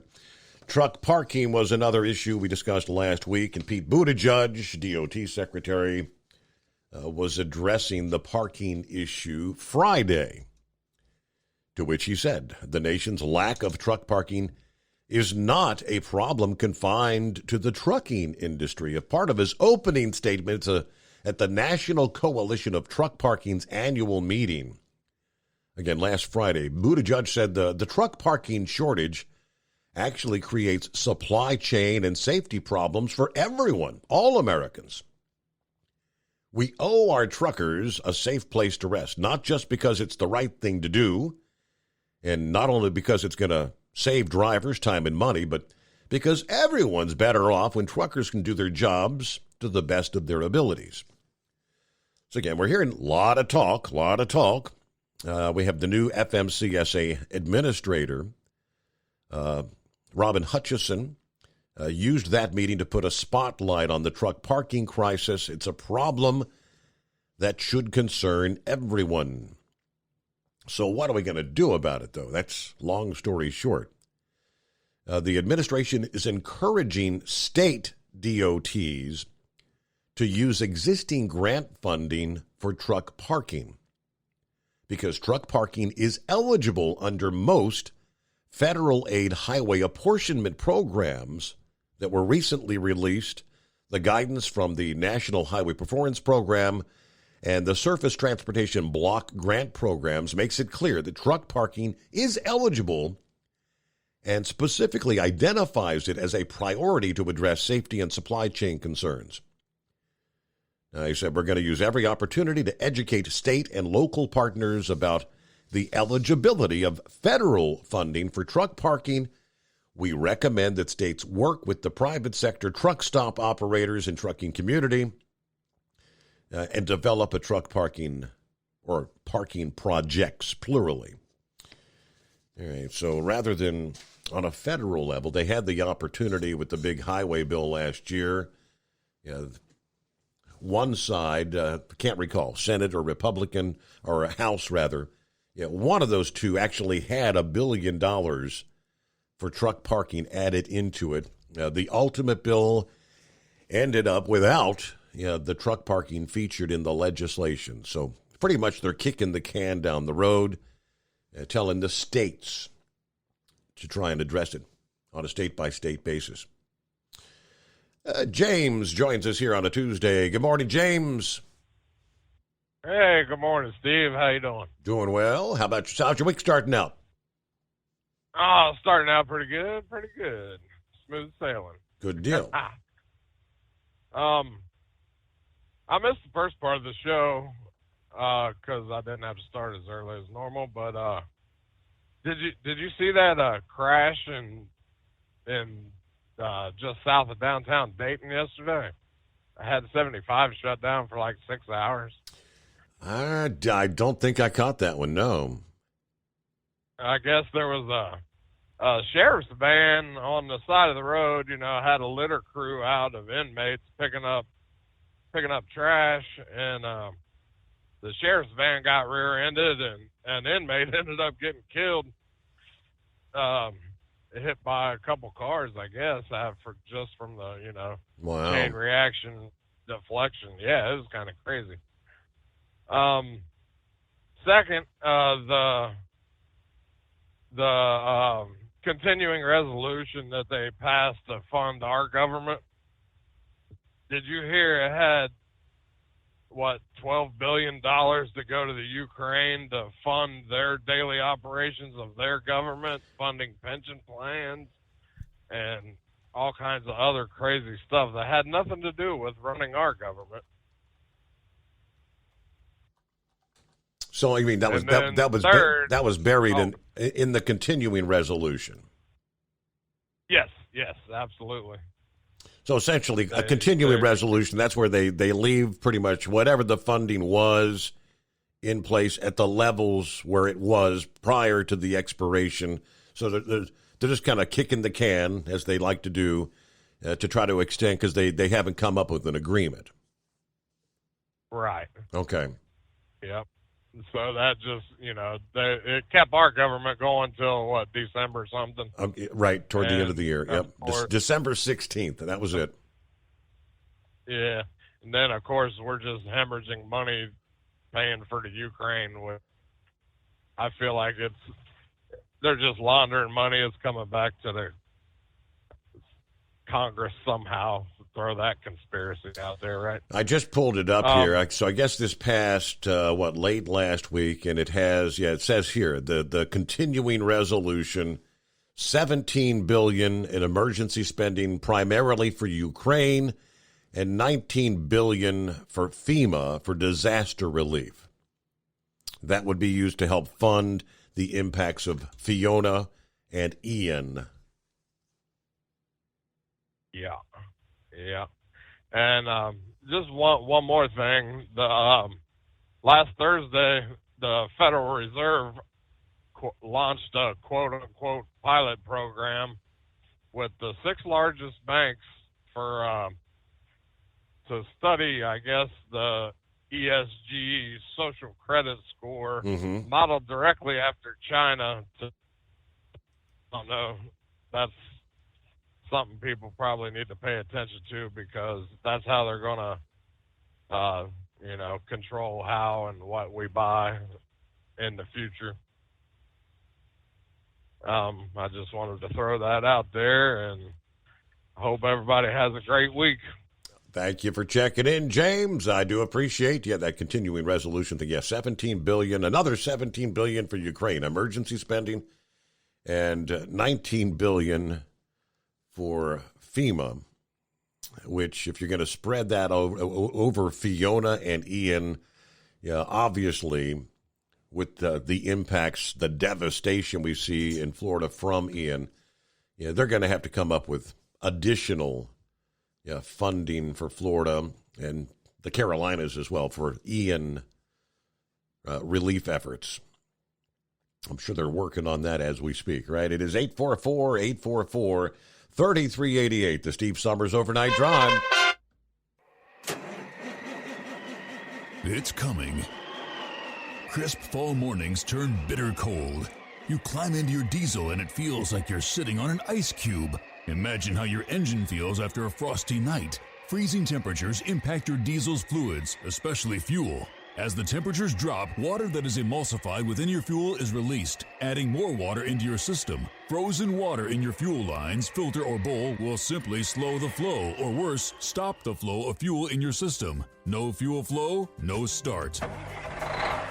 Get prepared now for the cold that is coming. Hot Shot Secret Diesel Winter Anti-Gel is a premium fuel additive that lowers your fuel's pour point to minus 65 degrees. If it's that cold out, you shouldn't be on the road. You ought to be at home in front of the fireplace. Hot Shot Secret Diesel Winter Anti-Gel Premium Fuel Additive. Available now online at HotShotSecret.com. Hot Shot Secret. Powered by science. Whether you're a diesel pickup performance enthusiast or just looking for a small upgrade, when selecting common rail fuel system components, look no further than Exergy Performance. At Exergy, you'll find injectors, pumps, and more, engineered like no others on the market using state-of-the-art equipment run by people that have been in the business for decades. So if you're in the market for common rail components at any power level, contact Exergy Performance or one of the many dealers listed on our website at exergyperformance.com. Hey, don't forget, as a listener to this program, you get 10% off your entire order at HotShotSecret.com by using the coupon code Overnight Drive. Plus, CDL drivers, military, and first responders get an additional 10% off. The Overnight Drive with Steve Summers. Live from the Hot Shot Secret Studios. Call Steve now. 844-844-3388. That's 844-844-3388.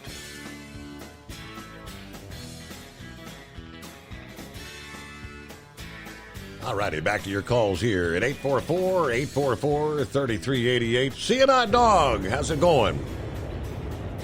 It's going great. Did you say you're on terrestrial radio now? We are a part of TMN, Talk Media Network, and yes, I don't have a breakdown of who's running us at this point, but that's all going to be put together. Have you had any phone calls from terrestrial radio people? Not that I'm aware of. I missed out some of your show. Not that I'm aware of. Oh, okay.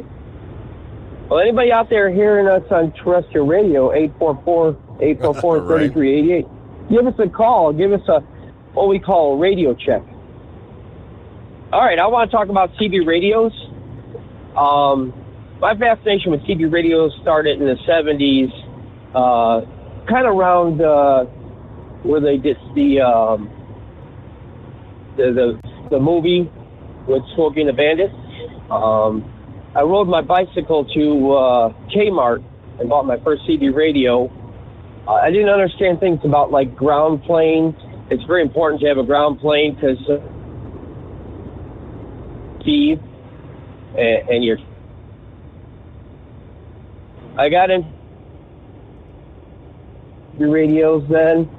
I had a 148 GTI. The time was. And Dog, I'm not sure where you are, but you're kind of breaking up. You're in and out. Are you in between cells, maybe? That's possible. Can you hear me now? Yeah, for the moment, yeah. Okay, I'm sorry.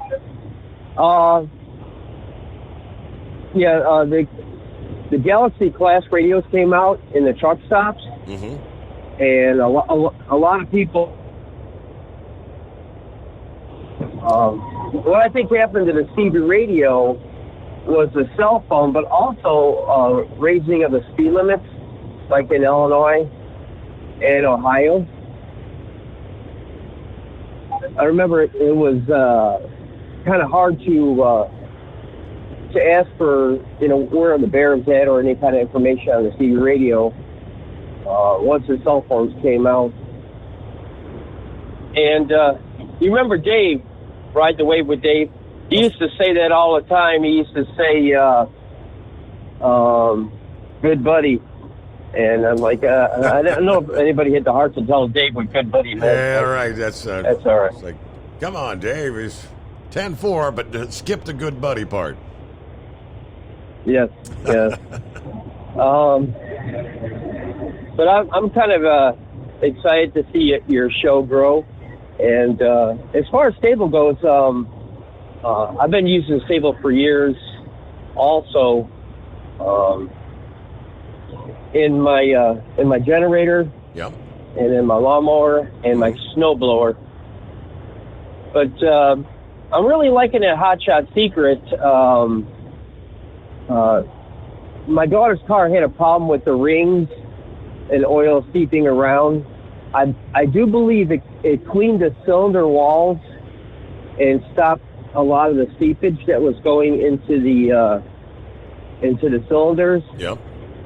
Also, I had a problem with a turbo on an Audi, and the turbo stopped leaking once I ran the Hot Shot Secret through there. So that's all I have tonight, and you have a great show. Thanks for checking in. Good to hear from you. It's been a while. The CNI Dog. There you go. All right, it is 844-844-3388. Let's see. Eagle, if he's hanging in there, he had a follow-up, I guess. Take two, Eagle. What you got for us? Okay, yeah. I wanted to talk about the breaking news. Well, I overheard after I hung up. I want to comment about the other fat boy over there in North Korea. Another loser, just like that of Vladimir Putin. Another guy that's got like a kid with toys. Steve, this guy in North Korea, like I said before, he's a very evil and mean person. And like I said, this guy here, he needs to be placed under control. Here's the deal, Steve. When Donald Trump was in the White House, you already know, we've been over this over and over and over. Everything was in control. Vladimir Putin was in line. The Chinese government was in line. North Korea was in line. We have a guy in the White House. You already know, Steve. He gets no respect from none of these leaders around the world. And you and I both know that Kim Jong-un would not be releasing no missiles over Japan. China wouldn't be ready to invade, wouldn't be able to get ready to take over Taiwan. And I damn sure know Vladimir Putin wouldn't be in Ukraine right now if Trump was in the White House. And anybody who thinks that is wrong, then you're living in another world, because Donald Trump wouldn't put up with it. Well, what? Let me ask you a question, Steve. What is the deterrent that Joe Biden has done? What kind of fear does Joe Biden strike in these three leaders that I just named out? Would you be scared of Joe Biden if you was a leader of these countries? I don't know that I'd be scared. What they're doing essentially is testing. They're testing with each passing day. How far can we push the envelope? If that makes sense. That's what I see. That's what Kim Jong-un's doing. Yes, I don't think you could say Trump had him under control, but yes, I think they would think a lot harder. They would think a lot longer before making some of these moves. Kim Jong-un, this is like the 10th launch in just the last several months, because they're pushing the how far can we go? And what they did yesterday with this latest launch, actually lobbing a ballistic missile that went over Japan. That's testing the limits. What can we get away with next? That's what I see them doing. How shall we respond? We'll see. All right, we got to get our news break here as we hit the bottom of the hour. Our number, 844-844-3388. Make our way into the early hours of a Tuesday. What about 10-4 day, as they call it? 10-4. No good, buddy. 4th day of October. And we'll return after this on the Overnight Drive.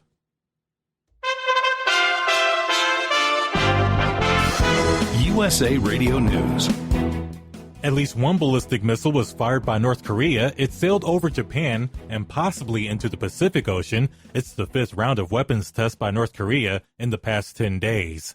Recent gains by Ukrainian forces have been so significant that a spokesman for the Kremlin's defense ministry had to acknowledge them. Fighters for Kyiv have been making inroads in the very areas that Russia is trying to absorb.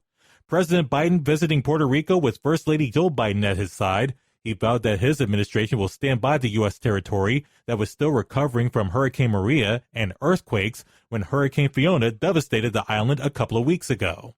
Wall Street marking its best day since late July. The Dow added 765 points. The Nasdaq gained nearly 240 points. The S&P 500 rose close to 93 points, a more than 2% gain for all. This is USA Radio News.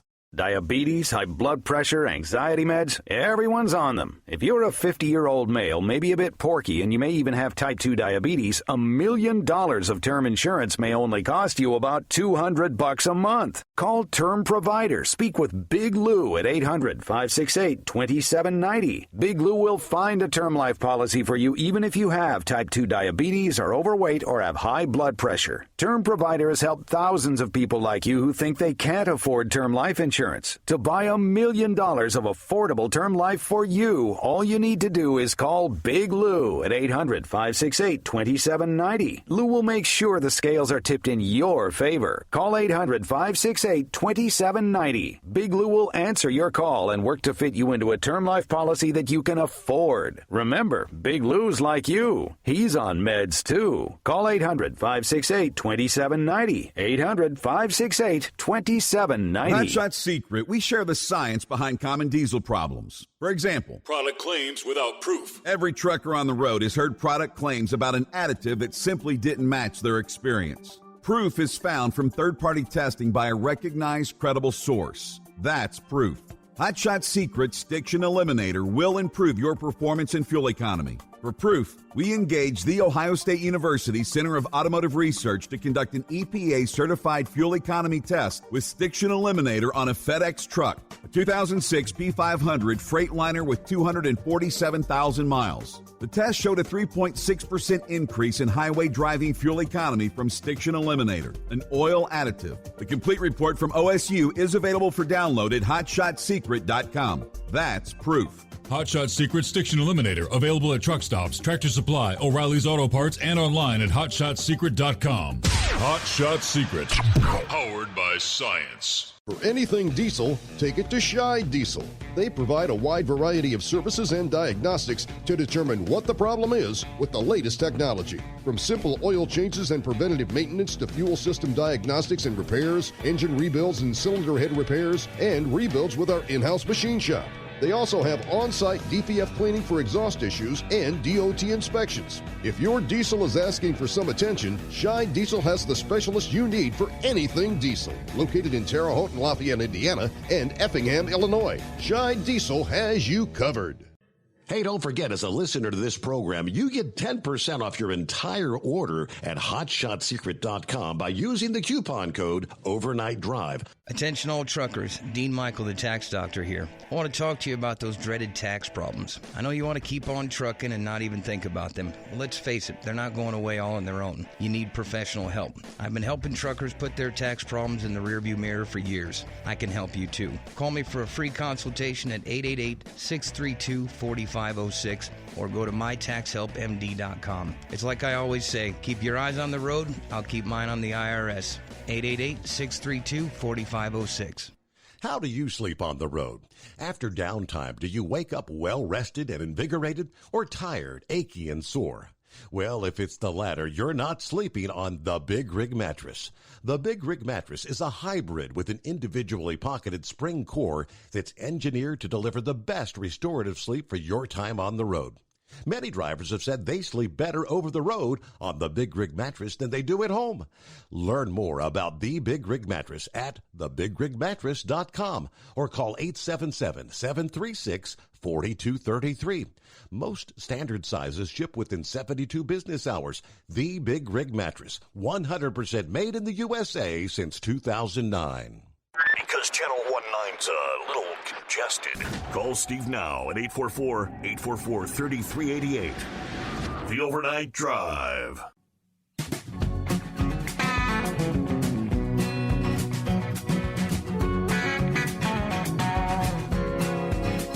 So we were talking earlier about the space weather and the CMEs that erupted Saturday, Sunday.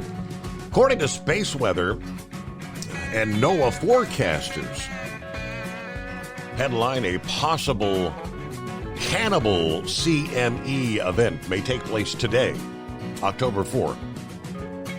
Multiple CMEs headed for Earth. Estimated time of arrival, October 4th. This could be, again, a cannibal CME event. Cannibal CMEs are when a fast-moving CME devours one or more slower CMEs that are out and ahead of it. The combined cloud contains tangled magnetic fields that can do a good job sparking auroras. Storm levels could reach category G2 if and when this cannibal arrives today. So we'll. I don't know exactly what time it would arrive, but yeah, could see maybe for when the sun goes down Tuesday night into Wednesday morning. Of course, depending on wherever the dark side of the planet is when it arrives, could see some beautiful aurora borealis sparked in the coming 24 hours, according to NOAA. Meanwhile, Lineman, I believe it is on board. Is it the lineman or the wine man? Blind man. Oh, blind man. It was close. It was close. Hey, blind man, how the heck are you? Oh, I'm doing better. I had the procedure done almost a week ago, and they scraped what scar tissue result of the radiation I had when I had the cancer back in 2015. They keep scraping it away. I have to wear the catheter for another 3 weeks. It's almost like getting a haircut every 10 months. It's rough, but I'm among the living. I hear you. But what I wanted to say was I was listening to Michael Berry yesterday, his evening show, thanks to my electronic girlfriend, and he played a clip. I don't know if it was CNN or MSNBC, whatever, but they sent a reporter down to Fort Myers to talk to a couple of blacks, and they didn't expect the black guys to say that DeSantis was doing a really great job and they were going to vote for him, and the reporter tried to school them into not voting. It didn't go over well at all, let's put it that way.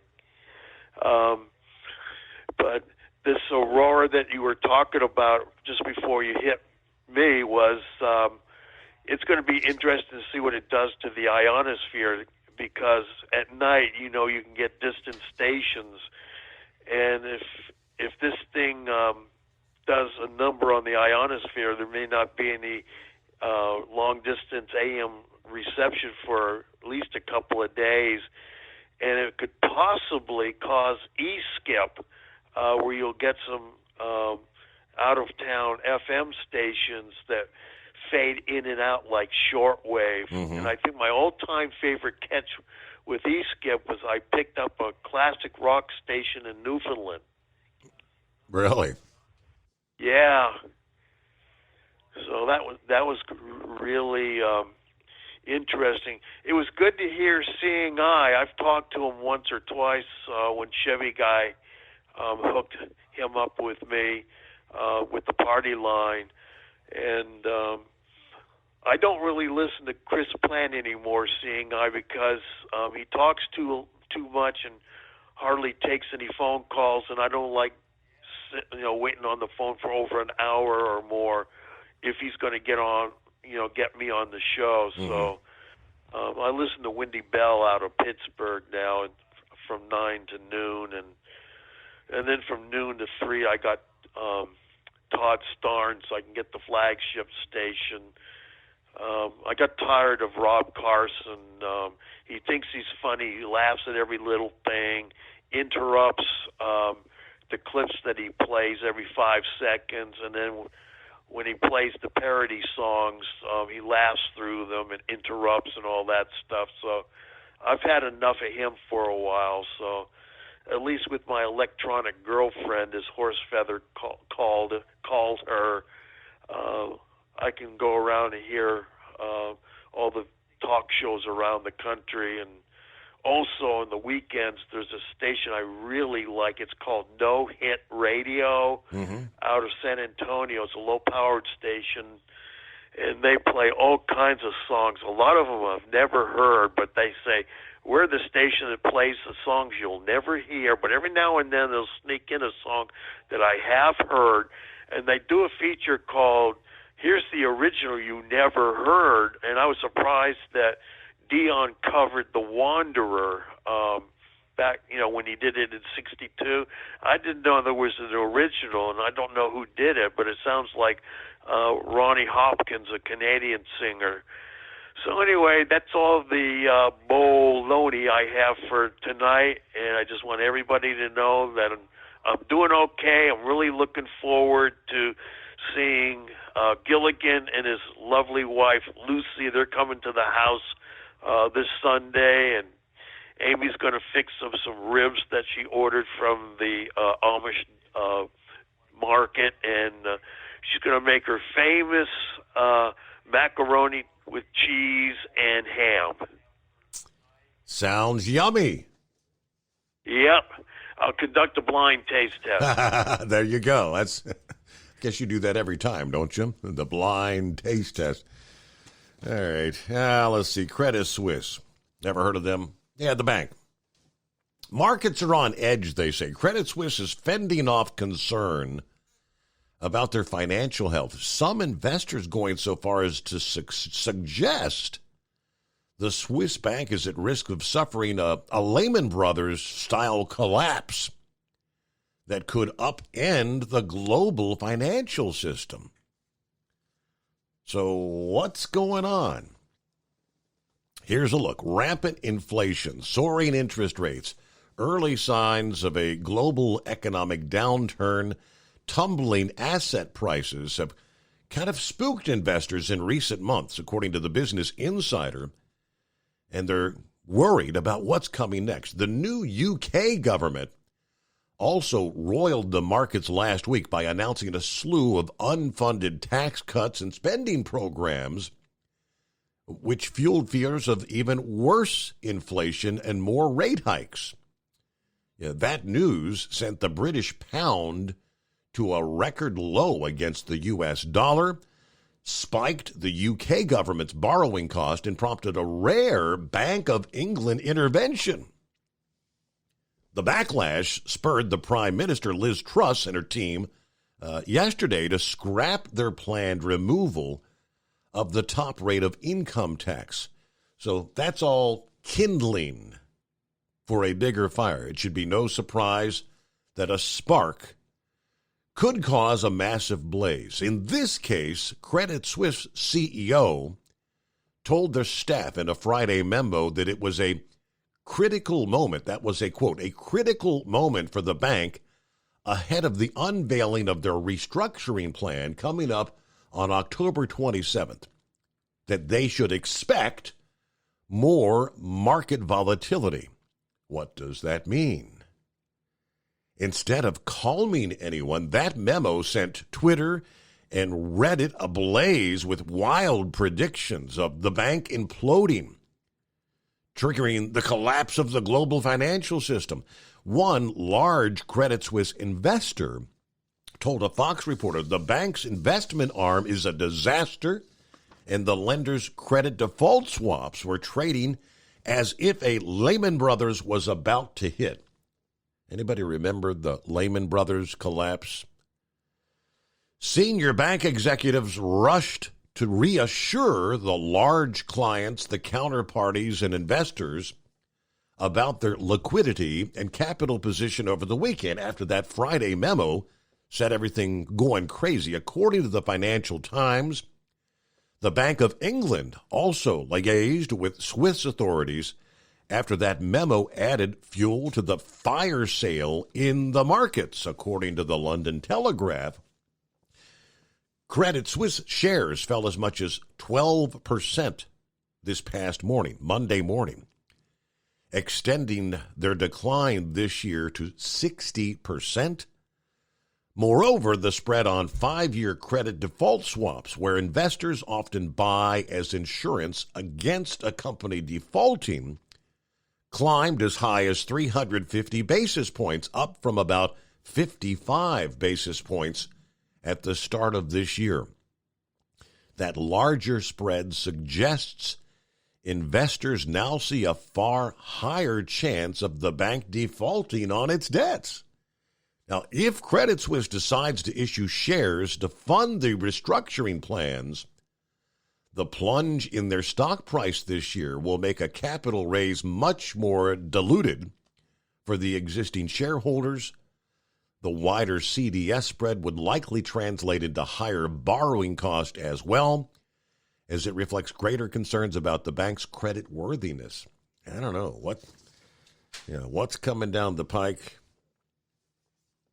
I don't have the answers because that's above my pay grade when it comes to what's going on in the world of banking. But yeah, Credit Suisse, obviously a big name, well-known name, but I guess no one is above default.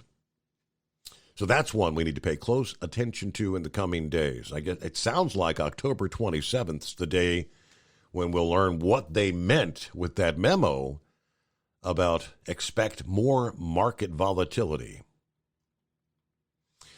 All right, Scarecrow got you coming up after a quick 2-minute timeout on the Steve Summers Overnight Drive. It's coming. Crisp fall mornings turn bitter cold.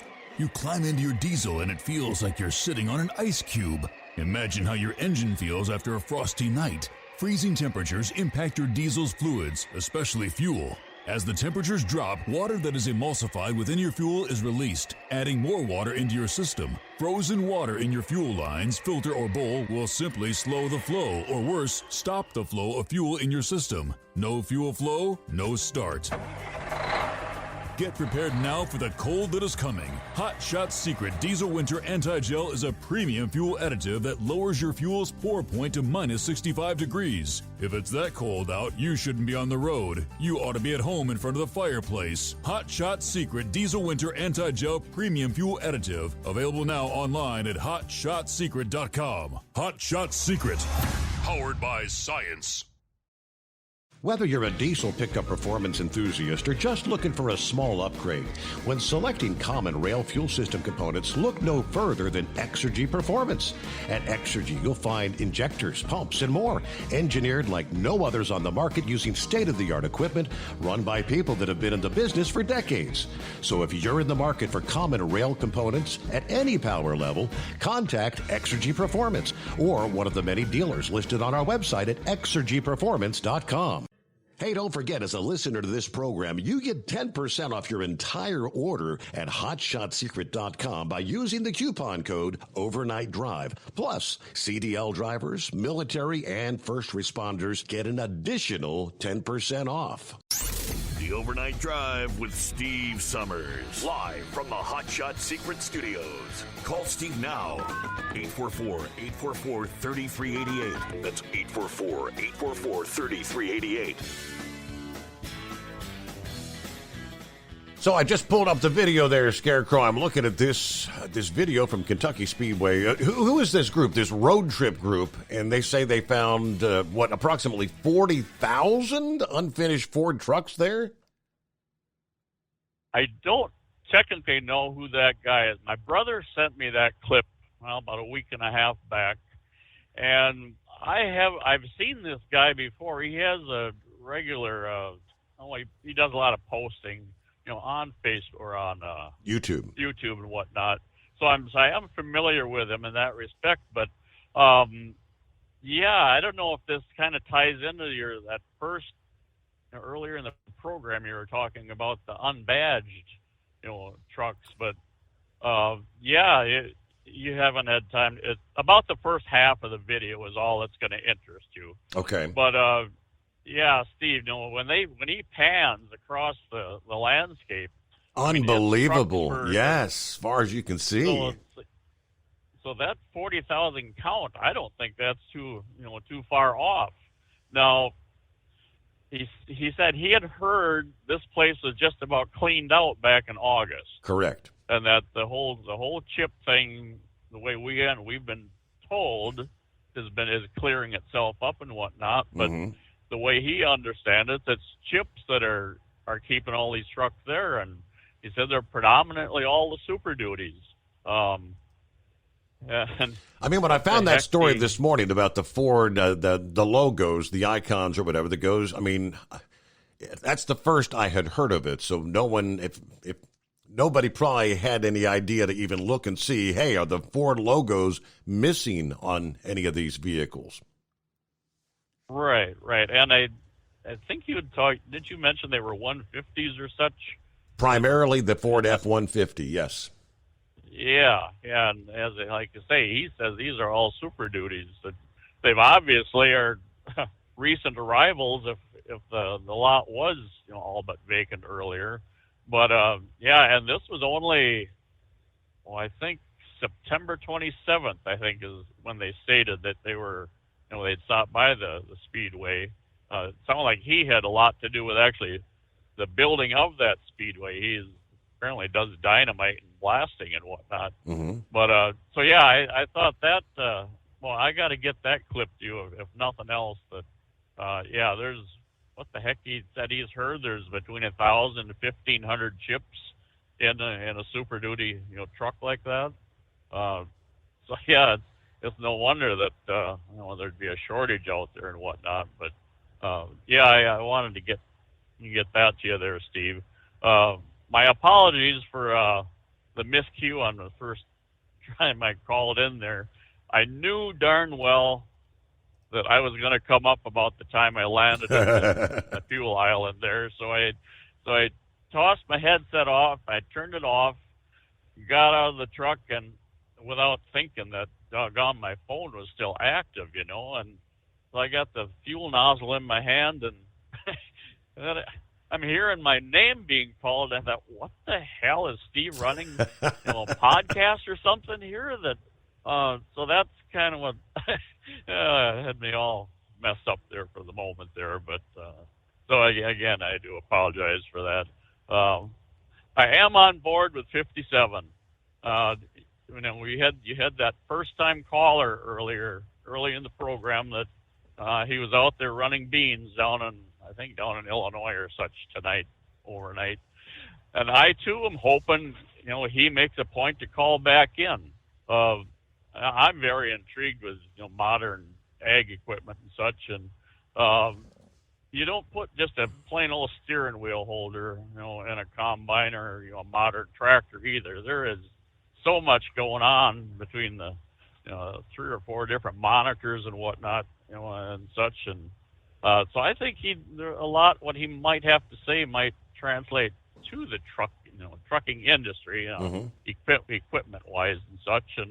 And the whole hot shot secret thing could certainly, fall over into the ag industry, too. And then, it happens every time there's a power outage from a major storm or such, somebody passes away or such, running generators inside a garage. Yep. Well, this evening or last evening, a report. I think this is up in Michigan this week, and they didn't pass away, but the family cat apparently, alerted them that there was some problem. And I told the wife, "You just watch. It's going to be a generator running in the garage." Within 15 seconds, the program stated, there was a generator involved. And so I'm sure the garage door was shut. And one of those fatalities in Florida was a generator running in a garage as well. That was part of the AccuWeather I shared here a few hours ago. Sure enough. I mean, for as many times as they tell you, make sure you don't put them in, in a garage or indoors. Make sure they're outside, away from any, vents that would be coming in. Well, they probably have no idea about power equipment and such. It's probably the only piece of equipment they've ever dealt with. They probably don't even mow their own lawns and whatnot, so they don't realize you could look at the owner's manual. Shucks, I can get that started and we're good to go, But so yeah, there was that, and so anyway, I think there was something else here too, but. I took a cue from your playbook there last Friday night too, and during Friday when you mentioned that you're going to have a bonfire, I thought, well, I'm playing Bachelor tonight, but I'll get the fire going, and the dogs I'll circle up after chow, and the fish dinner that I had planned on was still frozen in the freezer, so scooted down to we got a pretty decent restaurant only a mile away, so they did the cooking for Friday night and whatnot. But when I got a fire going, I like to throw on some cherry and hickory to kind of make the neighbors known that they sure wish they were up enjoying that fire with me and whatnot. There's a couple other things too, but they're slipping right now. Senioritis, the whole thing all over again. So maybe you can even squeeze one more in here. So that's what I had for now, Steve. So thank you for checking in. Thank you very much. Yeah, that gives us a couple. Let's see, we got about 2 minutes left here. Go ahead, 5-7. Yes, sir.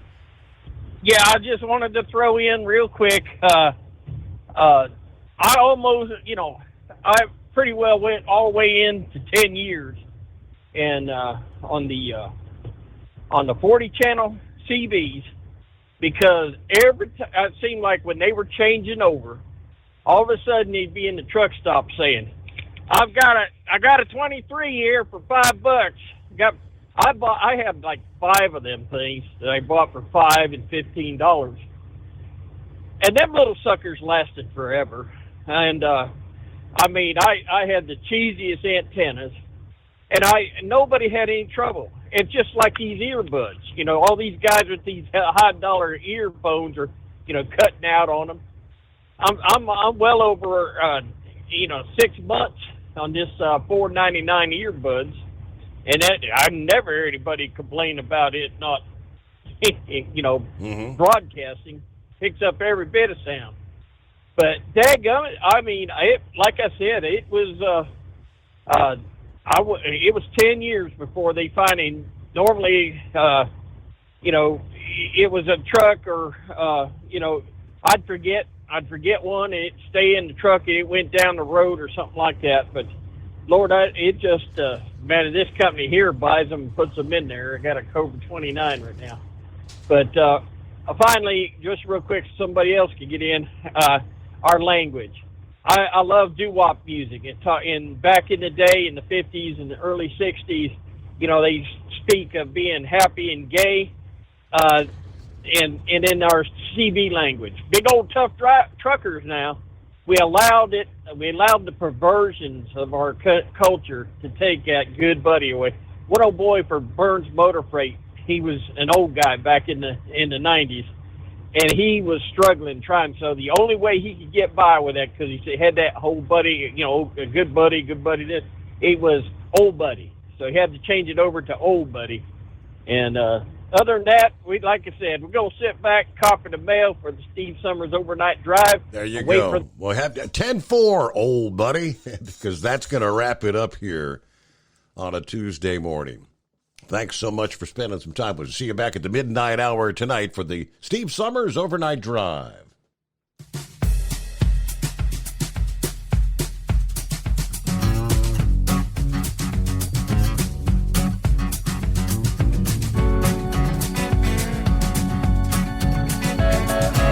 You'll never guess the places that I've been.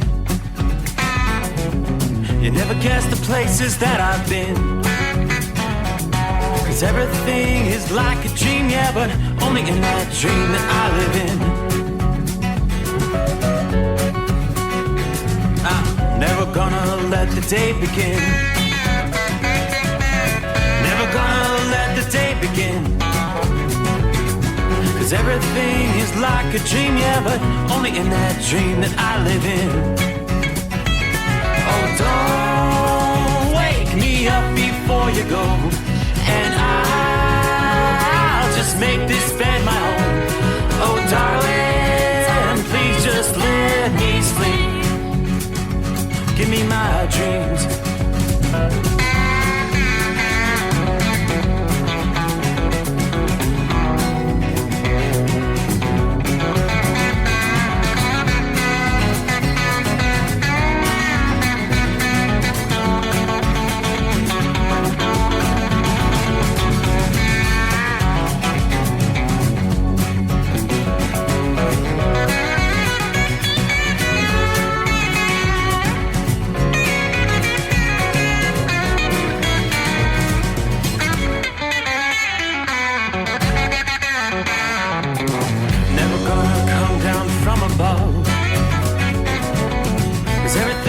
Better from above.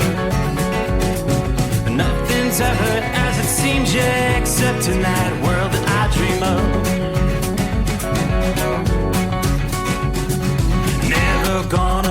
the ones I love.